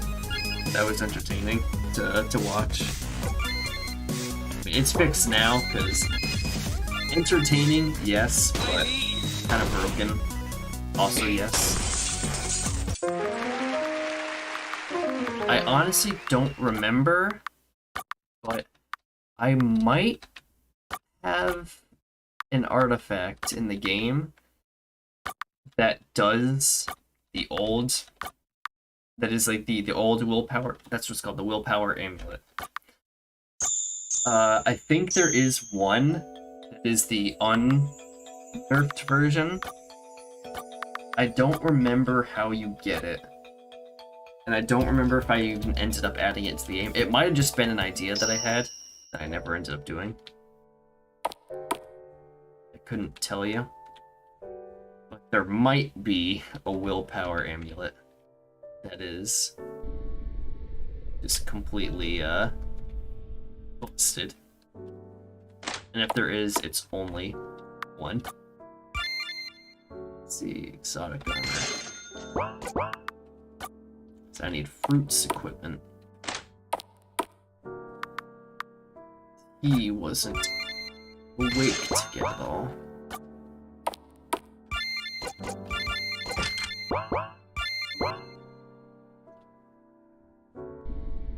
I sell some of this old stuff too. And Mono can sense there's something off about the dreams. More on that in the secret ending.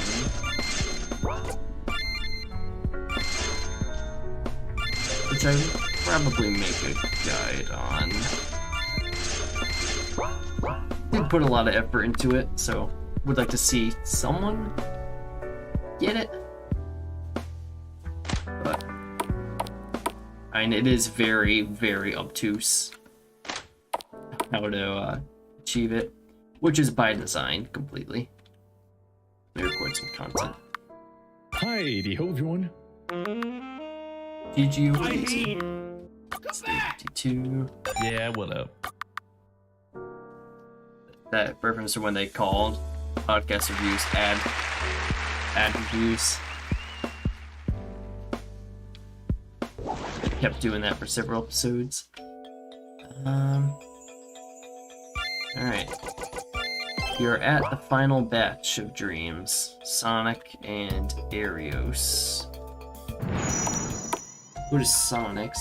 Sonic's dream is the last dream that I actually made in the game. Because I couldn't nail down a mechanic, like a core mechanic. All I kind of knew is that I wanted it to be in space, and I wanted the surface of the dream to be looping like this, so that you could just keep going. So I knew that I wanted Sonic to be in space, didn't know what the actual gameplay would be in the stream. So that's why it was the last one. One thing that I did always have is Sonic's objective, which is Project Diablos. That was always part of his dream. Like, he would kind of help you get to the end of the dream. Or like you help him, he helps you get to the end. So that was always part of it, but what I had before was a stealth idea. Like the idea of like stealthing around things and having the enemies act more like the ghosts. But it was also kind of confusing because, well, A, I couldn't get the stealth mechanics to work in a fun way. It would have just been like basically the ghost, which stealth like that is already integrated into things like Dado's dream and Versus's dream and Joey's dream. Like, there's already stuff like that. So I didn't really want to do that idea because I couldn't get it to work in any different way. And yeah, like the whole theme was like a space factory and they were building Project Diablos. And you had to like stealth around the factory to get parts to assemble it. Because you actually wanted to build Project Diablos, and that would also end up being the Batgirl maid that it is in this game. Or in the finished game. So that was the concept for Sonic Stream. And I kind of like the idea that I have here. Because I was really struggling to think of a mechanic, and I was like, it was while I was working on Bless's Dream, and Bless's Dream has this vignette. I think that's what it's called. But Bless's Dream has like the darker outlines, or like the border is darker. So I saw that and I was like, wait a minute. What if I just crank up the intensity?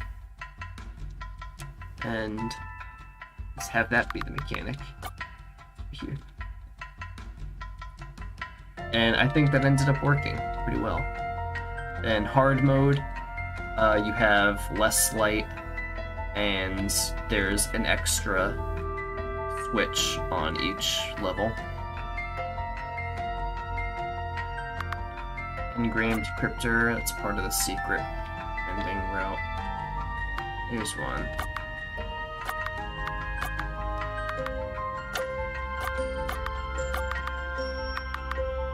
Look around here. This is a teleporter. Once you restore the power to each sector, you can activate the teleporter, and you can teleport to any other teleporters that you've activated. I think there's an enemy around here. Yeah, there is.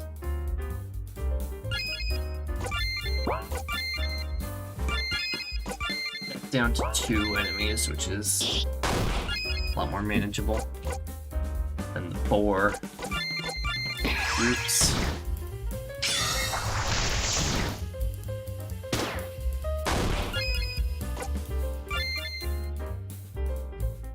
Wow, what are they? Light and wind? Let's wait. Out of my way! Yeah, these are the also the enemies that are able to what's it called? Use Shark's hacking move. I wanted to bring back hacking for a regular enemy, because I made the effort into making it a mechanic in the game that only appeared once in one boss fight. So like, hey, you know what? I'll bring it back, have it be a little extra. And Sonic Stream was the only other place where it really felt like it fit. So, added it in here. I hate you. See, Nightmare, the Light Researcher. Beautiful. Easy. I'll just knock out the wind one. We're good to go. We do not want this. It's 2. 3 should be up on the ledge area. Here. C. And we get full power. 100%.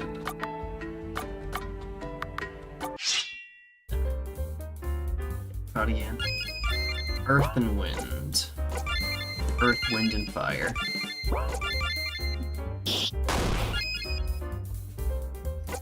Any other interesting lore to Sonic Stream?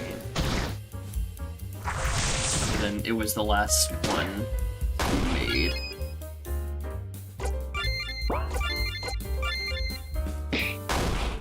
At least that in of itself is interesting. The most recent mechanics, with Rob being the oldest stream in the game, and Sonic being the newest stream, up until Joey DLC.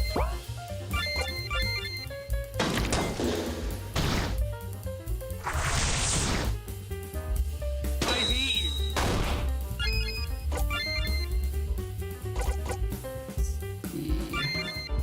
If you got any questions, feel free to ask. I'm not sure if there's anything else I can really think of about at least this section. Because something that I did want to do, which I'll get to in a bit, is have an evolving theme to the stream. Here we go, now we get the ultimates.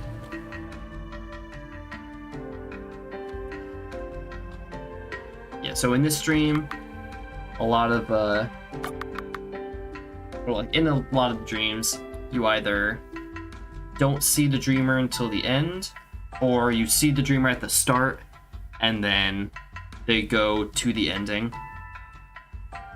Dork is around, and you can talk to him. There's a couple moments where he talks to you in the dream, and you can also, if you ever see his monitors in the dream, you're able to talk to him. So he's there, but I wanted to do that again, but more involved. So with Sonic, he helps you get into the planet, and then he comes over here, and at the end of each level, he opens the way for you. So you're actually like traveling alongside him, more involved, and then any teleporters you activate, you can use to quickly get around, if you manage to find them and activate them. Yeah, I wanted you have to do it once the power is on, so you have to pour power first. I wanted the theme to evolve alongside Dream, like the deeper you go, like it changes. The planet is kind of ice, so the surface is ice, the crust is an ice cave, the mantle is stone, and the core is lava. I think this one dream has the most diversity in any of the dreams. It like goes from blue, gray, and green to red, and then orange in the core. See, I think this stream has the most biodiversity,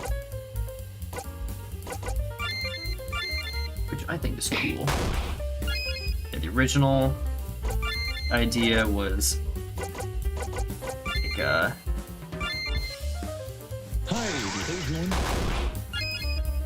original idea of a factory where you're assembling things didn't really work out, but I'm kind of glad that it didn't work out, because I also didn't want to overlap with Blue's stream of the Grinds Factory. So it's kind of like a double thing. I couldn't think of anything else. I was running low on ideas. That planetary research, and then have the planet, but you're actually going into the planet. You're going deeper as the dream progresses. So I think it ended up working out pretty well. IMO.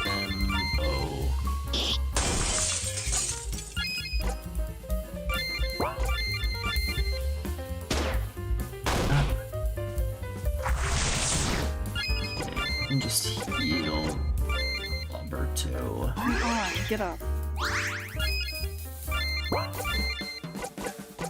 Just do a quick throw, and a knockout in case that doesn't finish it. Which it did.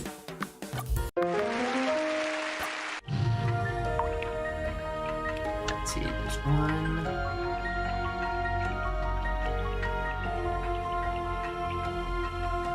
Let's see, is there one in here? No, I think there's one in hard mode over there. There's one right there. And one up here. Yeah, there.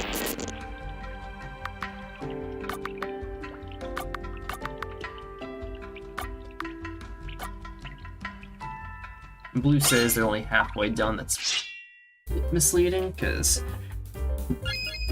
this is all of the next one, like the last one is just one switch that gets activated during cutscene. So you're over halfway done by this point. Let's see. Actually, there's no fire here. No. I'll just save up for multi-attack. We'll use that on Earth guy. Or the Earth. There's that hack again. Enough. So I wanted to reuse it because I put the effort in adding it to the game. But I might as well. Might as well find another use for it. Voiceover, if we can put you to How goes sleep, the that'd be amigos? epic. Yeah, one of them to sleep. I'd really like to use knockout on that other one. What I'd actually really like to use is a remedy spell.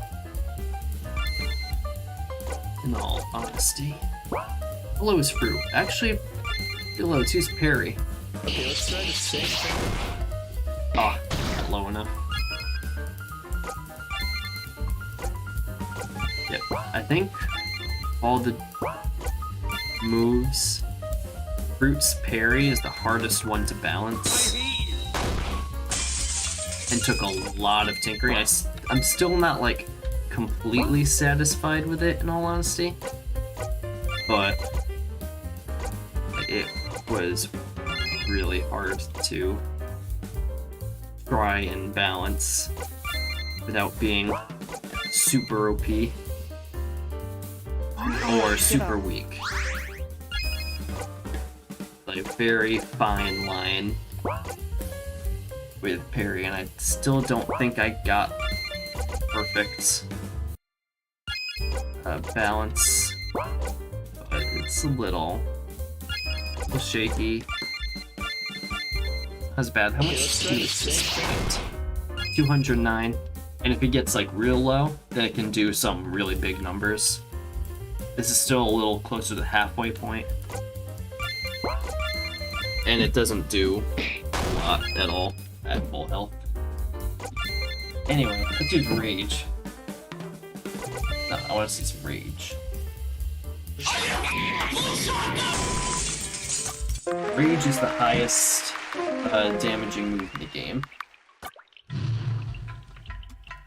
Rage does a ton of damage. Fruit's attack clean sweep is also really, really good. Fruit and Blue's also does a lot. Fruit's is more consistent. Actually, let me here. Wait, teleporter. Not that. Actually, I will turn planet surface so that I can save. Mantle.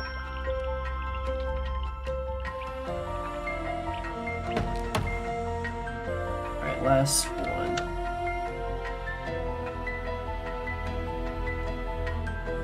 What was I saying beforehand? I don't remember.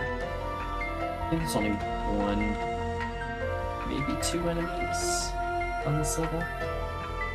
I know that Sonic Stream has the most battles in it. Which I lowered the amount of battles in the DLC going forward. Joey's Dream does not have a lot of fights in it. But those fights are harder and scarier. And take a little bit longer. But there's less of them.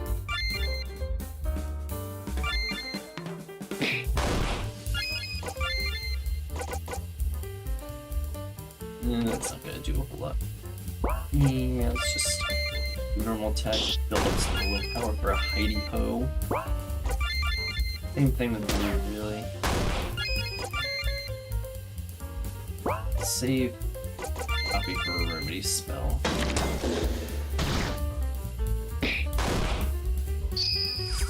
Ooh, that kind of. Go. Tantrum. Soul Swipe. Actually, Tantrum might have been a little bit better, but whatever. Get out of my way! Just because Rob has the gravestone on. So, probably done a little bit more. But it's not a huge deal. How goes it, amigos?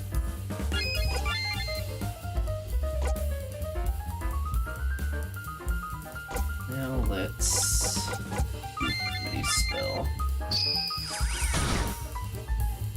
We're not done. Not that one, unfortunately. Wake up. Speaking of knockout. I hate you. Pokemon Up your and... fucking ass. Alright. Let's see, where are the other ones? Okay, it's here. Metal key. Which is for getting the artifacts in Sonic Stream. Okay, there's the last fight in the stream. Besides the boss, obviously. What did I guard? What am I afraid of? These guys? Not at all. Maybe a little. Any other insight to the stream?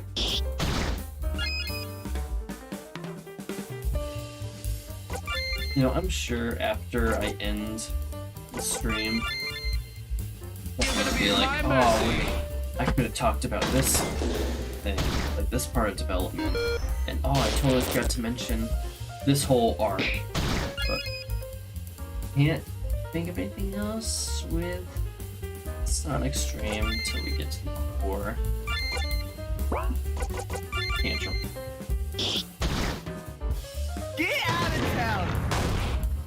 Oh, I missed. Let's see. Not with all this time. Yes.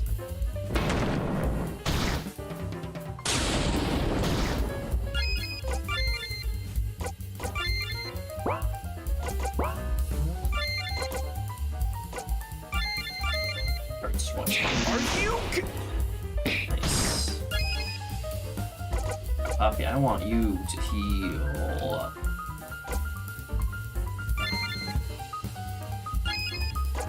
Heal every one of these. Oh, don't think I have enough for clean sweep yet. One for We're not guard, done. I should.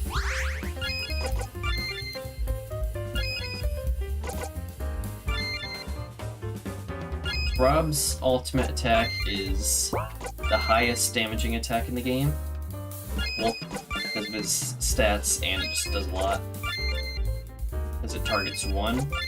But I do think that in most situations, especially multiple enemies like this, clean sweep. I'm just gonna keep guarding because I don't think I should Get the have fudge out of my way, bro. Oh. That one's still alive. Just barely. Watch it, use RNG. See you later, idiots!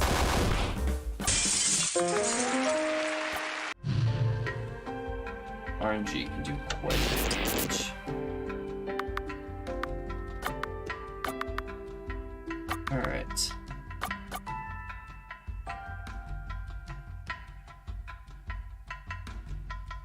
Just talk to Sonic.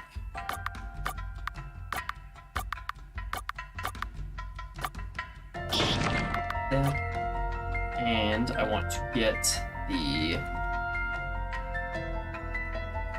thing, the artifact of the stream.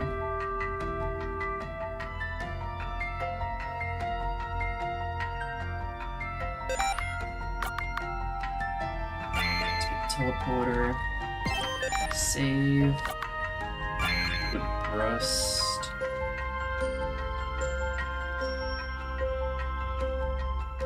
Because you get the fishing pole from the core, then you have to go to Crust, or no, use the, get the metal key from the outer core. Go here, use the metal key on the metal chest, get the fishing rod, And then, whoops, go to mantle, fish.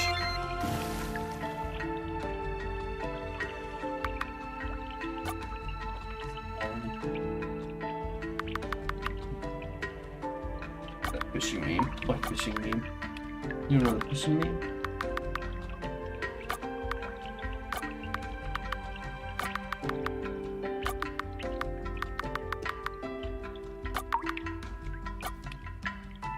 Just want a pleasant fishing trip.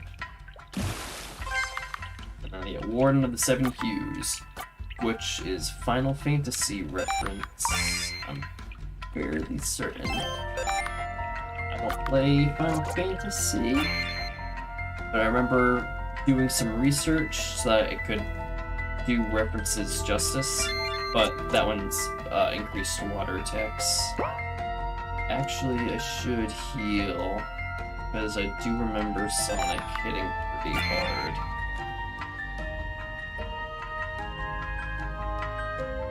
Remember Sonic doing quite a bit of damage. Playtests. What time is it? 11 o'clock. Damn it, Eepy. We're almost there. Just a little further. Outer core.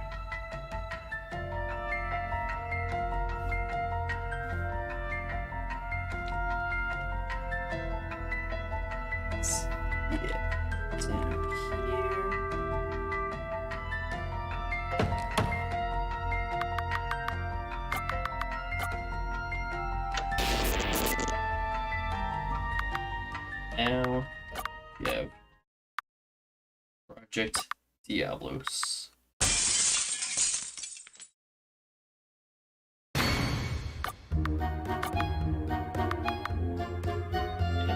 Project Diablos. I know that Sammy's a fan of Monster Hunter, and the Diablos is a really strong monster from Monster Hunter. Believe, and it also made for a great acronym of Deep in Enemy Boobs Love Off the Sprouts, which I am so proud that I perfectly predicted the reactions that they would have while streaming, and it's just, they're like being silent, like pretty much everyone did. Like Joey, like went quiet and like just looked around. Rob just like stared into the camera at that line. So I perfectly predicted how they would react. Super proud of that.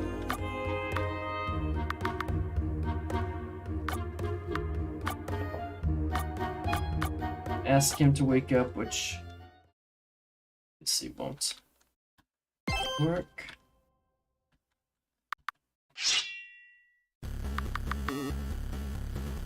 Now, this stream, or this boss, Sammy's gimmick is that the maid's element is random too, from the pool of maids that were from Dorkstream, and to help them keep up with the leveling, gave her a permanent stat boost. Because otherwise she would be pretty weak and easy to kill. And I don't want her to be easy to kill, because killing her will cause Sonic to just wipe the whole team.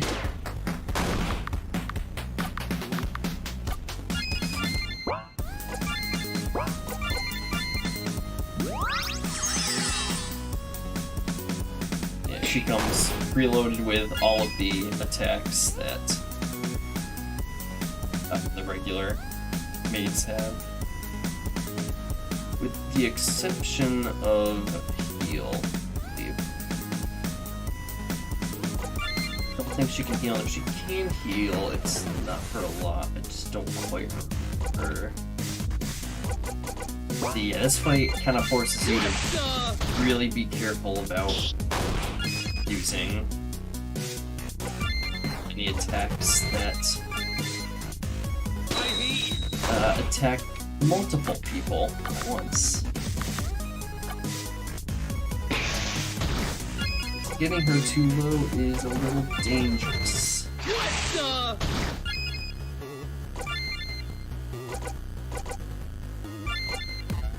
It's gonna resist throw. Yeah, whatever. Up your fucking ass.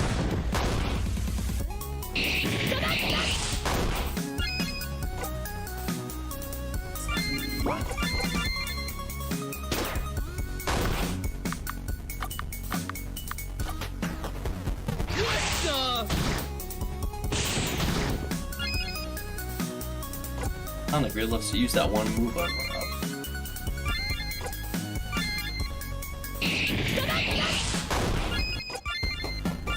Targeted Rob. Up your fucking ass. Is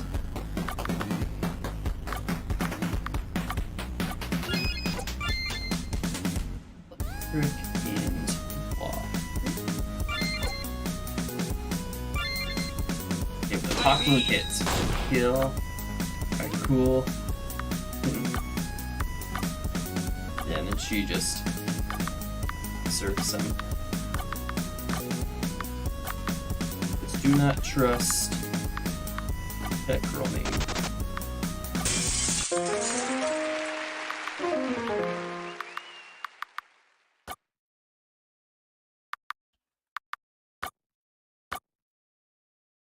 Streaming. See, next up is Arios' stream. Let me just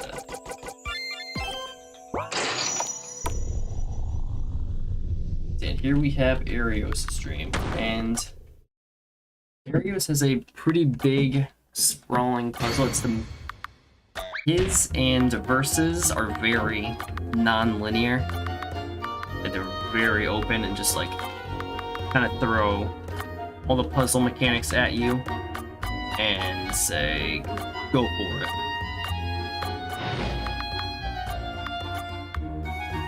And so Arios' dream is a very confusing puzzle, and it was that way intentionally. There's just a lot of mechanics to keep track of. And I kind of knew that it was going to be confusing for a lot of people. And I was glad to see, in I think it was Rob's stream, that somebody had made a comment saying that, like, oh, it fits that Arios had a confusing, like, really confusing puzzle because his brain is confusing. And when I read that comment, I was just like, perfect, that is exactly what I was going for. So it didn't go unnoticed, which I was glad to see. Because, yeah, like, Arios' mind is an enigma. I definitely wanted to kind of portray that in his stream, which seemed to go noticed, which was nice to see. You get the soul, so the whole mechanic is to use the souls on each thing. Then we've got a little questionnaire here. Roses are red, violets are blue. What's your favorite color? Out of these, my favorite color is green. And I got Rob with this. I just want to put that out there. What's the shape of Italy? A boot.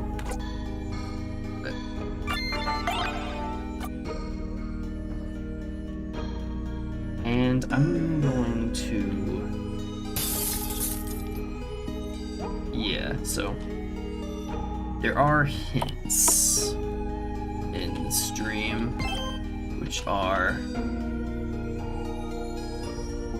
this way? Yeah, let's just get through there. Oh.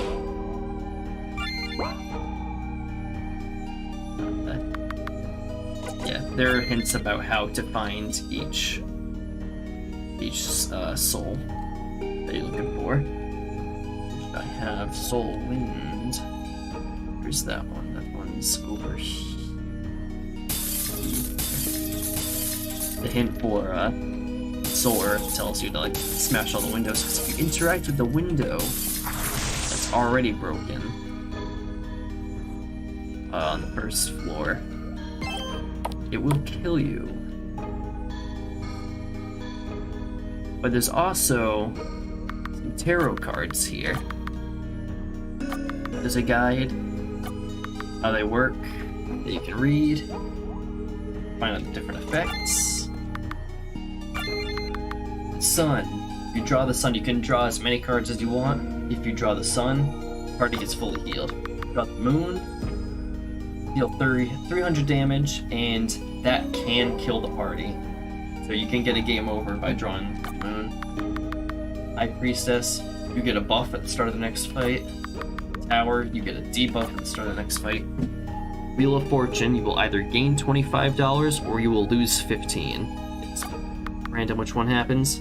Devil, fight some dream guards. Hermit, the dream turns dark, which is vague, but bear with me, I'll try and pull that one. Death summons ghosts that will chase you, and the Hanged Man is a game over. Fool will appear as a different card and not have any effect. These tarot cards specifically are a reference to Phasmophobia, which I know Arios quite liked, and Fruit made a video on. Well, Wheel of Fortune. Alright, great start. This is technically the best way to make money.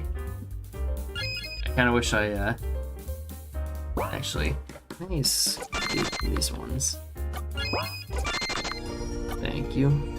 I'll fight the ones that actually appear in the dream. Tower. Alright, so now we got a debuff. We can counteract that with the High Priestess. Yeah.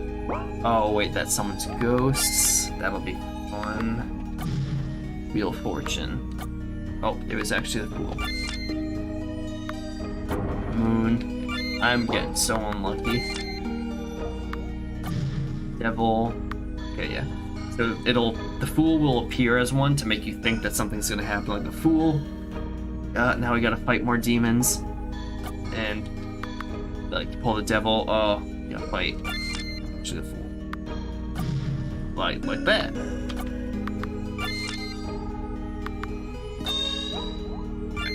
Counteracted the Tower debuff.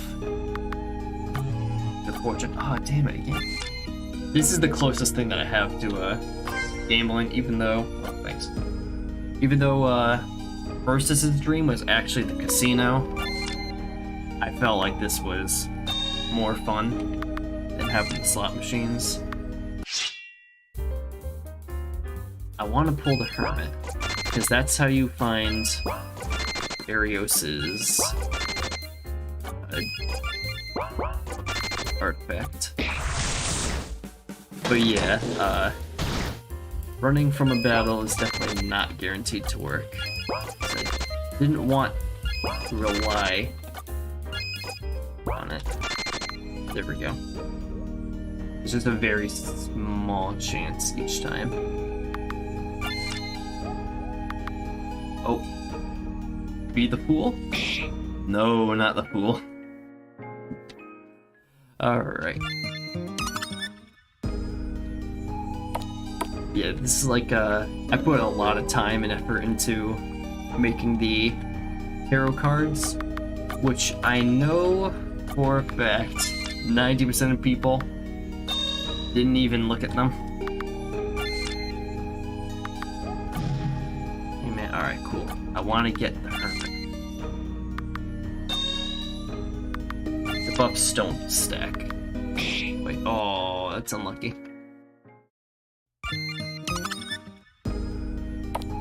want to get the hermit, get the artifact.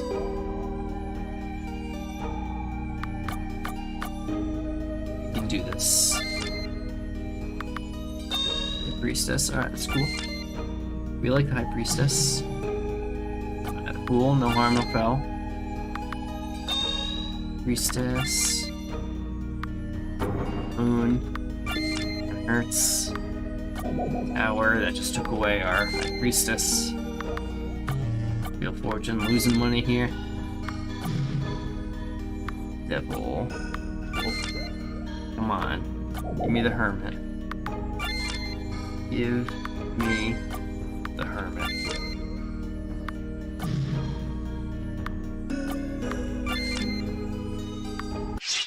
I know for a fact that we should have already seen the hermit. So this is the tower debuff. Ooh, I might not be able to escape with my... Oh, yeah, there we go. Come on. Tower. Got the debuff right back again.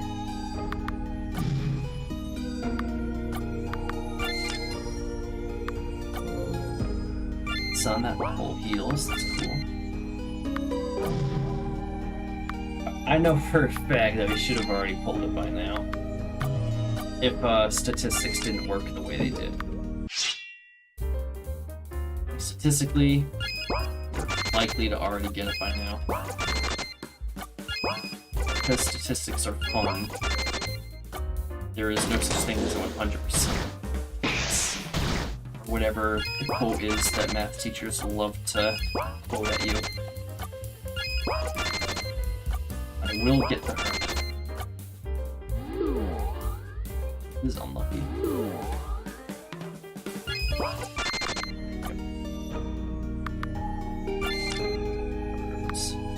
Death. Summoned ghosts. Fortunate. Another debuff. More damage. Come on, moon. More. Wheel of Fortune. I will accept all the debuffs if I can just get the hermit. I will lose as much money as necessary. I'm like actually gonna die. Fruit is almost dead. One more moon and Fruit is dead. Oh, Fruit's dead.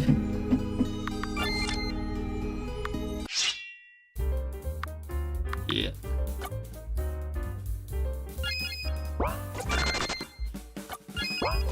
I will get the hermit. Oh my god. I'm actually gonna die to the tarot cards. There you go. I died to the tarot cards. The hermit is only like a 1 out of what, 20? And we pulled way more than 20.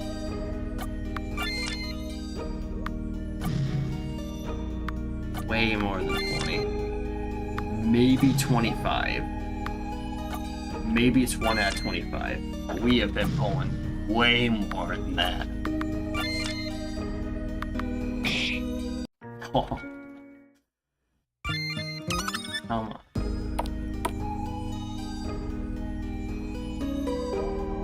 Give me the hermit. Will not leave till I get the hermit.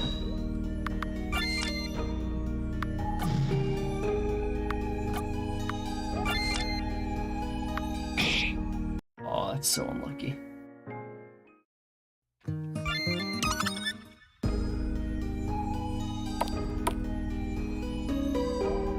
Come on. Come on. Give me the hermit. It's already 11 o'clock.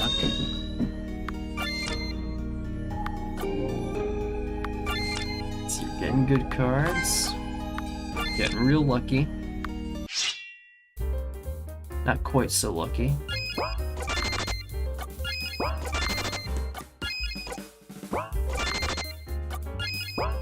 Come on. I just want the hermit. I just want...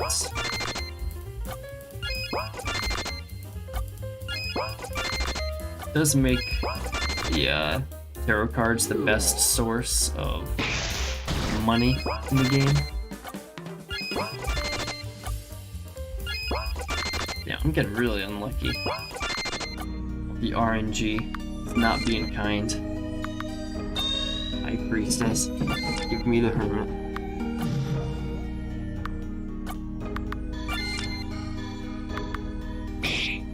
Why am I not able to get it?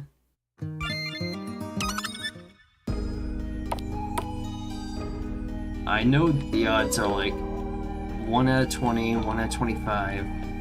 This is my last attempt. I know I said I wasn't going to leave it until we got it, but... Maybe that's a sign. Maybe that's a sign that the card's just telling me to turn back. Not gonna go down that hole yet.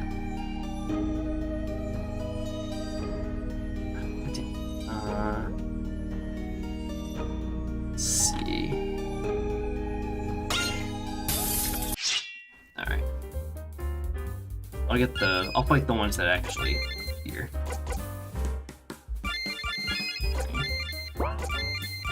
Just not the, oh, damn it. Okay, it's not a big deal. These guys are weak since I already beat all the guys from Sammy's Dream. Got all that XP. So chillin'. Yeah, another contrast. You know, I really like contrasts. The demons are Arios' dream cards. Which, you know, you always think of a demon, like, ooh, like, they're strong, but the demons here are afraid of Arios because he has lucidity over his dreams, and he attacks back at the demons for trying to contain him. So the dialogue that they all have is like, they're all very skittish and afraid. Because their dreamer has like turned on them and they have no idea what to do. So, you know, I like contrasts. Is the moral of the story. This game is full of them.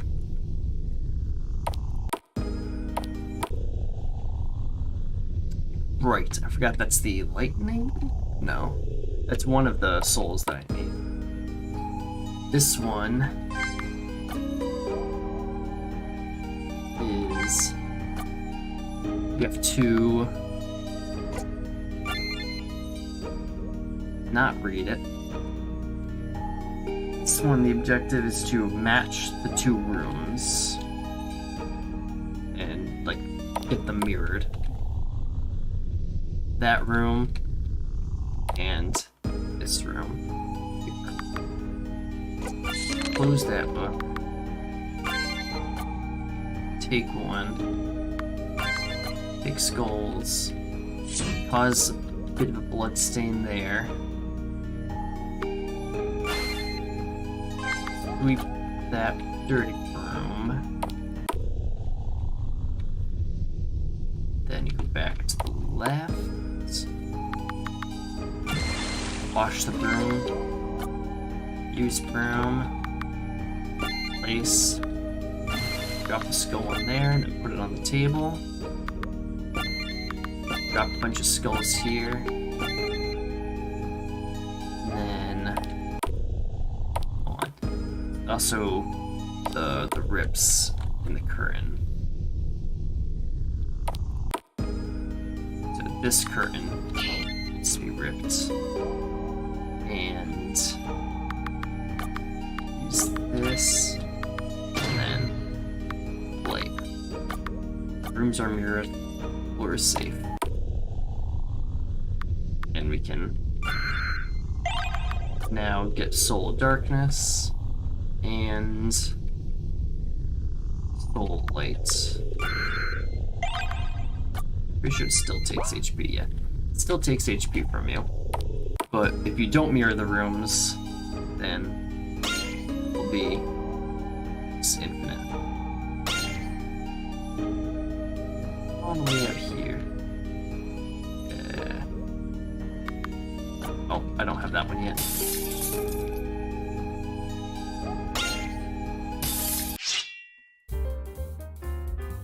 They can run fast when they're returning to their station.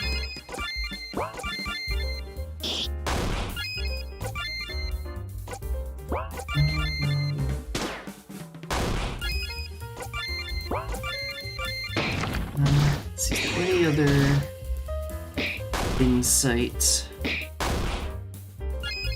I can give?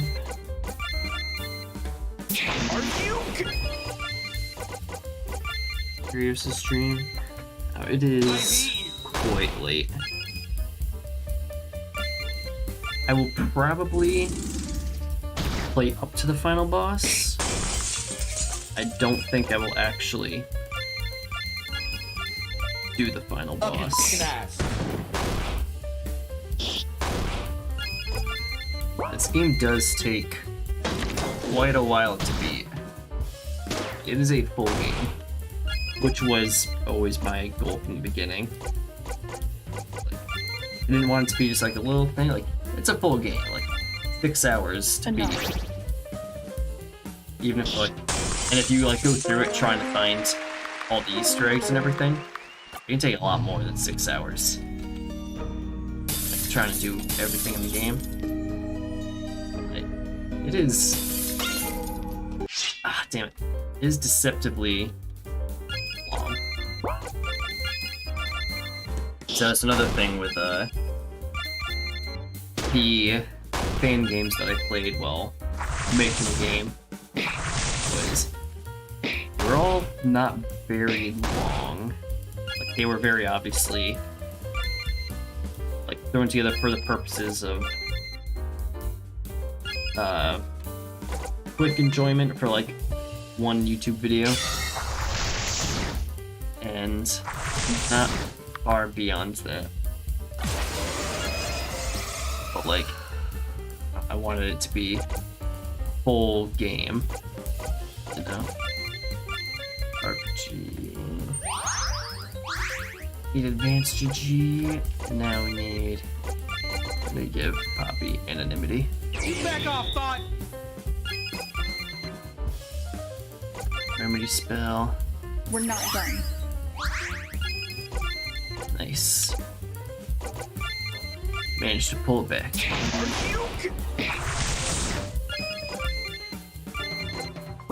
Actually, can't do them all. We're pretty high level, so it's all good. You're gonna be at my mercy!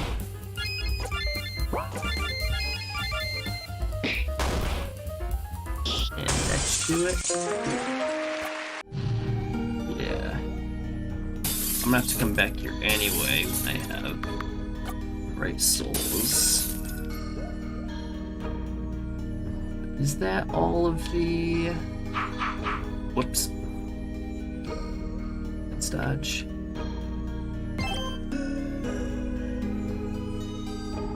I think that's all of the windows. Except it's not. Not even close. Yeah, I might as well just the battle out of the way.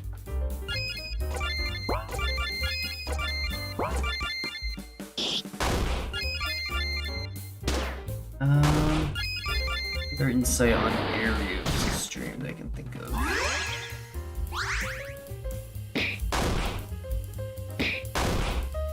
And my brain is like not operating, so I can't even like think of stuff. I know there's other insight can give, could give rather. My God. Rest in peace, senpai! Is able to think straight.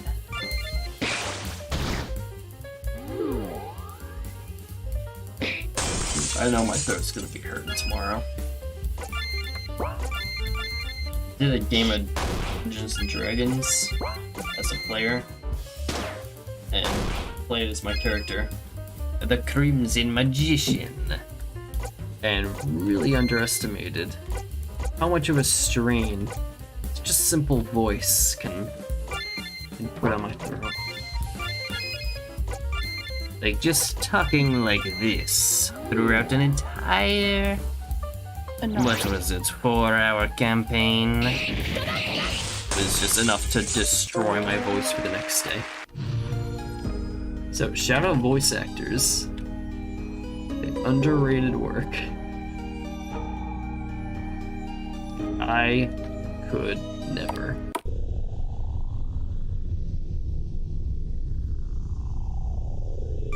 Let's see if I can. Nah, I'm not gonna be able to avoid that fight. Oh, wait a minute. Ah, damn it. I can walk through the poison. You can walk through that. Damn it. See if I can do this. Yep, there we go. Yeah, so that's what happens if you run. But you can walk through the poison. It just hurts to do.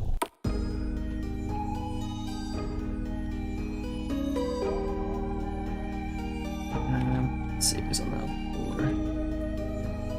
Yeah, I'm gonna save before I try. No, I haven't been to the next floor. Pretty sure there's more. Yeah, okay, I would have died.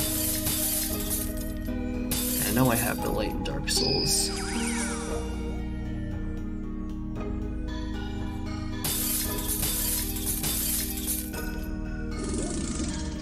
There we go. Alright. So now... Oh, I didn't like this. There, stole still. Stole still. And to go up here. Out here to get the chest. Armory key with no strings attached. Wait, there it is. Found string, and now you get a completely useless piece of string. Stuck in your inventory for the rest of the game. Now that you have the armory key, go over here, which this soft locking yourself was initially an oversight on my part when I was playtesting it. And then I realized, like, oh wait, I'm kind of stuck here if I don't get the key beforehand. And then I was like, wait a minute, this is Arios' stream. That could be a mechanic. So if you jump down here without getting the armory key, you are soft locked. You can't leave, you can't go back out, you can't die in here. So all you can do is be stuck in here until you decide to just go back to title screen and reset your save. Not reset your save like from the beginning, just reload your save, rather.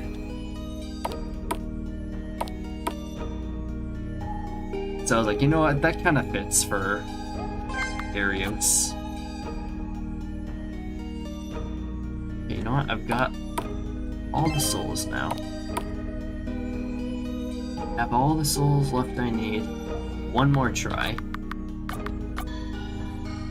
One more attempt to get the hermit. Death. Added ghosts. Moon, that hurts. Moon, that hurts even more. Okay. If I get a hangman, it's over. I'm not gonna touch him again. Oh, goddamn. What's death? $25? Another 25?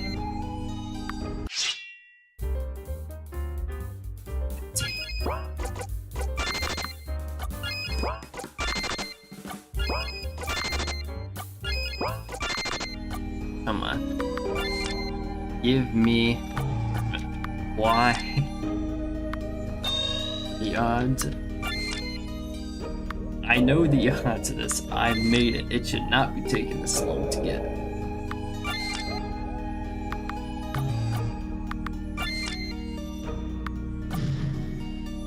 Am I just that unlucky? Or is it bugged?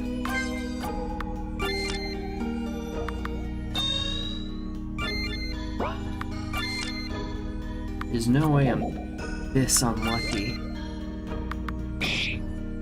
Okay, well there it is. Let's look into that then. I swear, there's no way. I'm not exactly a lucky person, but like, there's no way it's that unlucky. I'll look into that. That's a fun thing about one-man video game projects. You're always finding something new. Oh wait, I'd never activated the stone one. Oop. That hurts. There we go, that should be all of them.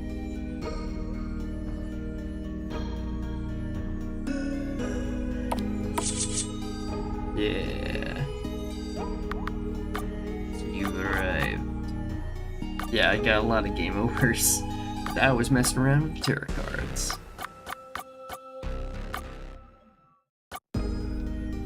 So Arios's boss mechanic. Main one is being able to use all of your attacks against you. However, their elements have changed.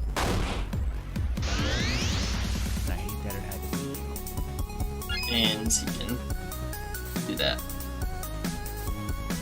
Lower 2 stats with 1 move. But that's not like his main mechanic.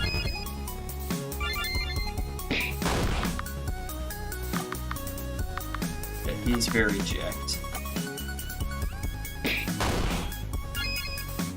His main thing is using your own attacks, changing the element, which also gives him no weakness.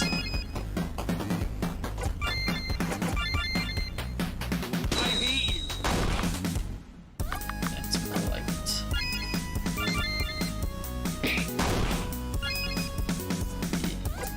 Wait, but...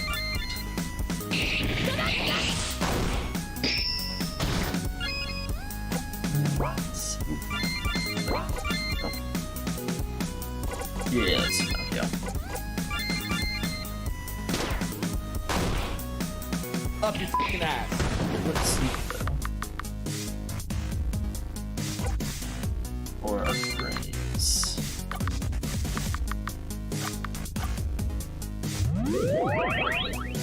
Oh yeah, and he doesn't get buffed or debuffed. He says like whatever you say to him, he makes you excited. Like, he was talking to Rob, and Rob got excited because he said he might be worthy. But you can also get debuffed by Arios. So just that effect is reversed.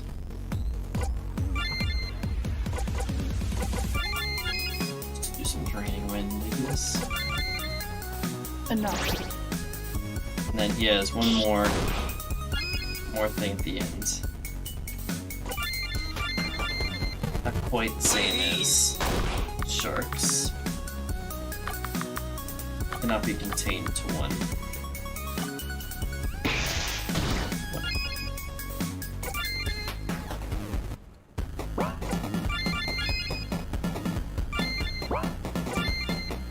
Let's just do Ruby Spell just in case. I think we're fine, but We're not done. I just don't feel like Up your fucking ass. off guard. You've done it. Fight ends here. I love you. And he just attacks himself at the end. All according to plan.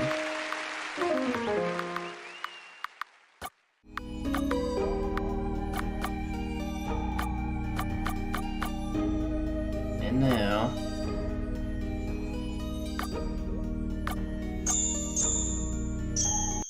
area is complete. We finally have access to gates.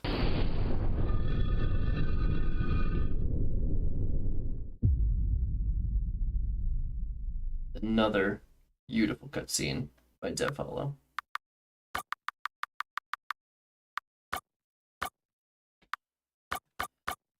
So I don't think I'm going to go in the gate. I'm gonna be honest, I'm extremely tired.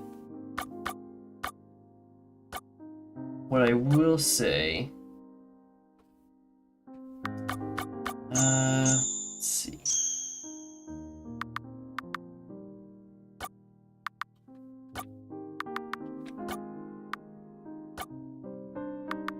What can I say without doing that? The final boss music is by End of the Dream. The band's called End of the Dream. And when I heard their song, it was the final boss music, like I want to use, like their song Until You Break, just fit the final boss so perfectly that I knew I had to get permission to use that song for the game. Specifically for the final boss, because just the lyrics matched the context of the fight almost perfectly. And they sounded like the final boss could be singing the song during the fight. So I had to use that. And they gave me full permission to use it. And then during my copyright test, it got claimed, which the band themselves were like, that shouldn't happen, and they tried to like get in contact with their publishing company. I don't know how the music industry works. I do know that the music industry is very corrupt and kind of not great for smaller creators, but the band themselves gave full permission to use it. YouTube, bit of a issue there, which is why I added the content mode to just change the song out. But Twitch, fine, shouldn't cause any issues, but YouTube can result in a claim. Not a strike claim, but content mode can get around that. And yeah, like the whole final tone, the game ends kind of sad, but I did that intentionally because I feel like having like funny moments in a sad piece of media or like a serious piece of media always kind of feels deep. Kind of like the whole Marvel movie thing. Like it always just, not that those movies are like that serious, but it's always like relieves some of the tension that been building up, which I don't really like a lot of movies and games and media in general. Like, if you're gonna be serious, stick to it, because I think comedy can really damage it. A good example of that for me is Us, the movie Us, which I still really like the movie, but the comedy just kept undermining the themes. But the point I'm getting to here is that the opposite, I feel like, has a good effect. Having sad and serious moments in a comedic piece of media, which this game is, I mean, I guess comedy is subjective, but intended to be a very comedic game with like lots of jokes, lots of references, like very lighthearted game as a whole. But like the ending and story does get like pretty sad, and the like message of the game as a whole is like, you know, cherish what you have because what you have might not last, which is a lesson that is very personal to me, which is why I infused that into my art here, because like that's a lesson that I've like kind of been struggling, like I haven't like taken that message to heart in my past, and I didn't really appreciate things until they were like no longer there, and that's where the whole message of the game comes from. And I think that all games should have a message. Again, like something I saw with a lot of other fan games, there's no real further meaning to it other than I like this person, which I mean obviously that's a lot of what this is too. Hi Mr. Fruit, I like you a lot. But there should always be like a further, like a deeper meaning to it, I think. Like on the surface, it's a game about Mr. Fruit and going into dreams and messing around. And if that's all you want it to be, then that's all it needs to be. But there's that deeper level of subtext where it is about like trying to cling on to things that aren't going to last and like just trying to hang on to things at all costs instead of appreciating them. So, I don't know, that's the whole story of the Dream Team. A lot. But yeah, I think that's where we will do it. I can't think of anything else. Any like developer stuff? Oh yeah, something funny. In the Joey DLC, the level increases to 22. For some reason, when I first tried implementing that, just increasing the max level cap from 20 to 22. When I did that, for some reason, after the max level increased to 22, you'd get into a battle, and the battle would just crash the game. Only after max level increased. And I still don't know why. I don't know why. Those two things, like, the max level, I know it might sound like, okay, it makes sense, like the max level, now you're going into a battle with the different max level. It sounds on the surface, it sounds like it makes sense, it sounds like they're correlated. Trust me when I say, like, they have nothing to do with each other. Initiating a battle and player level has nothing, like, player level should not affect it at all. Like, with the actual structure of how the game is built, it has no effect. Should have no effect. On paper, kind of sounds like it might make sense, but trust me when I say there was no reason for it to break battles. But I ended up sorting it out, ended up getting it fixed, got it working. God, there's just a lot of bugs and crashes that happened that I had to iron out. Most of which I found ahead of time. There used to be, before the Daydream Lounge Club DLC got finished, interacting with this store had a very small chance of just teleporting you to a black room with like a dark figure, which was Fruit, just like all blacked out and bleeding eyes. For like a second, just like played a weird sound and then teleported you back here. That's now gone because, well, this is this area now. But that was just a reference to old like you know, early 2010s creepypastas, like your Ben drowned and it's like stuff like that. And a lot of RPG Maker horror games that I grew up with had stuff like that. So that was just like a reference to that. It wasn't anything like deeper. Someone thought that it was a secret boss, but it wasn't a secret boss or anything. It's just a this little Easter egg. Rob found it on his stream, and he saw that and he was just like, alright. But just a small thing, it's no longer the game. Maybe I'll find a place to re-implement it into the game, but know where I would do that, but let's minute. If we can think of anything else, if you interact with this, it'll start raining.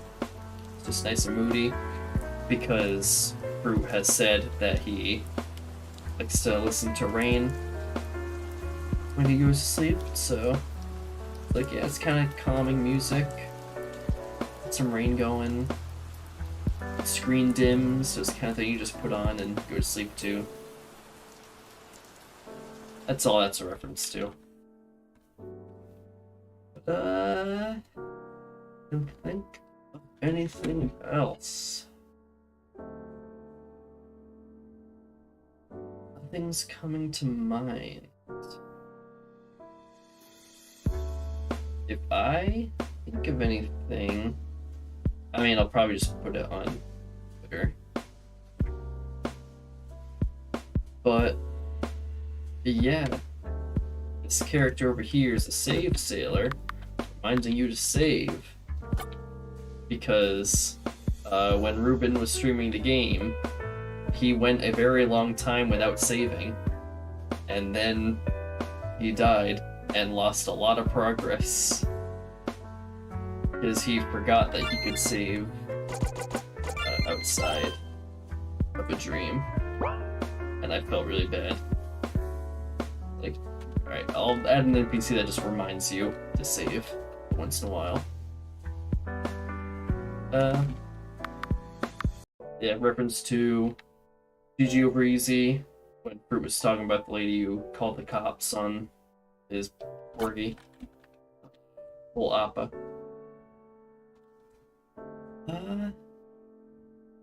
Can I think of anything else?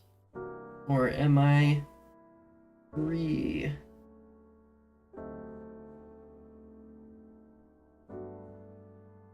Yeah, I don't know. If you want to see how the actual story ends, download the Dream Team. It's free on Steam for Windows only. I have tried to get Mac working. I promise you, I made an effort. Perhaps I will continue making an effort, but Mac is just such a pain for no reason. Yeah, I'll try that. But, no, maybe, something. Yeah, that's me. That's me, I'm asleep. Hold on. Wait. This is so stupid. That's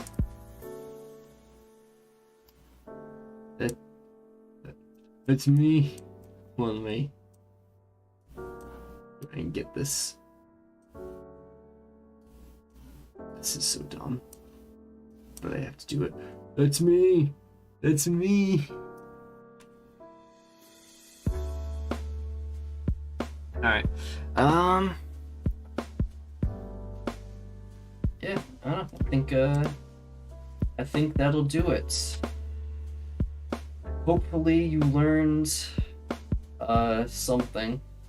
I don't know. You have an interest in game design, game making. This is definitely not something I want to be doing as a career. I love this game. I've poured my heart and soul into it, but I am not pursuing game development as a career. Purely passion project. My passion lies in video editing. So if you want to see some video editing, like some content, video game content mostly, and short films, stick around here on this channel. Otherwise, I don't know. I guess that's about it. Not gonna be pursuing game development. There will probably not be a Dream Team 2 or any other video game. I do want to write books. I do want to continue making videos and films. But I'm always like cooking something, got a game show, possibly rigged. I'm always cooking something. So, thanks for supporting me and my game development adventure. If you have an interest, just do it. You know? I knew literally nothing about game development when I started this project. Literally nothing. And, you know, it takes a couple years. You gotta learn from nothing. And even then, I still don't consider myself an expert on it. Because, like, RPG Maker is very, very basic. It is, like, basically the pegs and holes of game development. But, you know, if you have passion for it, you don't need, like, insane knowledge. You don't need to know everything going into it. You can just do it and learn along the way. I think that's the takeaway here, you know? Anyway, I am beyond tired right now. I kind of forgot how long this game can take to beat, and I think I am gonna go crash in my bed for a little bit. I've got a busy week ahead of me. So yeah, thanks so much for watching. If I can find my mouse pointer, I will hit stop streaming.